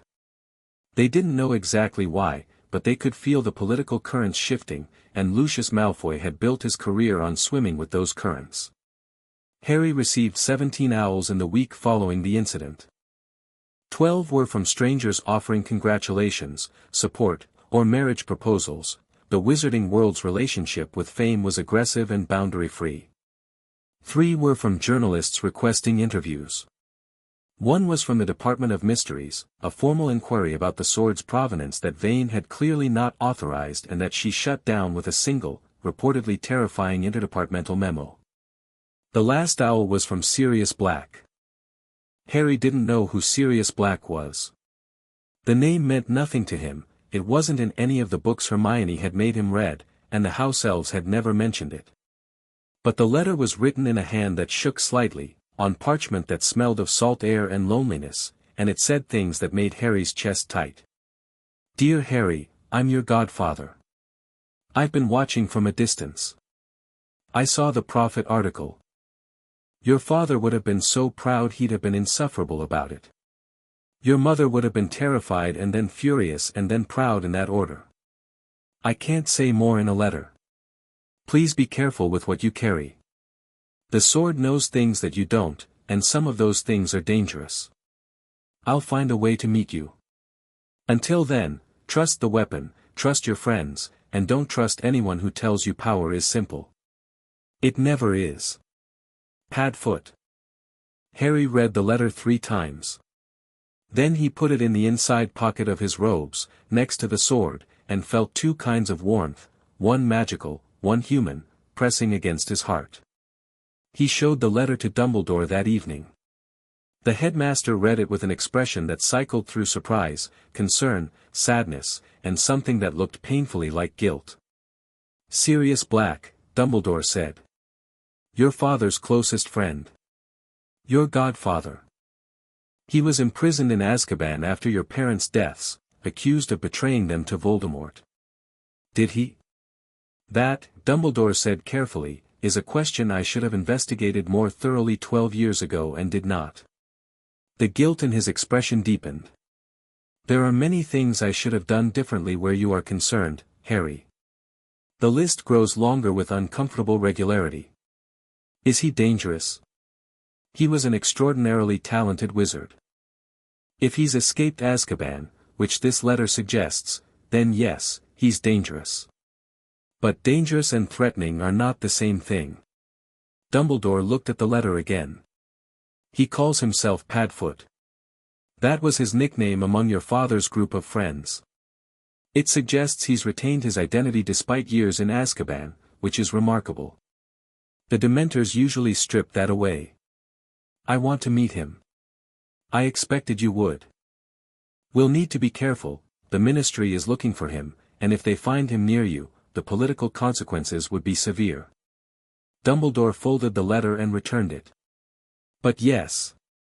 I think a meeting can be arranged." Harry tucked the letter away and felt the sword hum in response, not warm, not cold, but something in between. Curious. As if it recognized the name Black and was withholding judgment. Vane, meanwhile, was processing. The data from the ward flicker had confirmed her worst theories. The ley line network was degrading from a central point beneath the castle, consistent with anchor failure, and the rate of degradation was accelerating. Her instruments showed the corruption spreading southward through subsidiary ley lines, reaching toward London, toward Stonehenge, toward the great magical sites that formed the backbone of Britain's enchanted infrastructure. She called a meeting. Not in Dumbledore's office, in hers, on her terms, with her instruments as witnesses. The attendees were Harry, Dumbledore, Snape, and, at Harry's insistence, Neville and Hermione. Vane looked at the 2 additional 12-year-olds with an expression that suggested she was reconsidering every assumption she'd ever made about the relationship between age and competence. "Mr. Longbottom studies the corruption through botanical observation," Harry said, by way of explanation. "Miss Granger provides theoretical framework and counter-analysis. They're essential. They're children. So am I. And I've killed a basilisk, destroyed a piece of Voldemort's soul, and driven a wraith out of a teacher's head. Age is a poor predictor of usefulness in this situation." Vane's jaw worked. Then she turned to her charts. "The seal is failing," she said. "I'll dispense with diplomatic phrasing because we don't have time for it. 2 of 4 anchors are compromised, the basilisk destroyed, the sword displaced. The remaining 2, which I believe to be Hufflepuff's cup and Ravenclaw's diadem, may still be in position, but the subsidiary ley lines connecting them to the network are degrading. At the current rate, the seal will fail within 18 to 24 months. Neville's estimate was 2 years, Harry said. Your data agrees. Vane glanced at Neville, who produced his timeline, the meticulous spread of parchment with its root cross-sections and growth anomalies, and laid it beside her charts. The 2 datasets aligned with frightening precision. Botanical confirmation of ley line degradation, Vane said, studying Neville's work. This is, remarkably thorough. Plants don't lie, Neville said simply. No. They don't. Vane's expression shifted, the first crack in her professional armor, a flash of genuine respect for the quiet boy with the soil-stained hands. The question before us is simple and terrible. How do we rebuild a seal that took 4 of the most powerful wizards in history to create? We learn what they knew, Hermione said. She'd been waiting for this moment, Harry could see it in the way she straightened, the way her eyes sharpened. The founders documented their work. Not in a single text, they deliberately fragmented the knowledge across multiple sources. But the fragments exist. In the castle's architecture, in the house elves' oral tradition, in objects connected to the founders' magic. If we can assemble enough fragments, we can reconstruct the methodology. How long would that take? Less time than you'd think. I've already started. Hermione produced a notebook, thick, densely written, cross-referenced with a color-coding system that would have given a professional archivist an anxiety attack. The house elves have been incredible sources. Grindstone, the oldest elf, remembers details about the castle's construction that aren't recorded anywhere else. Combined with the information from Tom Riddle's diary, Dumbledore's research, and your own ley line analysis, we have approximately 40% of the original methodology. Vane stared at the notebook.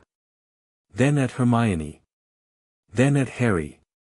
You've been doing this for months. Since last year, Harry said. Without telling me. Without knowing if we could trust you. Vane's expression was complex, anger at being excluded, respect for the work, and the grudging acknowledgement that Harry's caution had been, from his perspective, entirely reasonable. And now, she asked. Now we trust you. Because we need you. Harry met her eyes. Your understanding of foundational magic theory is something we can't replicate. Hermione is brilliant, but she's 13 and working from fragments. You've spent your career studying this. If anyone can figure out how to rebuild the seal, it's you. The room was quiet. Dumbledore watched from his chair with the expression of a man who'd learned, late in life, that the most useful thing a leader could do was sometimes nothing at all. Snape stood against the wall with his arms crossed and his face unreadable, though Harry thought he detected the faintest hint of approval in the set of his jaw. Vane looked at her charts. At Neville's timeline. At Hermione's notebook. At the sword, visible now in Harry's hand, its silver light reflecting off every instrument in the room. I'll need full access to the Chamber of Secrets, she said. Done. I'll need to study the sword directly. Non-invasively, resonance mapping only. Done. And I'll need something else. Vane's voice dropped. I'll need you to tell me about the Horcruxes. The room went very still. Dumbledore stirred. Snape's hand twitched toward his wand. The dark magic signature in the ley lines isn't just corruption, Vane said. It's soul fragment resonance. I've been detecting it since September but couldn't identify the source until the ward flicker gave me a clean reading. Someone has been destroying soulbound artifacts in proximity to the seal's infrastructure, and every destruction weakens the seal further. She looked at Dumbledore. You've been hunting Horcruxes. And every one you destroy brings us closer to catastrophe. Dumbledore met her eyes. The room waited. Yes, Dumbledore said. I have. And then he told her everything.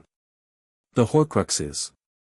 Voldemort's inadvertent connection to the seal.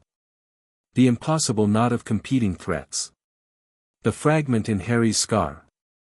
Everything, laid out with the clinical honesty of a doctor delivering a terminal diagnosis. Vane listened. Her face went through stages, shock, horror, fury, and finally something that Harry recognized because he'd felt it himself the first time he'd understood the full scope of the problem, the cold, crystalline clarity that came from accepting that the situation was worse than you'd imagined and deciding to deal with it anyway. So we're fighting two wars simultaneously, she said. One against Voldemort's immortality, one against the Hollow King's prison. And the weapons we need for one war are the vulnerabilities of the other. That's a very succinct summary, Dumbledore said. I'm an unspeakable. Succinct summaries of impossible situations are what we do. Vane stood, walked to her largest chart, the one showing the complete ley line network of Britain, and placed her hand flat against it. Her magic rippled outward, and the chart came alive, lines glowing, data points pulsing. The seal doesn't need 4 anchors, she said. That's the Founder's design, but it's not the only design. The underlying principle is sympathetic resonance, for objects maintaining a harmonic field that contains the entity. But harmonic fields can be maintained by different configurations. 3 anchors with stronger individual resonance. 2 anchors with a bridging enchantment. Even a single anchor, if it were powerful enough. How powerful? Harry asked. Vane looked at the sword. The sword of Gryffindor has absorbed basilisk venom, one of the most magically potent substances in existence. It's bonded to a wizard who carries a piece of Voldemort's soul. It's been in proximity to the Hollow King's prison for over a year, absorbing ambient energy from the failing seal. She paused.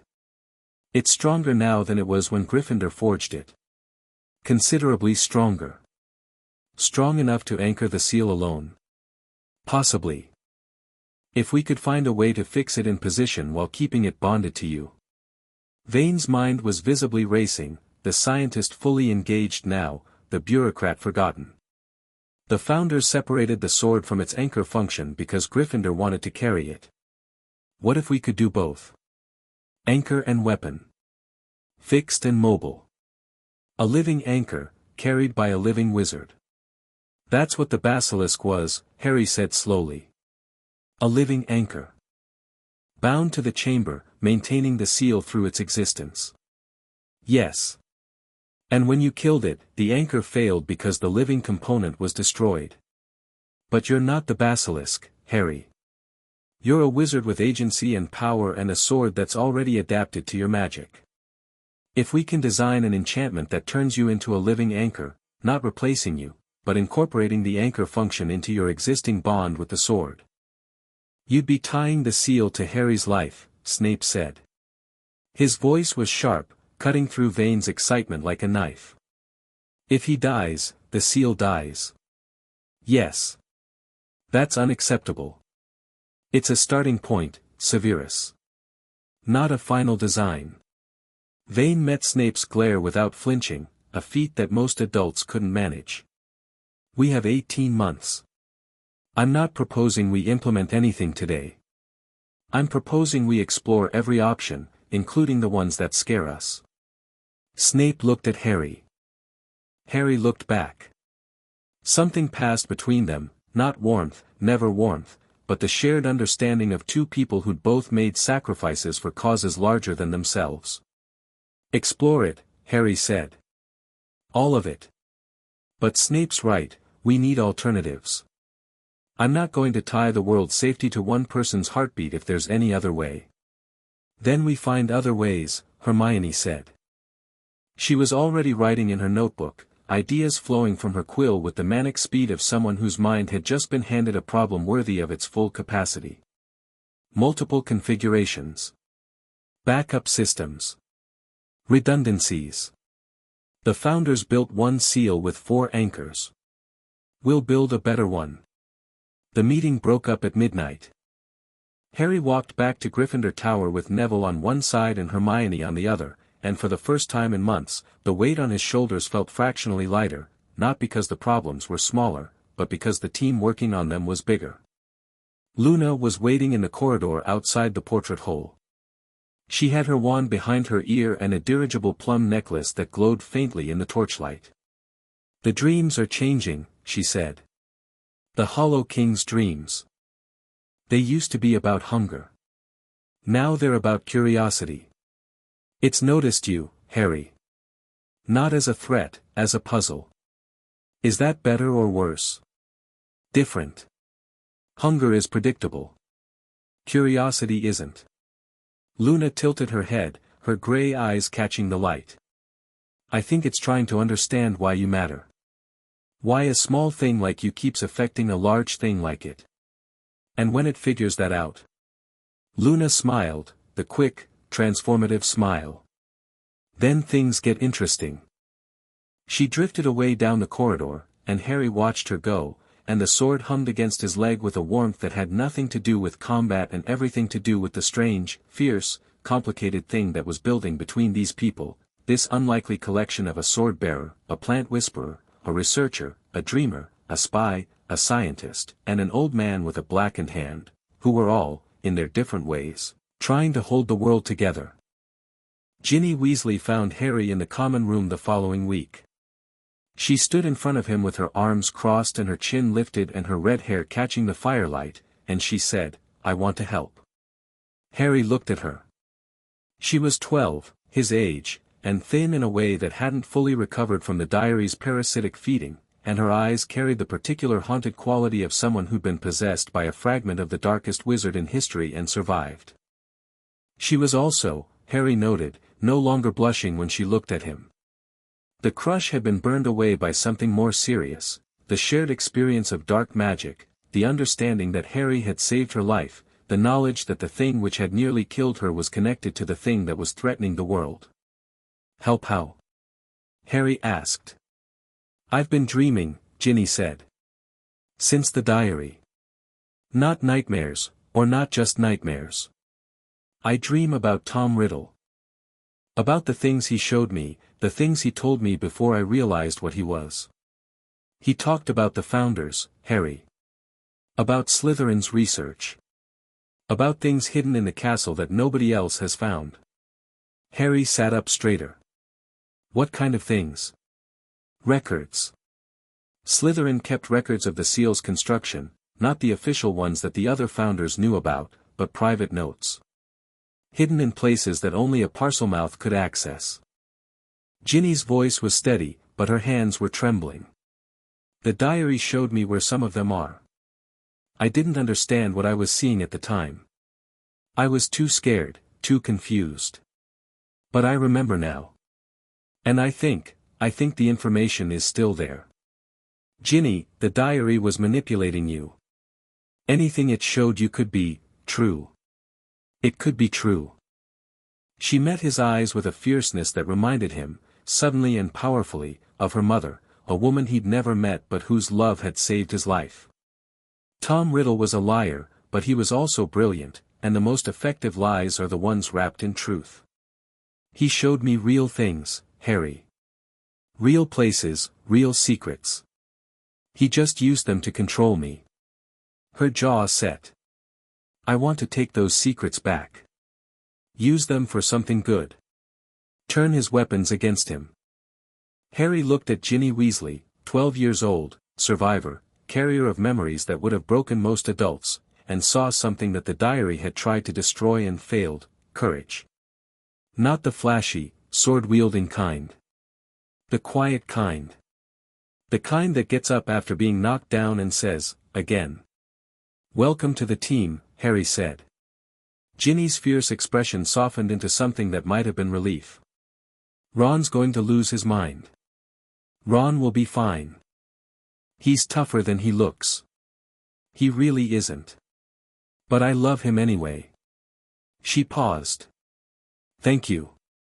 For destroying the diary. For saving me. I never said that properly." "You just did." She nodded once, the same kind of nod Neville had given him at the sorting feast, the nod that said "I see you," and walked away with a straightness to her spine that hadn't been there 10 minutes ago. Harry watched her go and felt the team grow by one more person carrying scars from this war, one more person choosing to fight instead of hide, one more thread in the increasingly complex tapestry of alliances and friendships and shared purpose that was forming around the central problem of a world trying to hold itself together. The sword hummed. Not warm. Not cold. Something new. Something that felt like recognition, the blade acknowledging that its bearer was not fighting alone, had never been fighting alone, and that this, more than any enchantment or ancient weapon, was the thing that would make the difference. December came hard and fast, and with it, a development that none of them had anticipated. The Forbidden Forest began to glow. Not visibly, not to normal eyes. But Harry's venom scar picked it up, and Neville's plant sense confirmed it, and Vane's instruments recorded it with the quiet precision of machines that didn't understand what they were measuring. Deep in the forest, along the root network that connected the oldest trees to the ley lines below, something was luminescent. A pale, sickly green light that pulsed with the Hollow King's heartbeat, visible only through magical perception, spreading through the root system like bioluminescence through deep ocean water. The trees were changing. Neville brought samples to the greenhouse and studied them with growing alarm. Cellular structures were reorganizing, the magical signatures in the wood were shifting from their natural frequencies towards something older and stranger, and the roots were growing downward with a purpose that went beyond normal plant behavior. They were reaching for something. Connecting to something. "The Hollow King is using the forest," Neville said, his voice tight with the particular horror of someone watching nature be corrupted. "The root network, it's the oldest biological structure connected to the ley lines. Pre-Hogwarts. Pre-founders. The trees were here before the castle was built, and their roots go deeper than anyone realized." He held up a cross-section of root that glowed faintly green under magical analysis. "It's building a secondary network. Using the roots as conduits, bypassing the seal entirely. Not breaking out, reaching out." "Reaching for what?" Harry asked. "The other anchors. The cup and the diadem, wherever they are. If the Hollow King can connect to them through the root network, it can corrupt them from below, weaken them without breaking the seal directly. The seal stays technically intact while the anchors degrade. By the time the seal formally fails, the anchors will already be too weak to be repaired." Harry looked at the glowing root sample and felt the sword go cold with an urgency he hadn't felt since the Basilisk. "How do we stop it?" "We can't. Not from here. The root network extends across Scotland and into England, thousands of miles of biological infrastructure that we can't control or contain." Neville's jaw set. "But we can track it. And if we can track it, we can find the other anchors before the corruption reaches them." "The cup is in Gringotts," Harry said. "Bellatrix Lestrange's vault. That's in London. How far has the root network spread?" Neville consulted his maps. "Based on growth rate, it'll reach the London basin by late spring. Maybe earlier. Then we have until spring to get the cup out of Gringotts." "Harry. Breaking into Gringotts is, I know. But the alternative is letting the Hollow King corrupt a founder's anchor from below, which would collapse the seal entirely." Harry touched the sword. Its cold confirmed the urgency. "We need to talk to Dumbledore. And Vane. And probably Snape, because if anyone knows how to plan a heist on an impregnable fortress, it's the man who spent 20 years as a double agent." Neville stared at him. "Did you just suggest that Snape help us rob a bank?" "I suggested that Snape's skill set is uniquely suited to this particular challenge."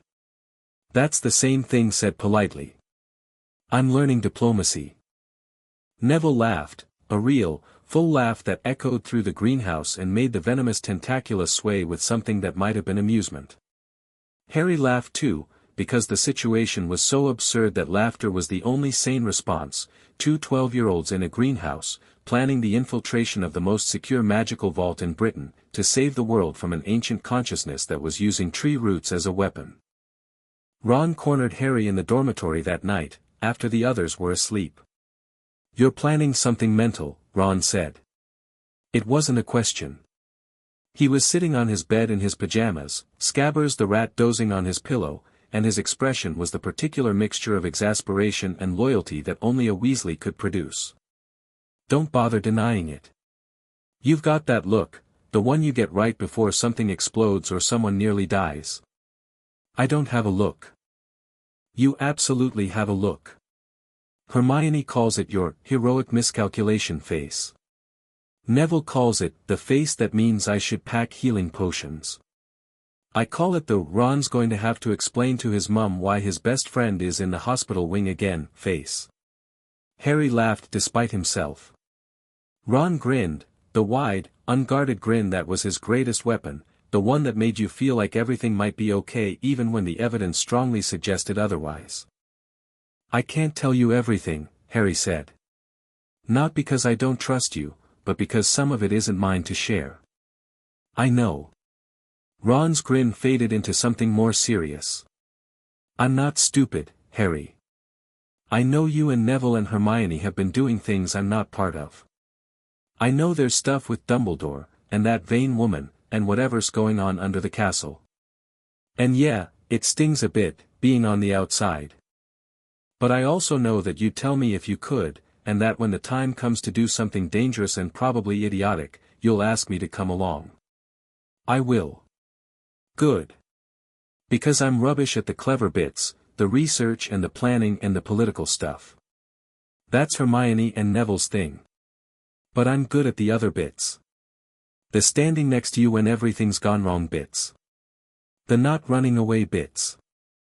Ron met Harry's eyes with a directness that he usually reserved for chess. That's my job. And I'm bloody good at it. Harry looked at his first friend, loud, loyal, insecure about everything except the things that mattered, and felt the particular gratitude that came from being seen clearly by someone who liked you anyway. You're the best person I know, Ron. Don't get sappy. I'm just saying I'm in, whatever it is. Whenever you need me. I know. I've always known. Ron nodded. Then he lay back on his bed and pulled the covers up and said, with studied casualness, also, Mum's sending Christmas jumpers. She's made you a green one with a sword on it. Don't tell her I told you, she wants it to be a surprise. A sword? She reads the Prophet. She's been knitting aggressively ever since the Acromantula article. Ron paused. She also sent a howler to Lucius Malfoy about the diary thing. I don't know exactly what it said, but Fred and George tell me the Malfoy family owl has refused to deliver mail since. Harry grinned. Ron grinned. And the dormitory was quiet and warm and full of the particular safety that came from being in a place where people cared about you, imperfectly, loudly, aggressively, and without reservation. The year ended the way it had begun, with blood. Not literal blood this time. Metaphorical. The blood of knowledge gained too late, of alliances forged under pressure, of a world that was slowly, irrevocably changing in ways that most of its inhabitants couldn't see and wouldn't believe.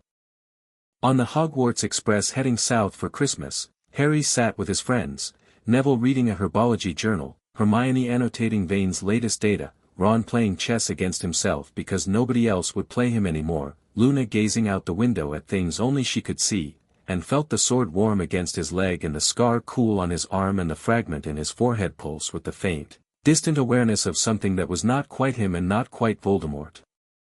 But something in between. 2 years. Neville's timeline said 2 years. Vane's instrument said 18 months. The Hollow King's root network said spring. Spring.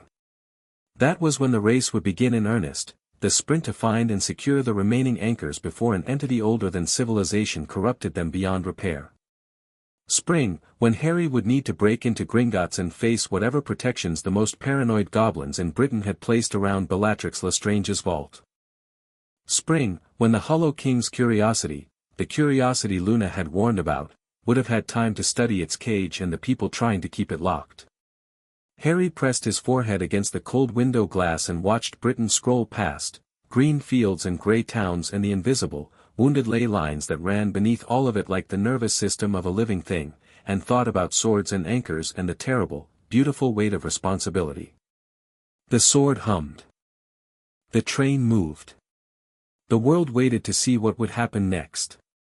And beneath it all, in the patient dark, growing stronger with every corrupted root and every weakened ley line, the Hollow King dreamed of daylight and freedom and the small, fierce creatures on the surface who kept building walls against the inevitable. It had never encountered walls it couldn't eventually break. But it had never encountered builders quite like these. It was about to learn.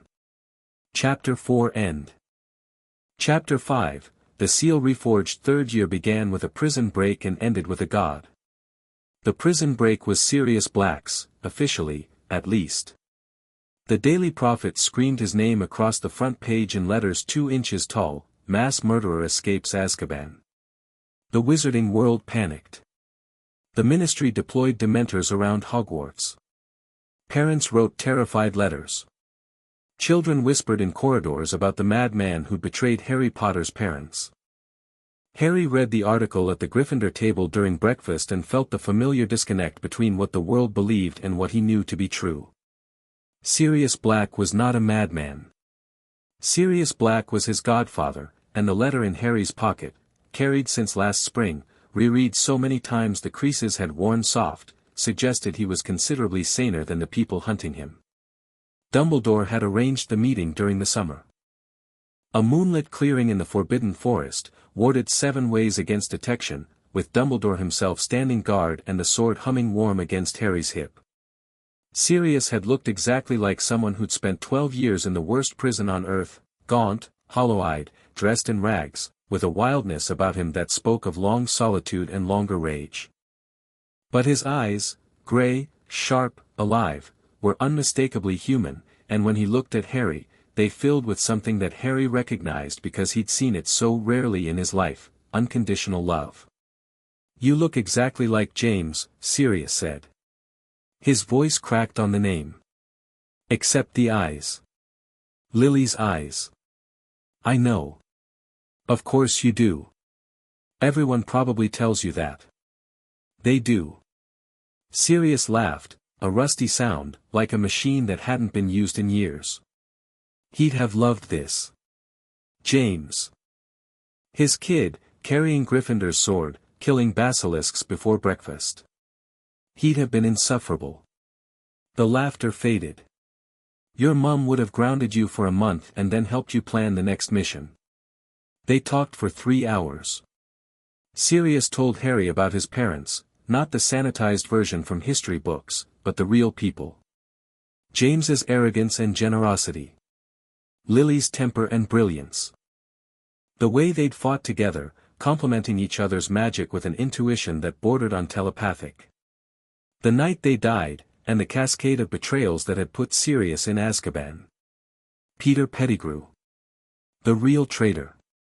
The friend who'd sold James and Lily to Voldemort and faked his own death, framing Sirius for the murder of 13 people with a single curse and a severed finger.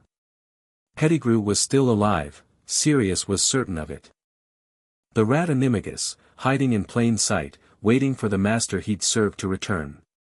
"He's at Hogwarts," Sirius said, and the wildness in his eyes sharpened into something focused and dangerous. "I can feel him. The map, the Marauder's map, James and I made it, it shows everyone in the castle. Their real names. Even Animagi. And Pettigrew's name is on it." "Where?" "In Gryffindor Tower. In the dormitory." Harry went cold. Not sword cold. Human cold. Ron's rat. Scabbers. Sirius's voice was flat. "A rat that's lived 12 years. Normal rats live 3. Your friend has been sleeping next to the man who killed your parents." The implications cascaded through Harry's mind with the precision of a chess sequence. Pettigrew alive. Pettigrew near Voldemort's Horcrux host. Pettigrew, who could provide Voldemort with the means to return, blood magic, servant magic, the ancient rituals that Dumbledore had warned about. "We need to catch him," Harry said. "That's why I broke out." The Pettigrew operation consumed the first month of term.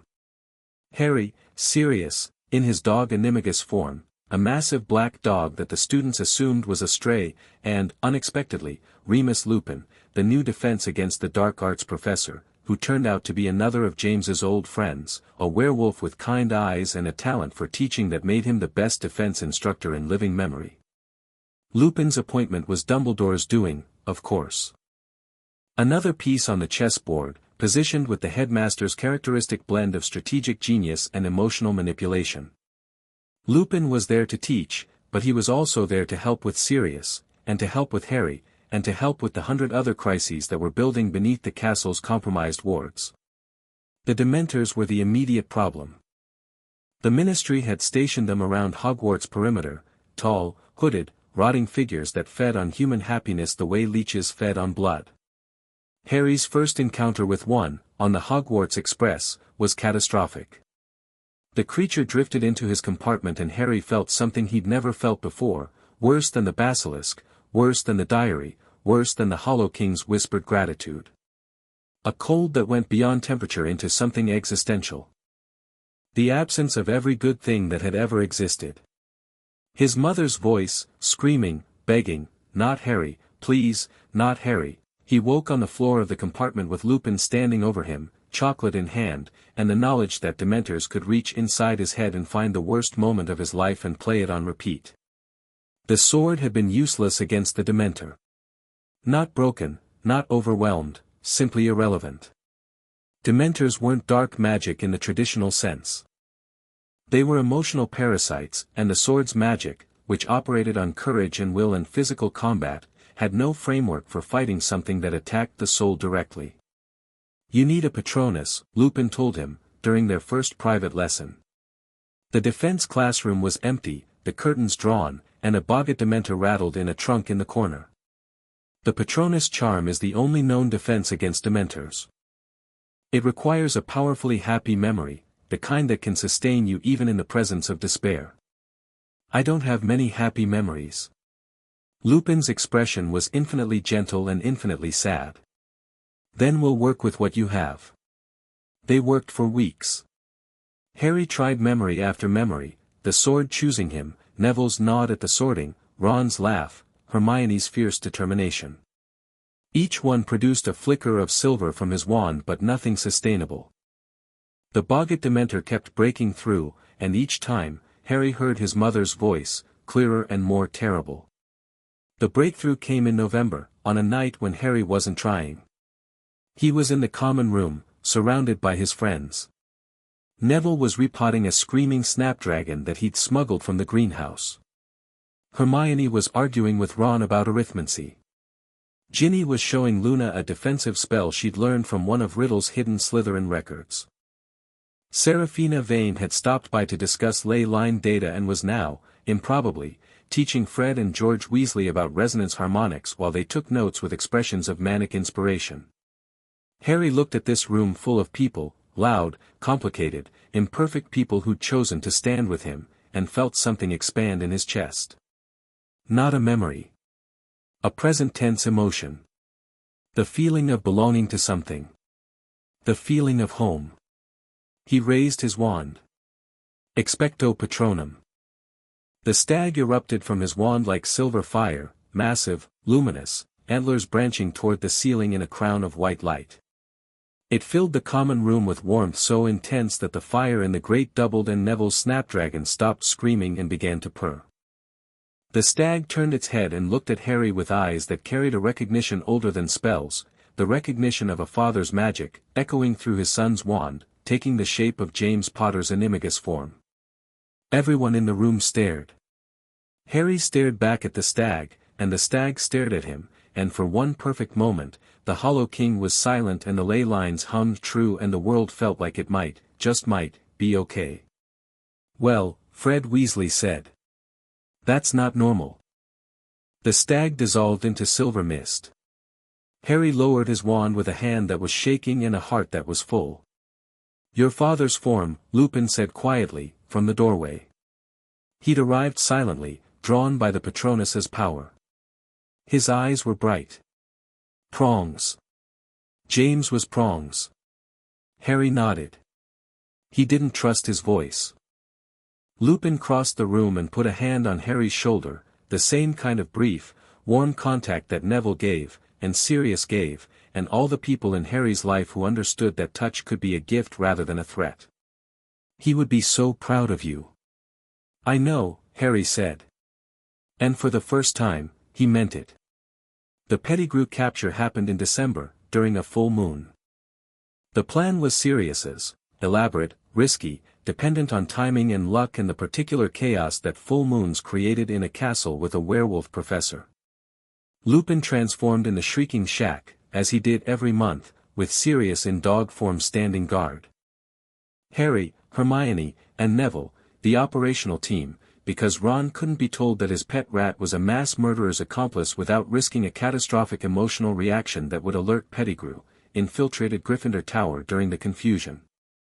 Harry found Scabbers in Ron's dormitory, trembling on a pillow, already sensing that something was wrong. The rat's eyes, beady, desperate, terribly human, found Harry and widened with the recognition of prey spotting a predator. The rat ran. Harry caught him. Not with the sword, with his hand, quick and precise, the reflexes of 5 years of combat training applied to the task of grabbing a fleeing rodent. Scabbers bit him. Harry didn't let go. He carried the squirming rat to the room of requirement, where Dumbledore and Snape and Vane waited with a circle of anti-animagus wards that Hermione had spent 2 months perfecting. They forced the transformation. Pettigrew emerged from the rat like something being born wrong, a small, balding, watery-eyed man who looked nothing like a killer and everything like a coward. He fell to his knees immediately, blubbering, begging, invoking friendships he'd betrayed and loyalties he'd sold. "Harry," Pettigrew gasped, reaching for him. "Harry, your father, James wouldn't have wanted. I was afraid, I was so afraid, the Dark Lord would have killed me, he killed my parents instead," Harry said. His voice was calm. The sword was silent in his pocket. "This wasn't a fight that required a weapon. Because you gave them to him." Pettigrew's confession, extracted under Veritaserum administered by Snape with the cold efficiency of someone who'd been waiting years for this moment, cleared Sirius within the week. The Ministry, embarrassed and furious, issued a formal pardon and a compensation package that Sirius immediately donated to Hogwarts Ward Repair Fund. The Dementors were withdrawn. The Minister for Magic made a public apology that satisfied no one. And Sirius Black, free for the first time in 12 years, stood in the sun on the Hogwarts grounds and looked up at the castle and laughed, really laughed, the way James must have laughed, the way the Marauders had laughed when they were young and alive and the world was full of nothing but possibility. Harry watched his godfather laugh and felt the stag Patronus stirring in his chest, silver and warm, and thought, this is what home feels like. But there was no time for home. The seal was failing. Vane's data showed the acceleration clearly, the corruption in the ley lines had spread through the root network exactly as Neville had predicted, reaching the London Basin in early April. The cup of Hufflepuff, hidden in Bellatrix Lestrange's vault at Gringotts, was now within range of the Hollow King's influence. If the corruption reached it and began to degrade the third anchor, the seal would enter terminal failure. The Gringotts operation was Snape's masterpiece. He'd spent 6 months building it, a web of contacts, bribes, and carefully manipulated Slytherin loyalties that gave them access to information about Gringotts security that no outsider should have possessed. The plan involved a polyjuiced Hermione posing as Bellatrix, Neville providing a botanical distraction that incapacitated the dragon guarding the deeper vaults, and Harry carrying the sword into the vault itself to retrieve the cup before the corruption reached it. "This is insane," Ron said, when Harry finally told him. Ron had taken the Pettigrew revelation hard, weeks of angry silence, followed by weeks of guilt, followed by a fierce, burning need to be useful. "We're 13. We're robbing the most secure building in magical Britain." "Yes. With a plant-based dragon sedative, a disguised teenager, and a magical sword." "Yes." Ron was quiet for a moment. "Then, I'm driving the getaway broom." They broke into Gringotts on a Saturday in May. The operation went wrong almost immediately, the polyjuice wore off faster than expected, the dragon woke up too early, and the goblins triggered a security cascade that turned the underground passages into a labyrinth of traps and alarms. But the team held.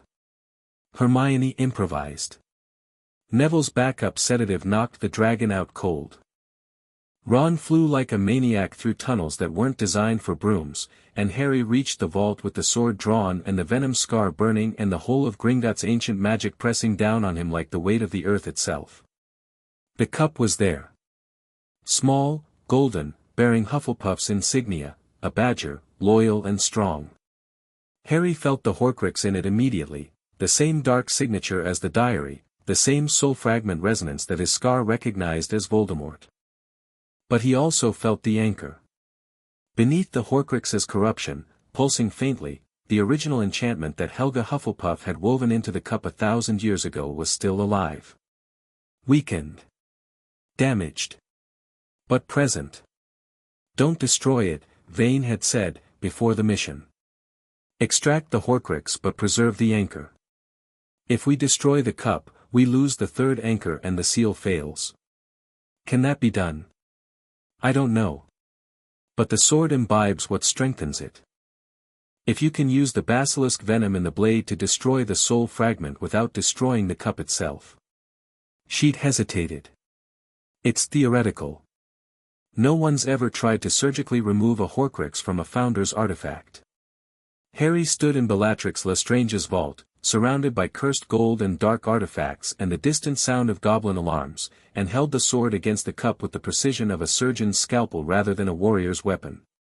The venom found the Horcrux. Harry felt it, the blade's magic reaching into the cup, identifying the foreign element, the soul fragment wrapped around the anchor like a parasite around a nerve. The sword's cold intensified, focused, became a needle rather than a blade, and Harry guided it with the same instinct that had guided him through the basilisk fight, blindfolded, trusting the weapon, letting it show him where to cut. The Horcrux screamed. Black smoke erupted from the cup, Voldemort's face, twisting, raging, and then dissolved in silver fire as the sword's venom consumed it. The cup rang like a bell, pure and clear, and the anchor magic beneath the Horcrux surged back to life, golden and strong, reconnecting to the ley line network with an almost audible click. Harry caught the cup as it fell and felt the anchor thrumming in his hands, alive, restored, Hufflepuff's earth magic flowing through it like water through a reopened dam. The ley lines around Gringotts shifted, stabilized, and somewhere far beneath Hogwarts, the Hollow King flinched. Not a metaphorical flinch. A real one. Harry felt it through the sword, the ancient entity recoiling as one of its escape routes was suddenly sealed, 1/4 of the prison reinforced where it had expected collapse. For the first time since the basilisk's death, the balance of power shifted. They escaped Gringotts on the back of the dragon, Neville's sedative had worn off, and the creature, confused and angry, blasted through the ceiling of the underground caverns and burst into London airspace in a shower of marble and goblin curses.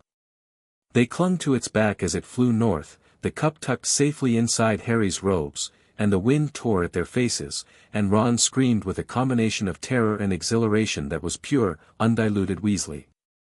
They returned the cup to Hogwarts. Vane installed it in a specially prepared chamber beneath the astronomy tower, a junction point in the ley line network where Hufflepuff's anchor could resume its function. The effect was immediate. The ley line disruptions in the castle's southern quadrant stabilized overnight. Neville's plant stopped growing wrong. The house elves reported that the castle's hum was changing, still broken, still off-key, but with a new note of strength that hadn't been there before. 1 anchor restored. 2 still compromised, the sword displaced, the basilisk destroyed. 1 more out there somewhere, Ravenclaw's diadem, lost for centuries, possibly corrupted by another Horcrux. Dumbledore found it. The discovery came in June, during a conversation with the Grey Lady, the ghost of Helena Ravenclaw, Rowena's daughter, who had stolen the diadem centuries ago and hidden it in a forest in Albania. Tom Riddle had found it there, turned it into a Horcrux, and brought it back to Hogwarts. It was in the Room of Requirement, buried under decades of accumulated junk, waiting. Harry performed the same surgical extraction on the diadem that he performed on the cup, sword point precision, venom scalpel, Horcrux destroyed while anchor preserved.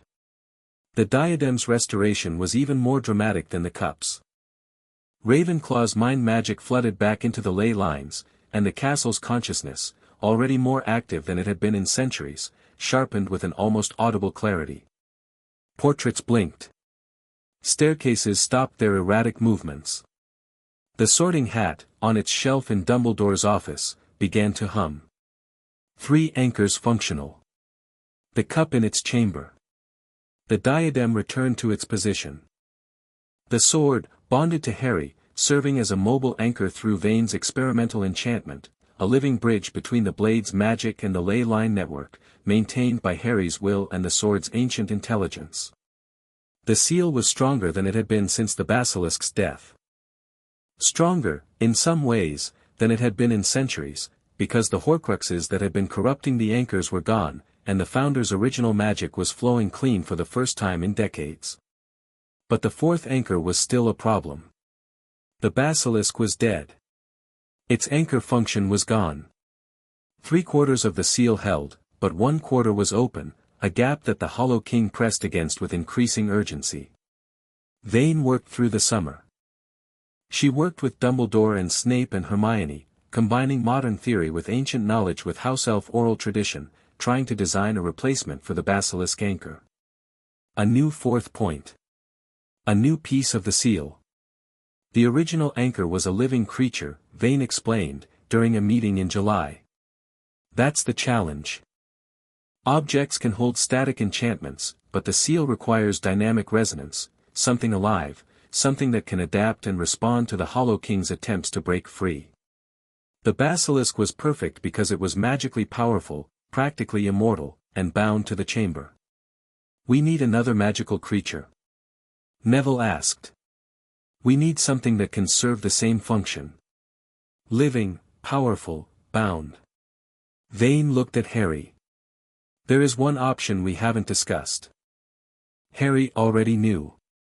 He'd known since Vane first proposed the living anchor concept, months ago. He'd been waiting for someone else to say it. Me. You carry the sword, Gryffindor's anchor. Your blood contains basilisk venom, Slytherin's legacy.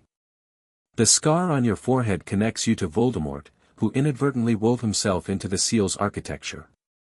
You are already, functionally, a bridge between all four founders' magical traditions.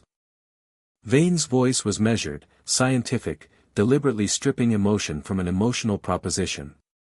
If we could formalize that connection, bind you to the seal the way the basilisk was bound, you could serve as the fourth anchor. Living, dynamic, powerful. And if I die, the seal dies. Yes. The room was very quiet. Dumbledore sat with his blackened hand folded over his good one. Snape stood against the wall with his jaw clenched.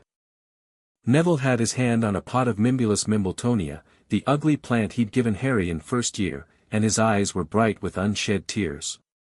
There has to be another way, Ron said. His voice was rough. There might be, Hermione said. She was standing by Vane's charts, her eyes moving rapidly across the data. The founders used 4 anchors because they had 4 people. But the seal is fundamentally a harmonic system. If we can't replace the 4th anchor with a single point, we could replace it with a distributed network. Multiple small anchors, each carrying a fraction of the load, connected through the ley lines. What kind of anchors? Vane asked, leaning forward. People. Hermione looked around the room. Willing participants, each bound to the seal through the same kind of living anchor enchantment, but sharing the load so that no single person carries the full weight. If one person falls, the others compensate. Redundancy. Distribution. The same principle that makes the internet more resilient than a single server. The room processed this. Vane's eyes were wide, the expression of a scientist watching a new paradigm click into place. A network of anchors, Vane murmured. Distributed resonance. It's never been done. A lot of things we've done have never been done, Harry said. That hasn't stopped us yet. They built the network over the summer. 7 volunteers, Harry, Neville, Hermione, Ron, Ginny, Luna, and, in a decision that surprised everyone including himself, Draco Malfoy. Draco had come to Harry in June, after his father's arrest for Death Eater activities related to the diary and the attempted theft of the prophecy. He'd come alone, at night, to the astronomy tower, the place where Harry and Neville had first talked about the basilisk, 2 years and a lifetime ago. I want to help, Draco said. No posturing. No drawl. Just a boy whose world had collapsed, looking for something real to hold on to. Why? Because my father tried to destroy this school. Because the thing he served, Voldemort, tied itself to the thing that's trying to destroy the world. And because you told me once that we didn't have to be enemies. Draco met Harry's eyes. I want to prove you were right. 7 anchors. 7 teenagers, each bound to the seal through a ceremony that Vane designed and Dumbledore performed and Snape oversaw with the ferocious protectiveness of someone who'd already lost too many people he cared about. The enchantment hurt, not physically, but spiritually, a deep alteration in each participant's magical signature that connected them to the ley line network and through it to each other and through all of them to the seal that held the Hollow King. When the last binding was complete, the seal closed. Harry felt it, a thunderclap of magic, silent but immense, as the gap left by the basilisk's death was filled by 7 living anchors working in concert. The ley line sang, really sang, a harmonic frequency that the castle hadn't produced in a millennium, resonating through every stone and beam and enchantment. The house elves wept. The portraits cheered. The Sorting Hat sang a spontaneous ballad that lasted 4 minutes and brought McGonagall to tears. The Hollow King roared. Not in the ley lines. Not through the roots. A direct, psychic assault that hit all 7 anchors simultaneously, a wave of ancient fury and cosmic hunger that drove them to their knees and filled their minds with visions of darkness and consumption and a crown of roots descending over a world without light. Harry held. The sword blazed in his hand, silver light flooding the chamber. Beside him, Neville gripped the earth and pushed back with every ounce of his connection to the living world.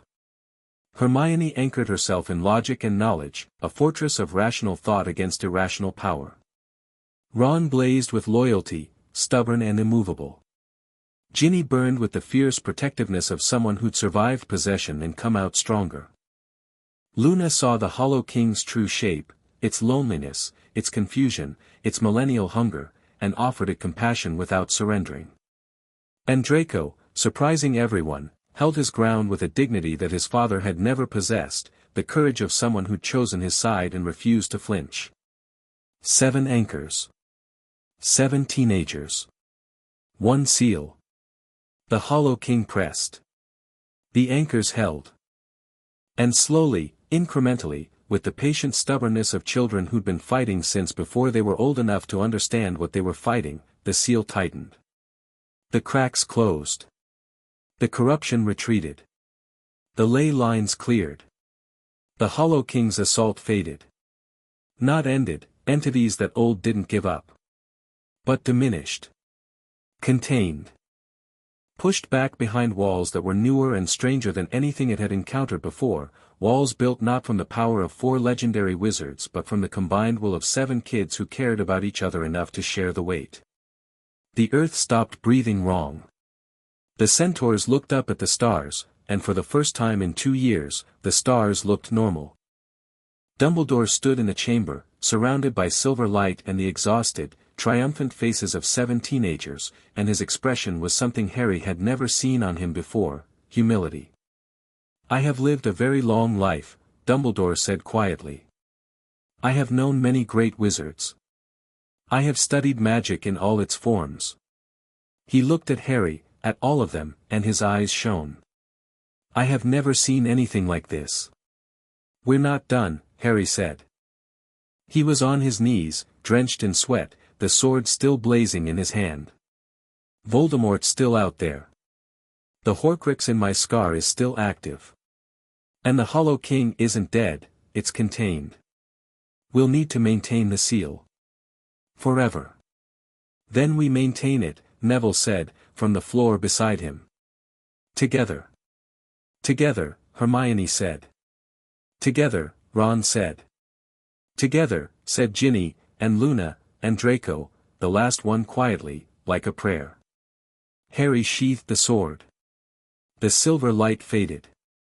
The chamber was quiet, and the castle hummed its ancient song, whole, for the first time in a millennium, carried by 7 voices that hadn't existed when the song was written but that fit, somehow, into its melody with the rightness of something inevitable. Outside, the sun was rising over the forbidden forest. The trees were green and still. The lake reflected the castle in perfect clarity. And somewhere deep beneath the earth, behind walls of courage and loyalty and intelligence and love, the Hollow King sat on its throne of roots and contemplated, for the first time in its eternal existence, the possibility that it might not win. It was a new feeling. The Hollow King examined it with the curiosity of something that had existed for eons and had never once been uncertain. It decided, after long consideration, that it did not like uncertainty. But it could learn to live with it. It had no choice. The children had made sure of that. And Harry Potter, 13 years old, sword-bearer, seal-keeper, anchor among anchors, stood in the dawn light with his friends around him and his godfather's laugh still echoing in his memory and his mother's sacrifice still burning in his scar, and thought, this is what it was all for. Not the sword. Not the power.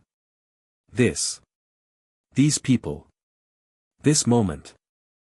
This choice to hold the world together because someone had to, and we were the ones who showed up. The sword hummed. Not warm. Not cold. Home. Chapter 5 End.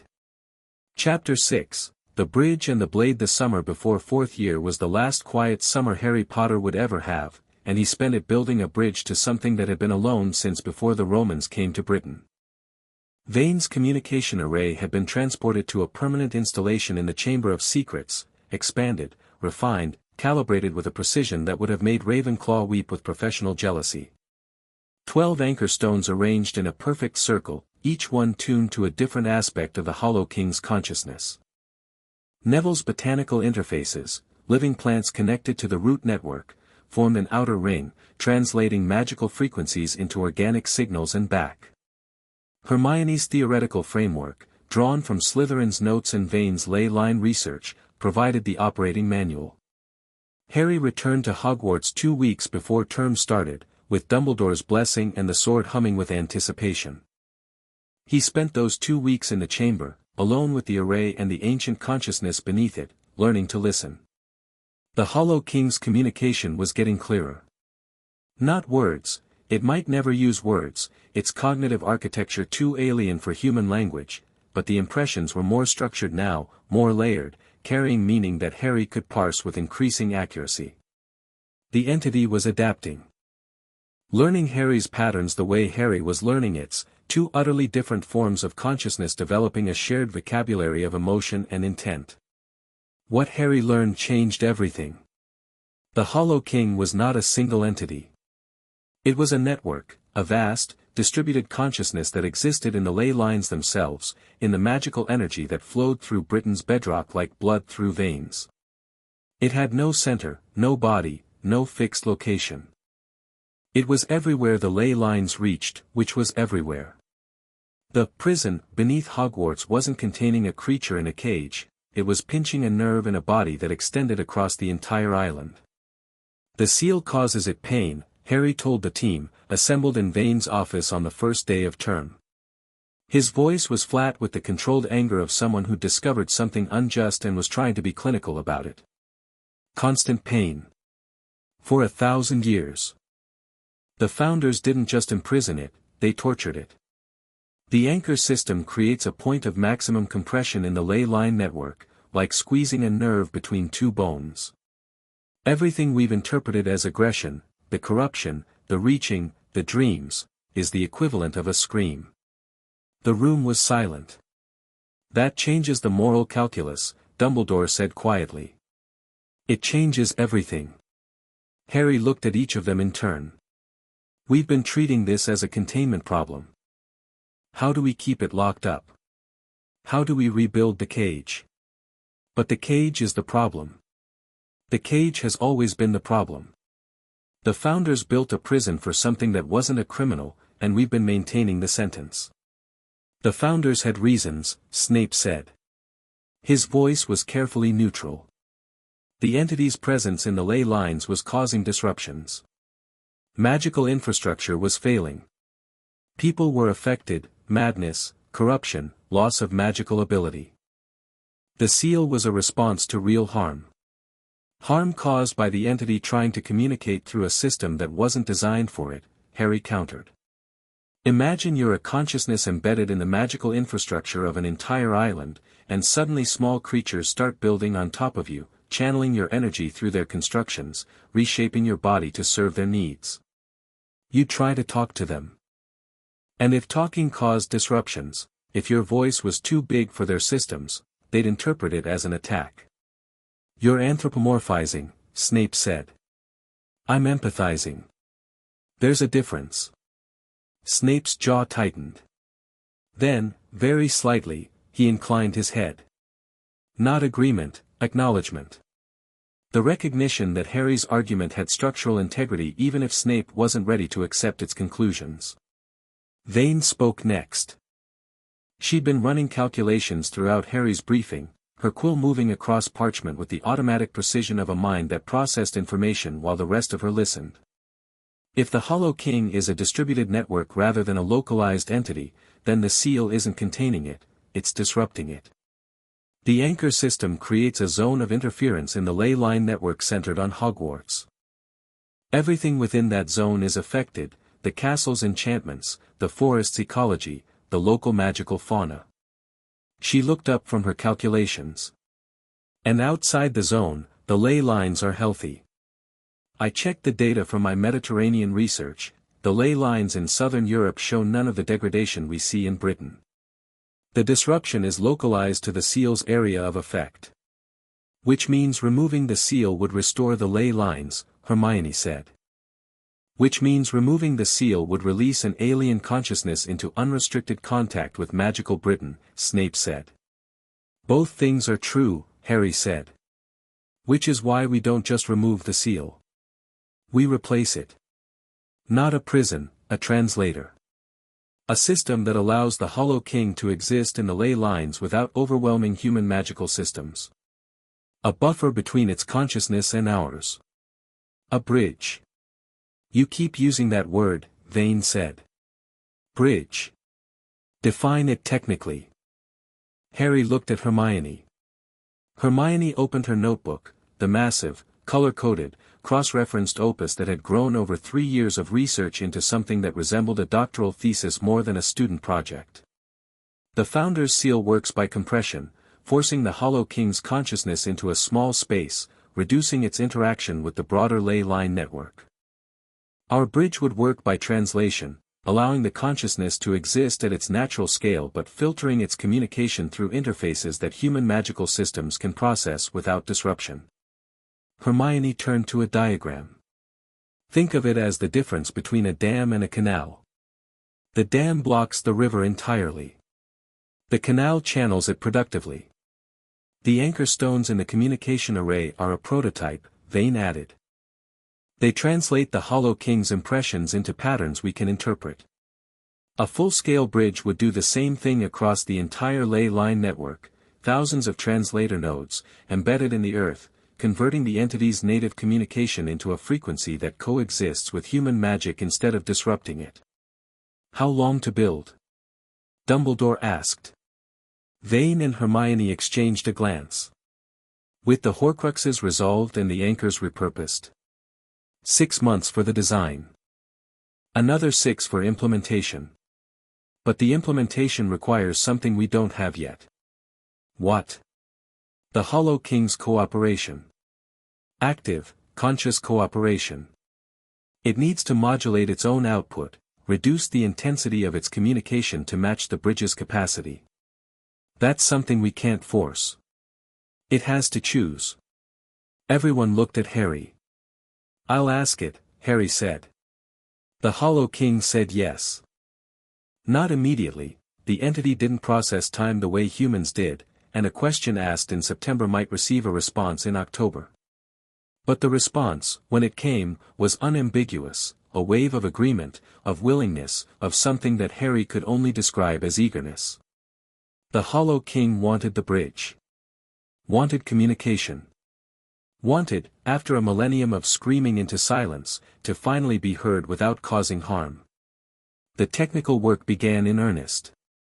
Vane designed the translator nodes, small, crystalline structures that could be embedded in the earth at ley line junctions, each one calibrated to filter a specific range of the Hollow King's consciousness.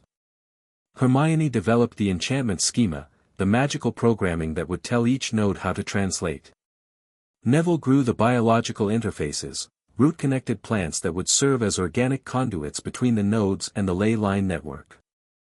Luna provided the consciousness mapping that made the whole thing possible. Her ability to perceive magical frequencies that instruments couldn't detect gave the team a real-time picture of the Hollow King's communication patterns.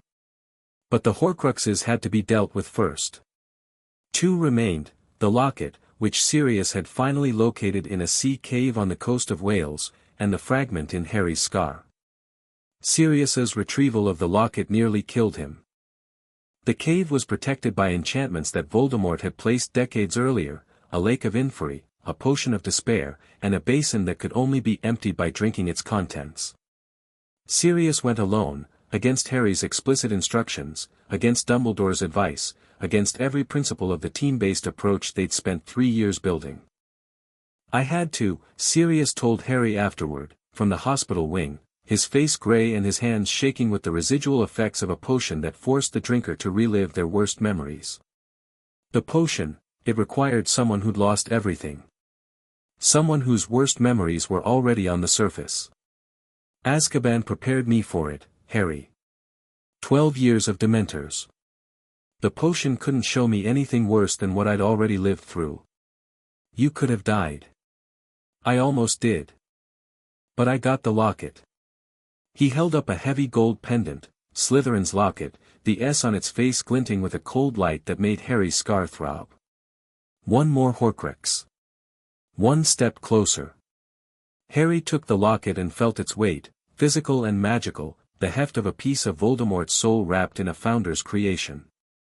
Like the cup and the diadem, it was both Horcrux and potential anchor, dark magic and foundational magic intertwined. Vane's extraction procedure, the separation of Horcrux from anchor function, had been refined over months of work with the cup and diadem. The method was elegant in theory and terrifying in practice, using the sword's unique properties, its combination of Gryffindor's foundational magic and Basilisk venom, to cut between the two magical spectra, separating Voldemort's soul fragment from the Founder's enchantment the way a surgeon separated a tumor from healthy tissue. The cup went first. Harry held the sword over the small golden vessel while Vane directed the magical frequencies and Hermione maintained the stabilization enchantments and Neville's plants monitored the ley line response.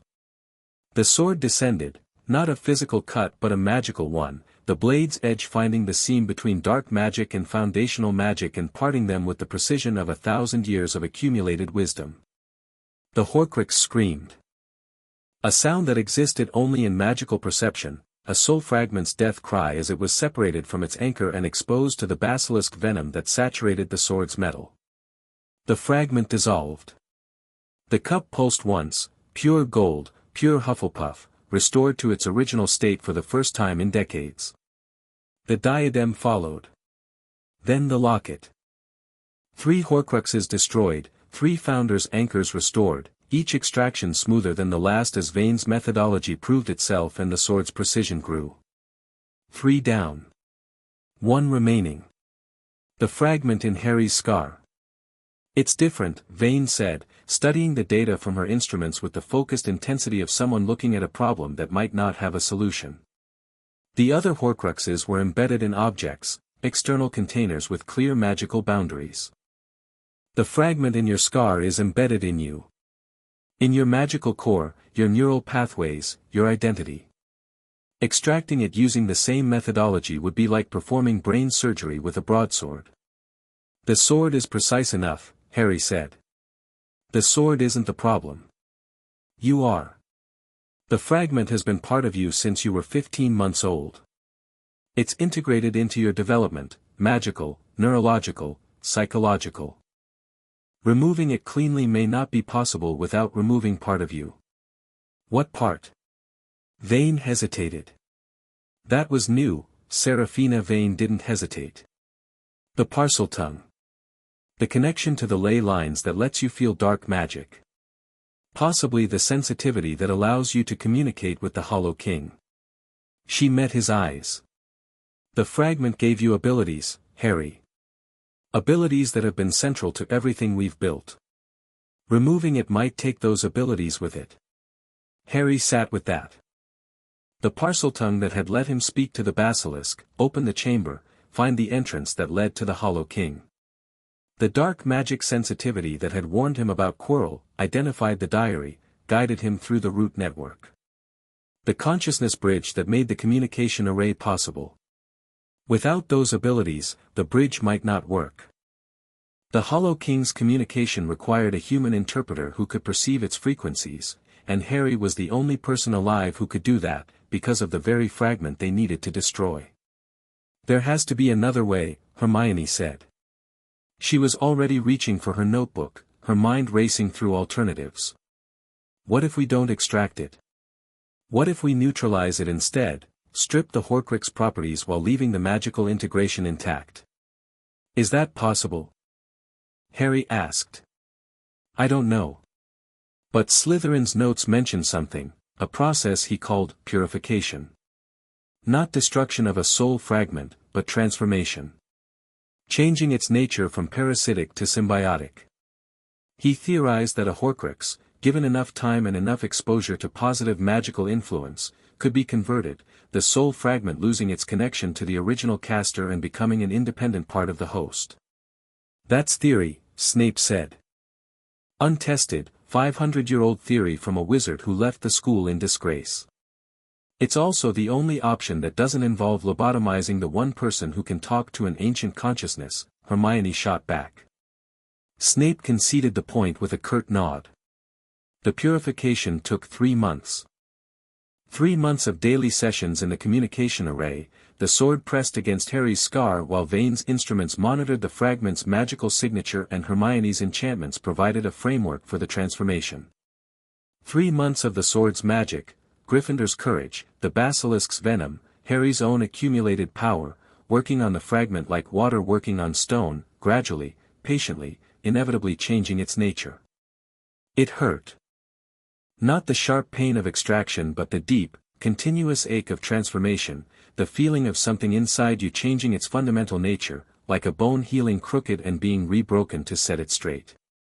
Harry endured it the way he'd endured everything, with stubbornness, with the sword's warmth against his skin, and with his friends around him.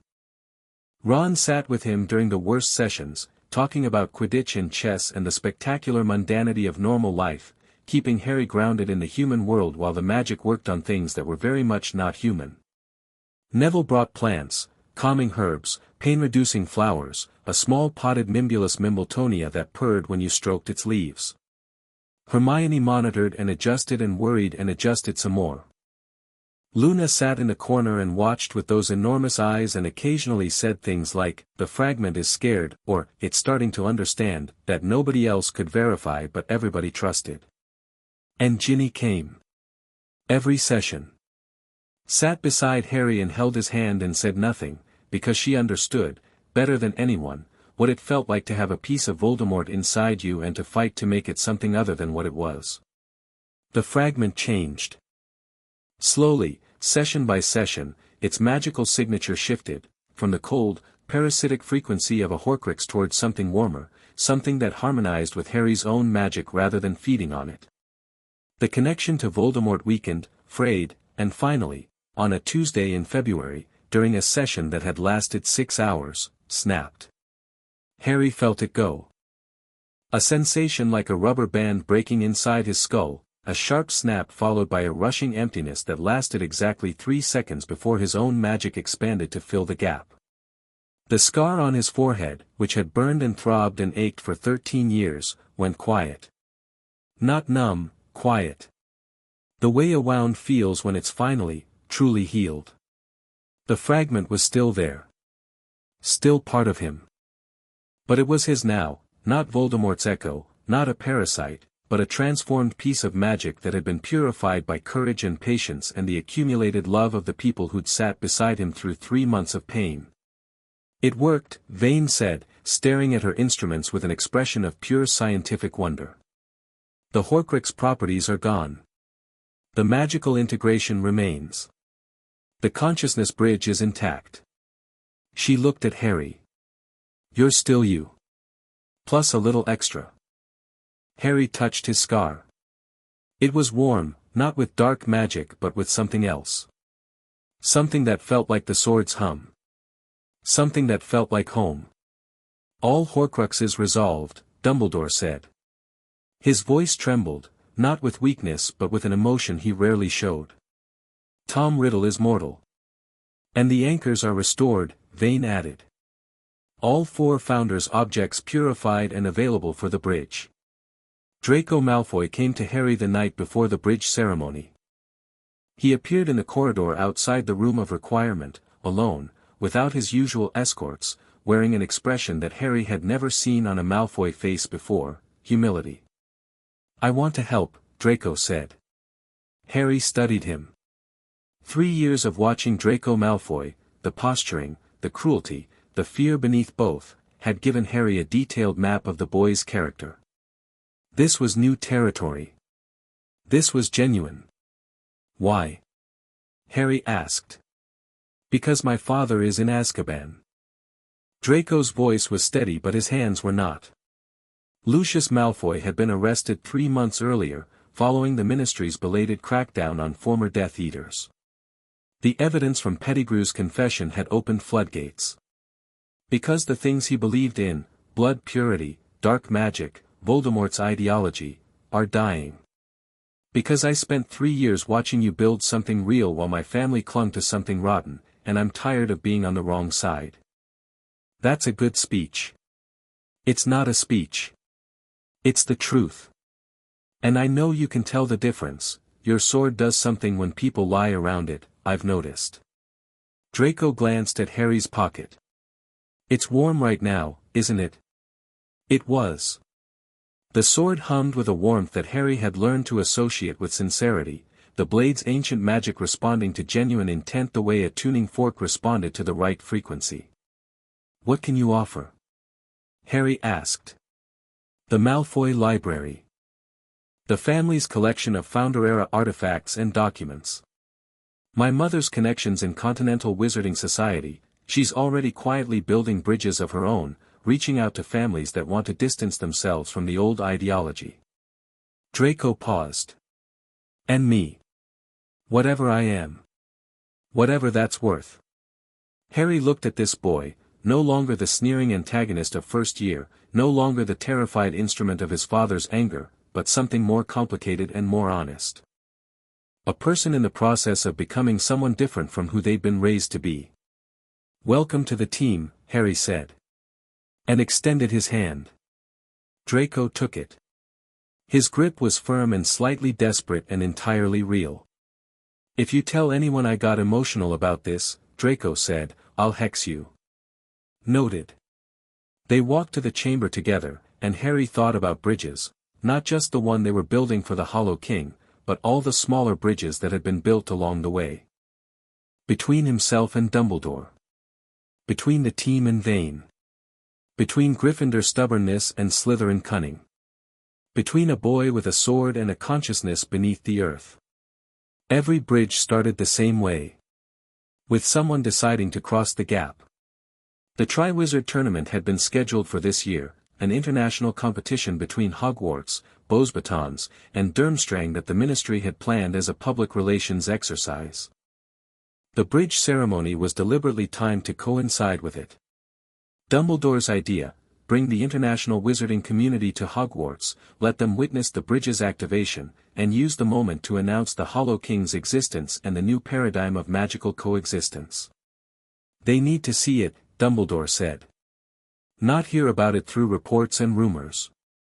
See it. Feel it. Experience the Hollow King's consciousness firsthand, through the bridge, in a controlled setting. Fear comes from ignorance. Understanding comes from experience." The delegations arrived in October. Beauxbatons in a flying carriage drawn by winged horses. Durmstrang in a ship that emerged from the lake like a submarine. Students and teachers from across Europe, bringing with them the particular energy of people who traveled far and expected something extraordinary. They got it. The bridge ceremony was held in the Great Hall, which Vane's team had modified for the occasion, translator nodes embedded in the ancient stone, botanical interfaces lining the walls, the 4 founders' anchors positioned at the hall's corners. Every student, teacher, and visiting dignitary was present. The ceiling showed a clear night sky, and the candles burned with a silver light that Neville's plants had been calibrated to produce. Harry stood at the center. The sword was in his hand, and for the first time since he'd found it in a church at 6 years old, he held it not as a weapon but as a key. The blade's light filled the hall, warm, silver, carrying the accumulated magic of 1,000 years and the focused intent of a 14-year-old boy who'd learned that the most powerful thing you could do with a sword was put it down. I'm going to introduce you to someone, Harry said. His voice, amplified by the hall's enchantments, reached every ear. Someone who's been here longer than any of us. Longer than the castle. Longer than wizarding civilization. Someone who's been trying to talk to us for 1,000 years, and who we've been too afraid to listen to. He raised the sword. The bridge activated. And the Hollow King spoke to every person in the Great Hall simultaneously. Not in words. In feeling. In the deep, overwhelming, beautiful experience of a consciousness that encompassed an entire island expressing itself through a bridge built by children. The hall gasped. People clutched their chests. Tears appeared on faces that hadn't cried in decades. Because the Hollow King's first message to the wider wizarding world was the same thing it had said to Harry in the chamber months ago, the same thing that had powered his Patronus, the same simple, devastating, world-changing expression, I am here. I have always been here. And I am so glad you can finally hear me. Victor Crumb, Durmstrang's champion, a young man built for physical competition who'd expected an athletic tournament and instead found himself crying in the Great Hall, later told reporters that it was the most profound experience of his life. Fleur Delacour, Bosbaden's champion, already known for her composure, sat down very suddenly and didn't speak for 20 minutes. Cedric Diggory, Hogwarts champion, a Hufflepuff, a boy who valued fairness above all things, simply said, "We should have been listening all along." The Triwizard tournament was quietly cancelled. Nobody objected. Competition seemed absurd in the face of what they'd just experienced.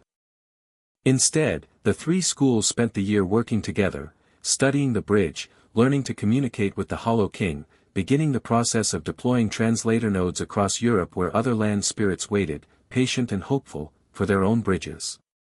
Then we build it, Harry said. We build the bridge and we end this. The confrontation with Voldemort's proto-body came sooner than anyone expected. The Ministry's holding cell, it turned out, was not as secure as Fudge's assurances had suggested. Bellatrix Lestrange, freed from Azkaban during a mass breakout that the Dementor's withdrawal had made possible, orchestrated a raid on the Ministry that caught everyone off guard.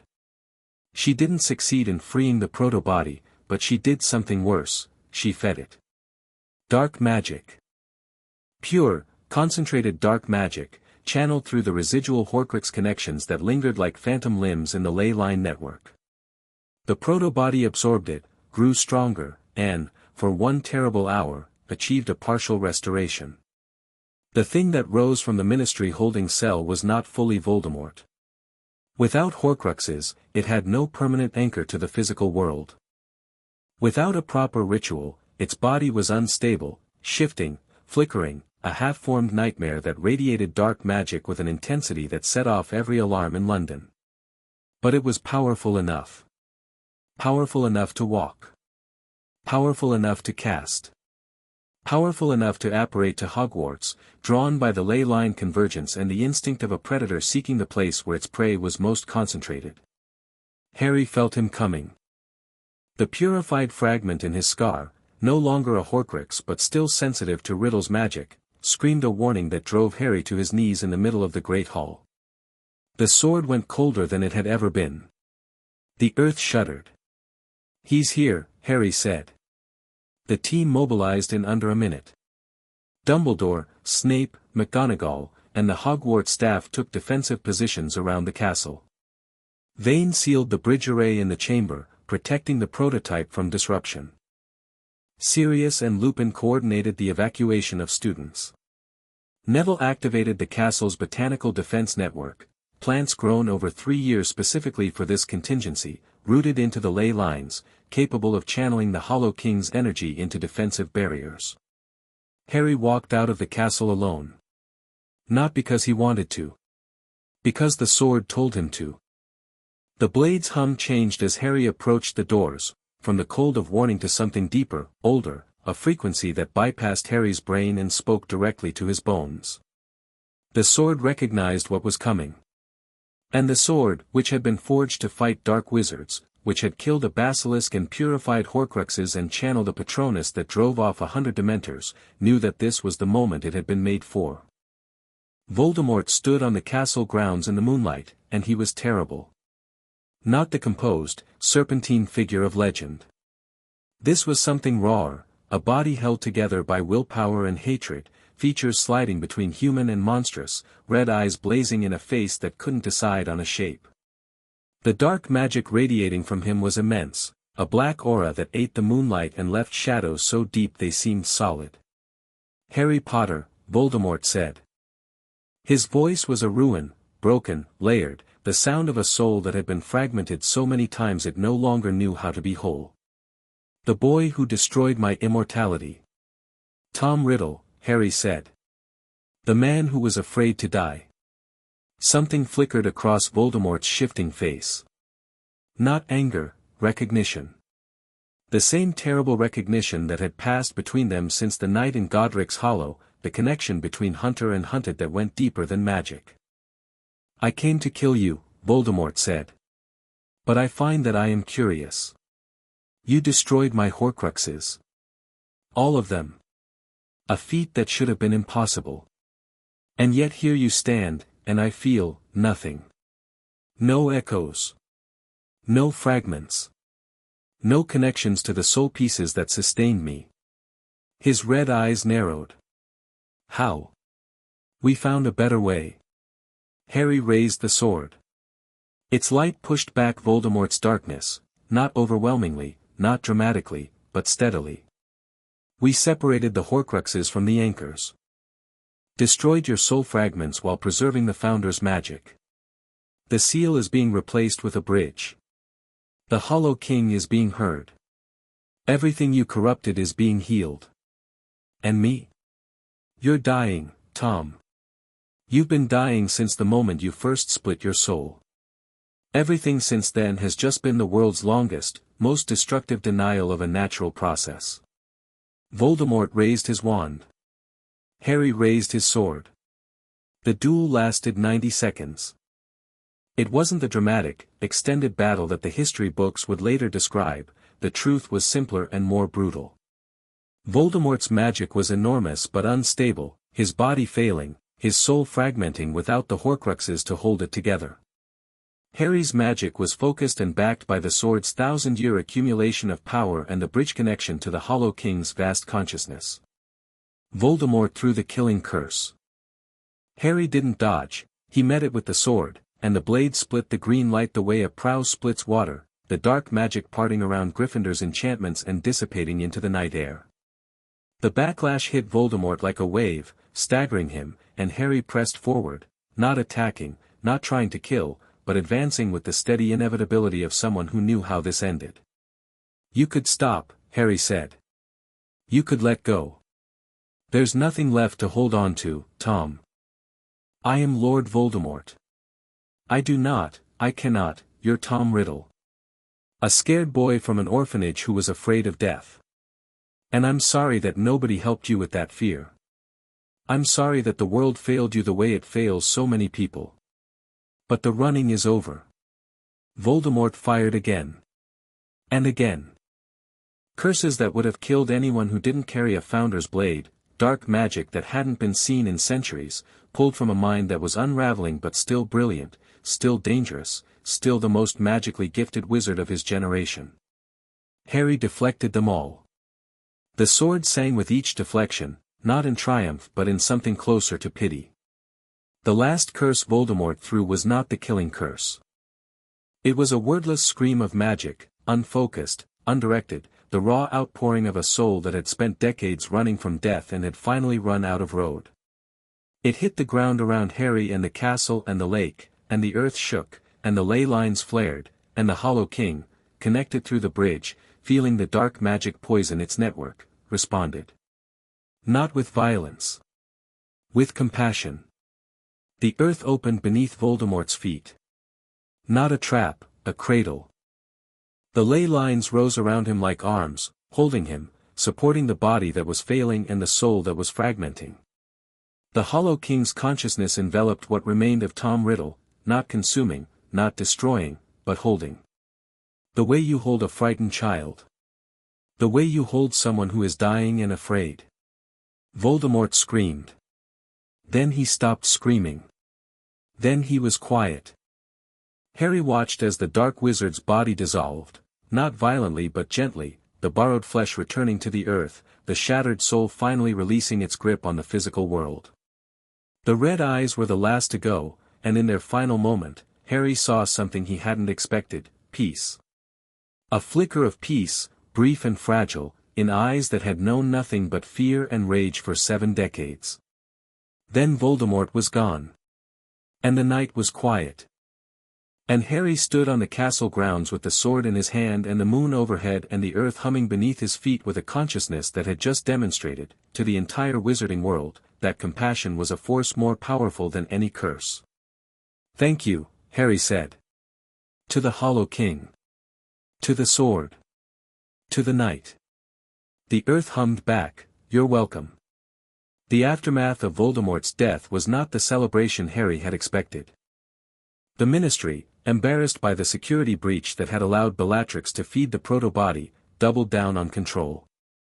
Fudge was replaced by Rufus Scrimgeour, a harder man, a former Auror, someone who saw threats where Fudge had seen inconveniences. Scrimgeour's first act was to demand full Ministry oversight of the bridge project. "The entity beneath Hogwarts is a matter of national security," Scrimgeour said, in a meeting that was tense enough to make the air crackle. "A consciousness embedded in Britain's magical infrastructure cannot be managed by a group of students and a single unspeakable. The Ministry will assume control." "With respect, Minister," Harry said, "the Ministry's track record with this situation includes deploying Dementors that nearly destroyed the ley lines, failing to contain Voldemort's remains, and spending 3 years pretending the problem didn't exist. We'll continue managing it ourselves." Scrimgeour's face went the color of a bruise. "You're 14 years old. And I've accomplished more in 4 years than the Ministry has in a century. Age is irrelevant. Competence isn't." The standoff lasted 2 weeks.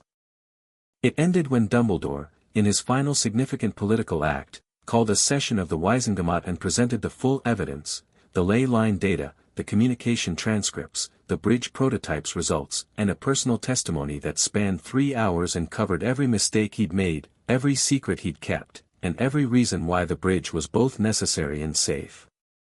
The Wizengamot voted to establish the bridge project as an independent entity, funded by the Ministry but governed by an international board that included Vane, representatives from Beauxbatons and Durmstrang, and, in a precedent that would reshape wizarding governance, Harry Potter himself, the youngest member of any international magical body in history.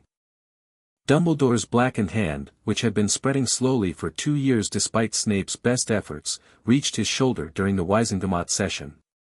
He delivered his 3-hour testimony with dark veins visible on his neck, his voice steady even as his body failed, and when the vote was counted, he sat down heavily and did not get up for a long time. "The curse is accelerating," Snape told Harry that evening. His voice was stripped of its usual acid, bare, clinical, the voice of a healer delivering news he couldn't change. "Months, perhaps. The ring's curse was always terminal. I contained it, slowed it, but could not cure it. There must be something, there isn't." Snape met Harry's eyes. "The headmaster has known this since the night he destroyed the ring. He chose to spend his remaining time on this, on the bridge, on the Horcruxes, on ensuring that the work would continue after him." Harry found Dumbledore in his office, sitting in his chair with Fawkes the Phoenix on his lap and the instruments on his shelf spinning slowly. The old man looked tired, genuinely tired, in a way that transcended physical exhaustion. He looked like someone setting down a burden they'd carried for a very long time. "You knew," Harry said. "Since second year. Since the ring. I knew. You should have told me. Perhaps. But you had enough to carry without adding my mortality to the list."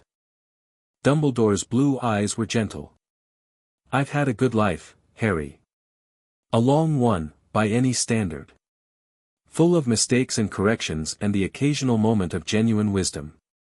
And I've had the extraordinary privilege of watching you, you and your friends, do something that I and the founders and every wizard who came before you failed to do. You listened. You built. You chose understanding over fear. That was all of us. Not just me. Yes. All of you. And that's the point, isn't it? The founders failed because they couldn't agree. Each of them was brilliant individually, but they couldn't combine their brilliance into a unified approach. You succeeded because you did. Gryffindor courage, Slytherin cunning, Ravenclaw wisdom, Hufflepuff loyalty, not in separate houses, not in competition, but combined. In you. In your team. You're saying goodbye. I'm saying thank you. Dumbledore reached out with his good hand, the one that wasn't blackened and dying, and placed it on Harry's shoulder. Take care of the bridge. Take care of each other. And take care of the Hollow King, it's been lonely long enough. Harry gripped the old man's hand. I will. I know you will. Dumbledore's eyes twinkled, one last time, one final spark of the calculated warmth that had defined him for a century. Now go. Your friends are waiting. They always are. Dumbledore died 3 weeks later, peacefully, in his sleep, with Fawkes singing a song that the entire castle heard, a long, rising melody that spoke of endings and beginnings and the way that the two were, in the end, the same thing. The phoenix burst into flame at the moment of Dumbledore's passing and was reborn from the ashes, as phoenixes always were, and the baby bird sat on the pillow beside the old man's still face and chirped, once, softly, as if to say, "It's all right. You can rest now." The funeral was held on the castle grounds. Every person Harry had ever met was there, students and teachers and ministry officials and shopkeepers and house elves and centaurs and Hagrid, who wept so loudly that his tears formed actual puddles. The Hollow King, connected through the bridge, attended in its own way, a gentle warmth in the earth beneath the funeral gathering, a presence that spoke of respect for a man who had, in the end, chosen to listen. Harry didn't speak at the funeral. He didn't need to. The sword spoke for him, a single, sustained note of silver light that rose from the blade and hung in the air above the gathering like a star, burning steadily, burning brightly, a founder's tribute to the last great wizard of the old world and a promise that the new world would be worthy of his sacrifice. McGonagall became headmistress. The school adapted. The work continued. And Harry, standing at the edge of the lake after the funeral with the sword in his hand and his friends around him, looked at the castle and the sky and the earth and felt, beneath the grief, something that Dumbledore would have recognized and approved of. Not an ending. A beginning. Pipsy found Harry in the chamber the night before the bridge ceremony. The little house elf, the bravest of the kitchen elves, the first magical creature who'd ever spoken to Harry with reverence instead of fear, stood in the entrance to the chamber and looked at the array that had been built in the space where a basilisk had once slept, and her enormous eyes filled with tears. "The young master has done it," Pipsy whispered. "What the castle has been waiting for. What we has been hoping for, all these long centuries." Harry knelt so he was eye level with her. "You helped, Pipsy. You and every elf in this castle. Without you, I'd never have known about the founders. Never have known about the sword. Never have found this place. We is only servants, young master. Your family." Harry put his hand on Pipsy's shoulder, the thin, trembling shoulder of a creature who'd spent her life being told she was less, who'd helped save the world despite every voice that said she couldn't. "When the bridge activates tomorrow, I want you there. All of you. The house elves built this castle. You maintained it for 1,000 years. You deserve to see what it becomes." Pipsy's tears spilled over. She reached up and touched Harry's scar, the quiet scar, the healed scar, the scar that no longer defined him, and said, "The young master is very brave. But brave is not the word. Pipsy thinks the word is kind." Harry thought about that. Brave was what the world called him. Kind was what Pipsy called him. And kindness, he'd learned, through 4 years of impossible problems and unlikely solutions, was the more powerful thing. The Hollow King stirred beneath them. A gentle pulse, warm and present, as if it too was listening and agreeing. The ancient consciousness had learned many things through the bridge, human language was still beyond it, but human emotions were becoming clear. And kindness, the Hollow King was discovering, was a frequency it could match. The morning of the bridge ceremony dawned clear and golden, the kind of morning that felt deliberate, as if the weather itself was making an effort.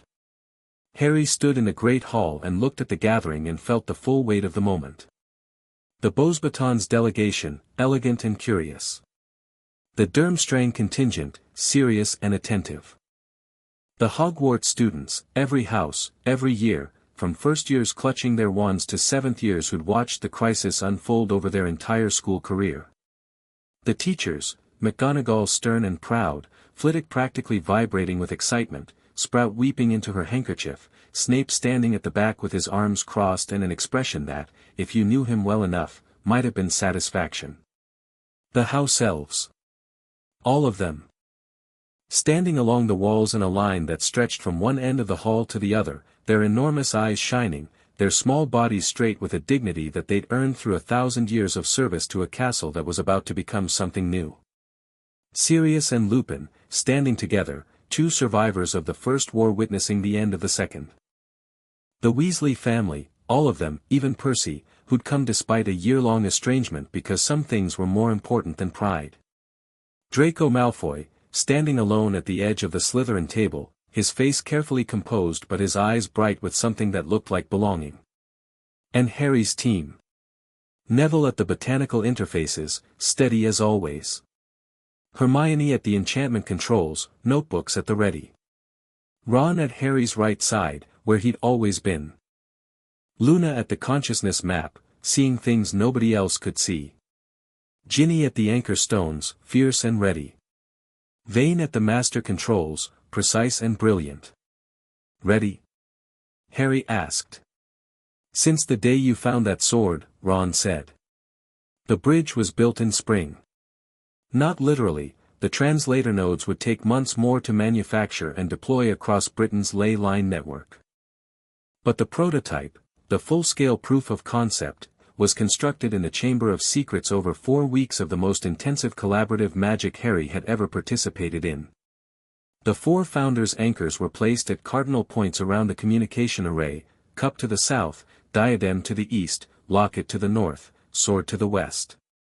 Harry stood in the center, carrying Gryffindor's blade, the living anchor that Vane had theorized about 2 years ago. Not fixed in place but mobile, conscious, choosing to serve as the bridge's keystone. Vane activated the translator nodes. Hermione's enchantments linked them to the anchor stones. Neville's plants connected the array to the root network. Luna guided the consciousness mapping, directing the Hollow King's attention toward the bridge with the gentle precision of someone who'd been talking to invisible things her entire life. The Hollow King responded. Its consciousness flowed through the root network and into the array, not the overwhelming torrent of previous encounters but a measured, modulated stream. It was trying. Adjusting its output. Reducing its intensity to match the bridge's capacity. Cooperating, just as Harry had asked. The array hummed. The anchor stones glowed, gold, silver, blue, green, each one channeling a different aspect of the Hollow King's consciousness through Hermione's translation framework. The plants in Neville's ring swayed, their leaves rippling with frequencies that crossed the boundary between magical and biological. And in the center, Harry felt the Hollow King's consciousness meet his own through the sword's connection, and for the first time, the meeting was gentle. Controlled. 2 minds touching without collision. The Hollow King spoke. Not impressions this time, something closer to structured thought, filtered through the bridge's translator nodes into patterns that Harry's human mind could process as meaning. It said, I am the land. I have always been the land. Before your castles and your wars and your small bright lives, I was here. The rivers are my blood. The mountains are my bones. The ley lines are my thoughts. I am not separate from this island. I am this island. Harry listened. The sword translated. The bridge held. And I was alone. For ages beyond your counting, I was alone. The only consciousness in a world of stone and water and growing things. I did not know loneliness because I did not know that anything else was possible. I simply was. Then you came. Small things. Brief things. Bright with a magic that was different from mine, concentrated, individual, burning like sparks from a fire. You built on me and through me and with me, and for the first time I knew that other minds existed. I tried to speak. My voice broke your constructions. I tried to touch. My touch corrupted your systems. Every attempt at contact caused harm, and I could not understand why. The founders came. The cleverest of you.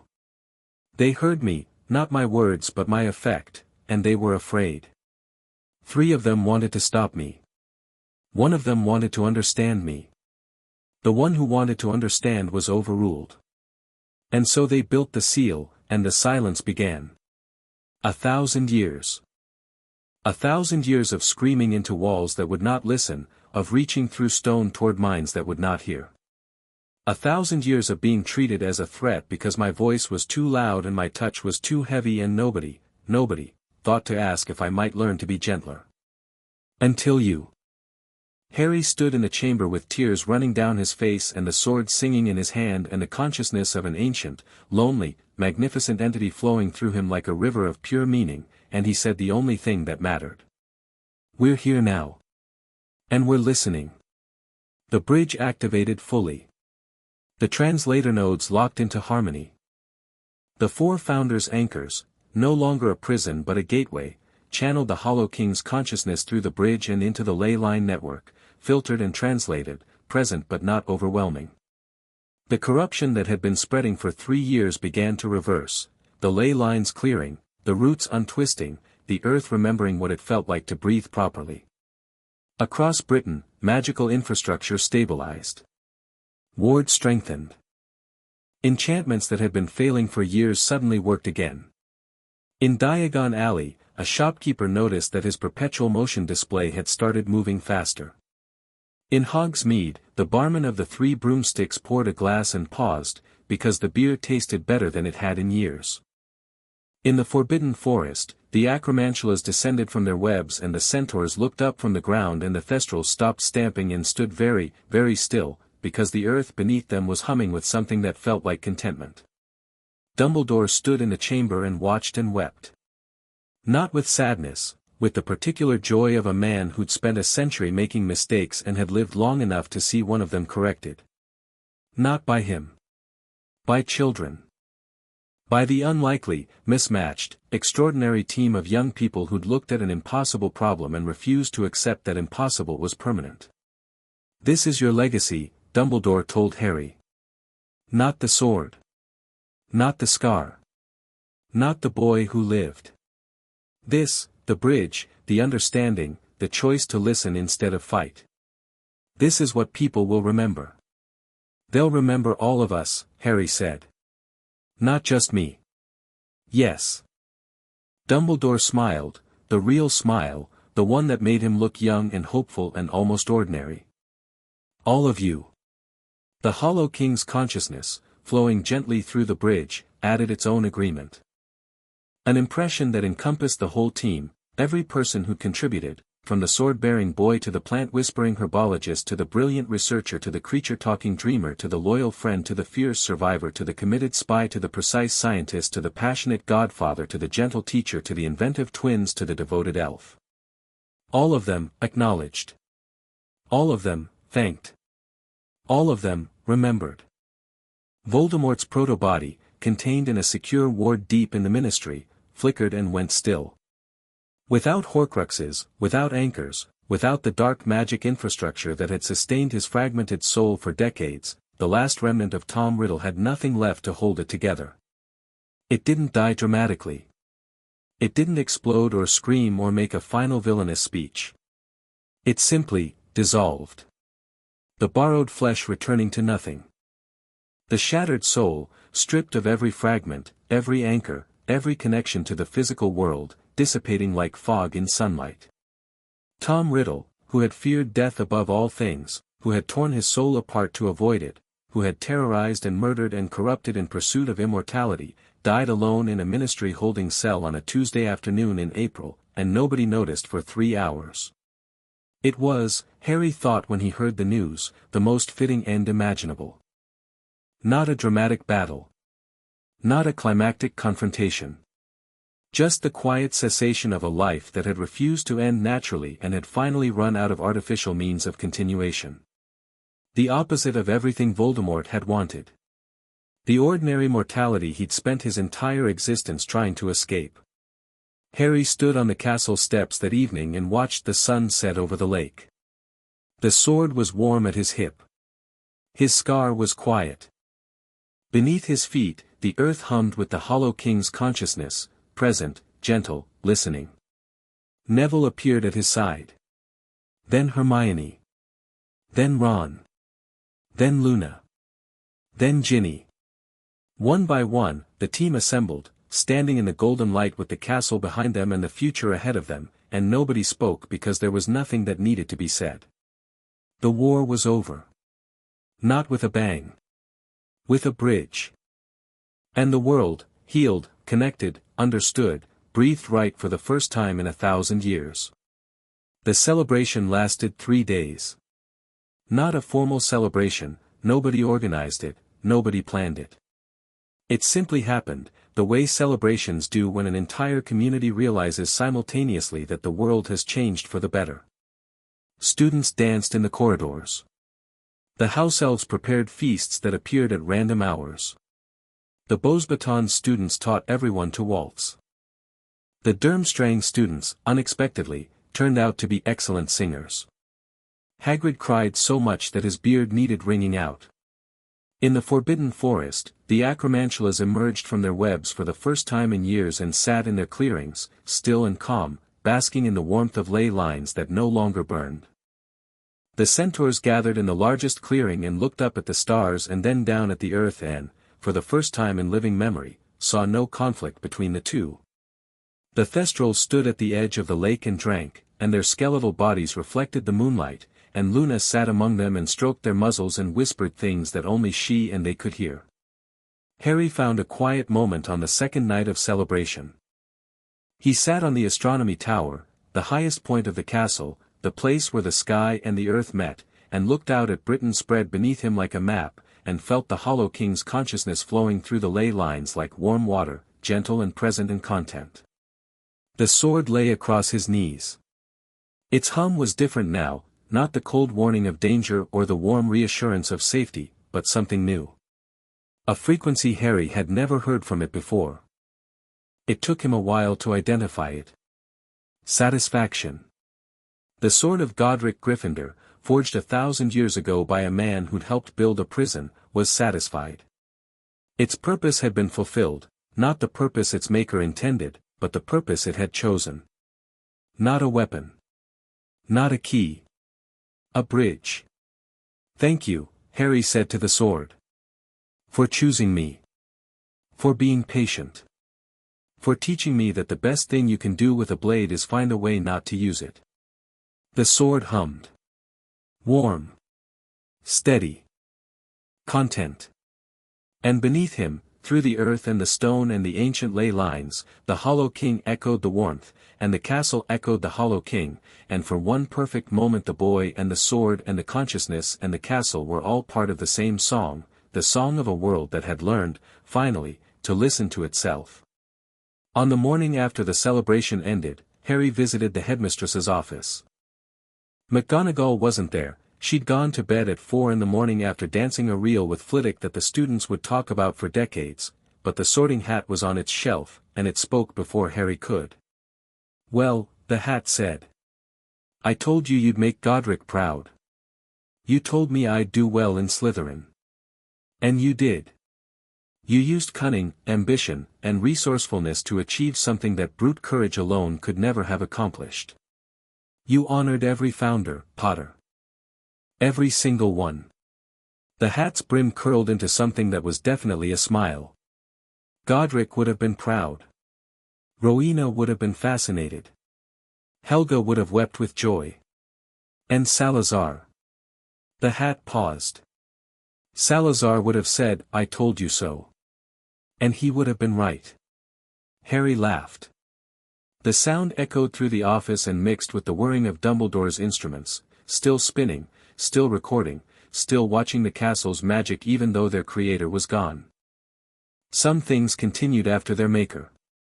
That was the lesson, wasn't it? That was the whole point.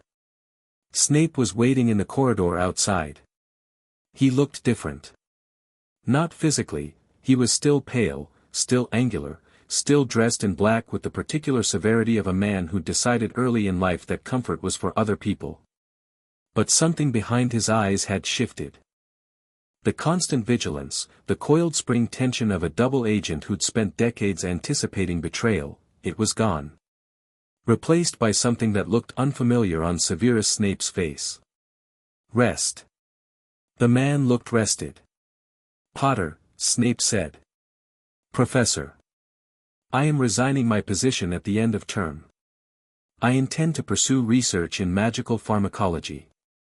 Specifically, the development of treatments for curse damage using ley line-enhanced brewing techniques." He said this in the same tone he'd used for 3 years to announce pop quizzes. "I mention this because your bridge project has opened research possibilities that I find compelling. You're saying thank you. I am providing professional context for a career transition." Snape's lip twitched, the closest he'd come to a smile in Harry's presence. "But yes. If one were inclined toward sentiment, which I am not, one might characterize this interaction as an expression of grudging appreciation. I'll take it." Snape nodded. Turned to leave. Then stopped. "Your mother," he said, without turning around, "would have loved the bridge. She believed, as a matter of principle, that everything in the world deserved to be understood. Even the things that frightened her. Especially the things that frightened her." His voice was very quiet. "You are very like her, Potter. In the ways that matter." He walked away before Harry could respond. But Harry heard the words and held them and added them to the collection of small, precious things that people had given him over 4 years: Pipsy's kindness, Ron's loyalty, Hermione's brilliance, Neville's steadiness, Luna's clarity, Ginny's fierceness, Dumbledore's wisdom, Sirius's love. And Snape's respect. Hard-won, reluctantly given, and absolutely genuine. The sword hummed. Harry touched the handle through his pocket and felt its warmth and thought, "We did it. All of us. Together." Then he went to find his friends, because there was work to do and a world to build and a conversation to continue, and some things were too important to do alone. In the years that followed, the bridge expanded. Translator nodes were deployed across Britain, then Europe, then the world. The Hollow King, no longer hollow, no longer a king, just a consciousness learning to coexist with the small bright things that lived on its surface, communicated with wizarding governments and magical communities and, eventually, with individual witches and wizards who developed the sensitivity to hear it. Harry Potter became the first bridge speaker, a new magical discipline, neither wizard nor creature, occupying a space between human consciousness and the ancient awareness of the land itself. He taught others. Neville developed the botanical interfaces that made bridge communication accessible. Hermione wrote the theoretical framework that became the standard text. Luna mapped the consciousness of other land spirits across the globe. The Hollow King was not unique, just the first to be heard. Vane returned to the Department of Mysteries and rewrote the fundamental theories of magical infrastructure.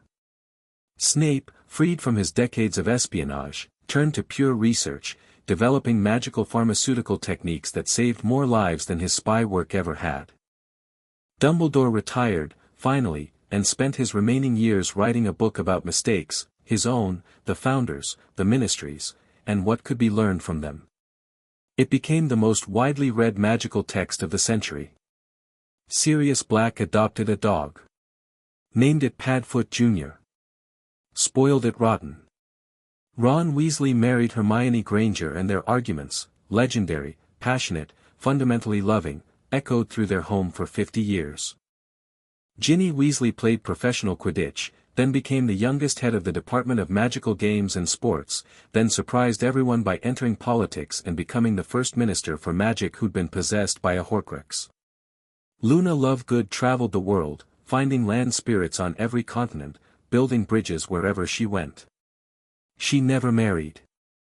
She never settled. She was, in her own words, too busy being amazed.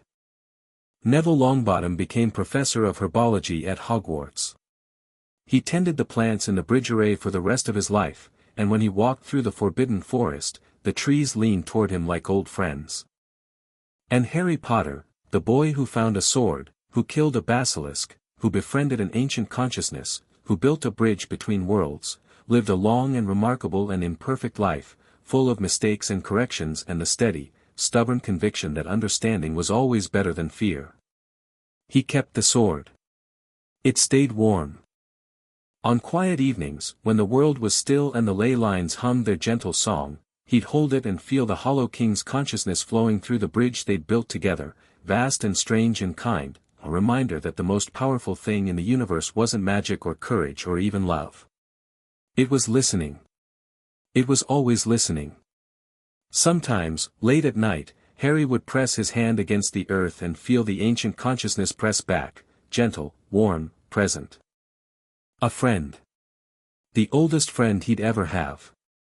And the conversation they'd started in a chamber beneath a castle would continue, word by wordless word, for the rest of Harry's life and beyond, because some things were bigger than lifetimes and some bridges were built to last forever.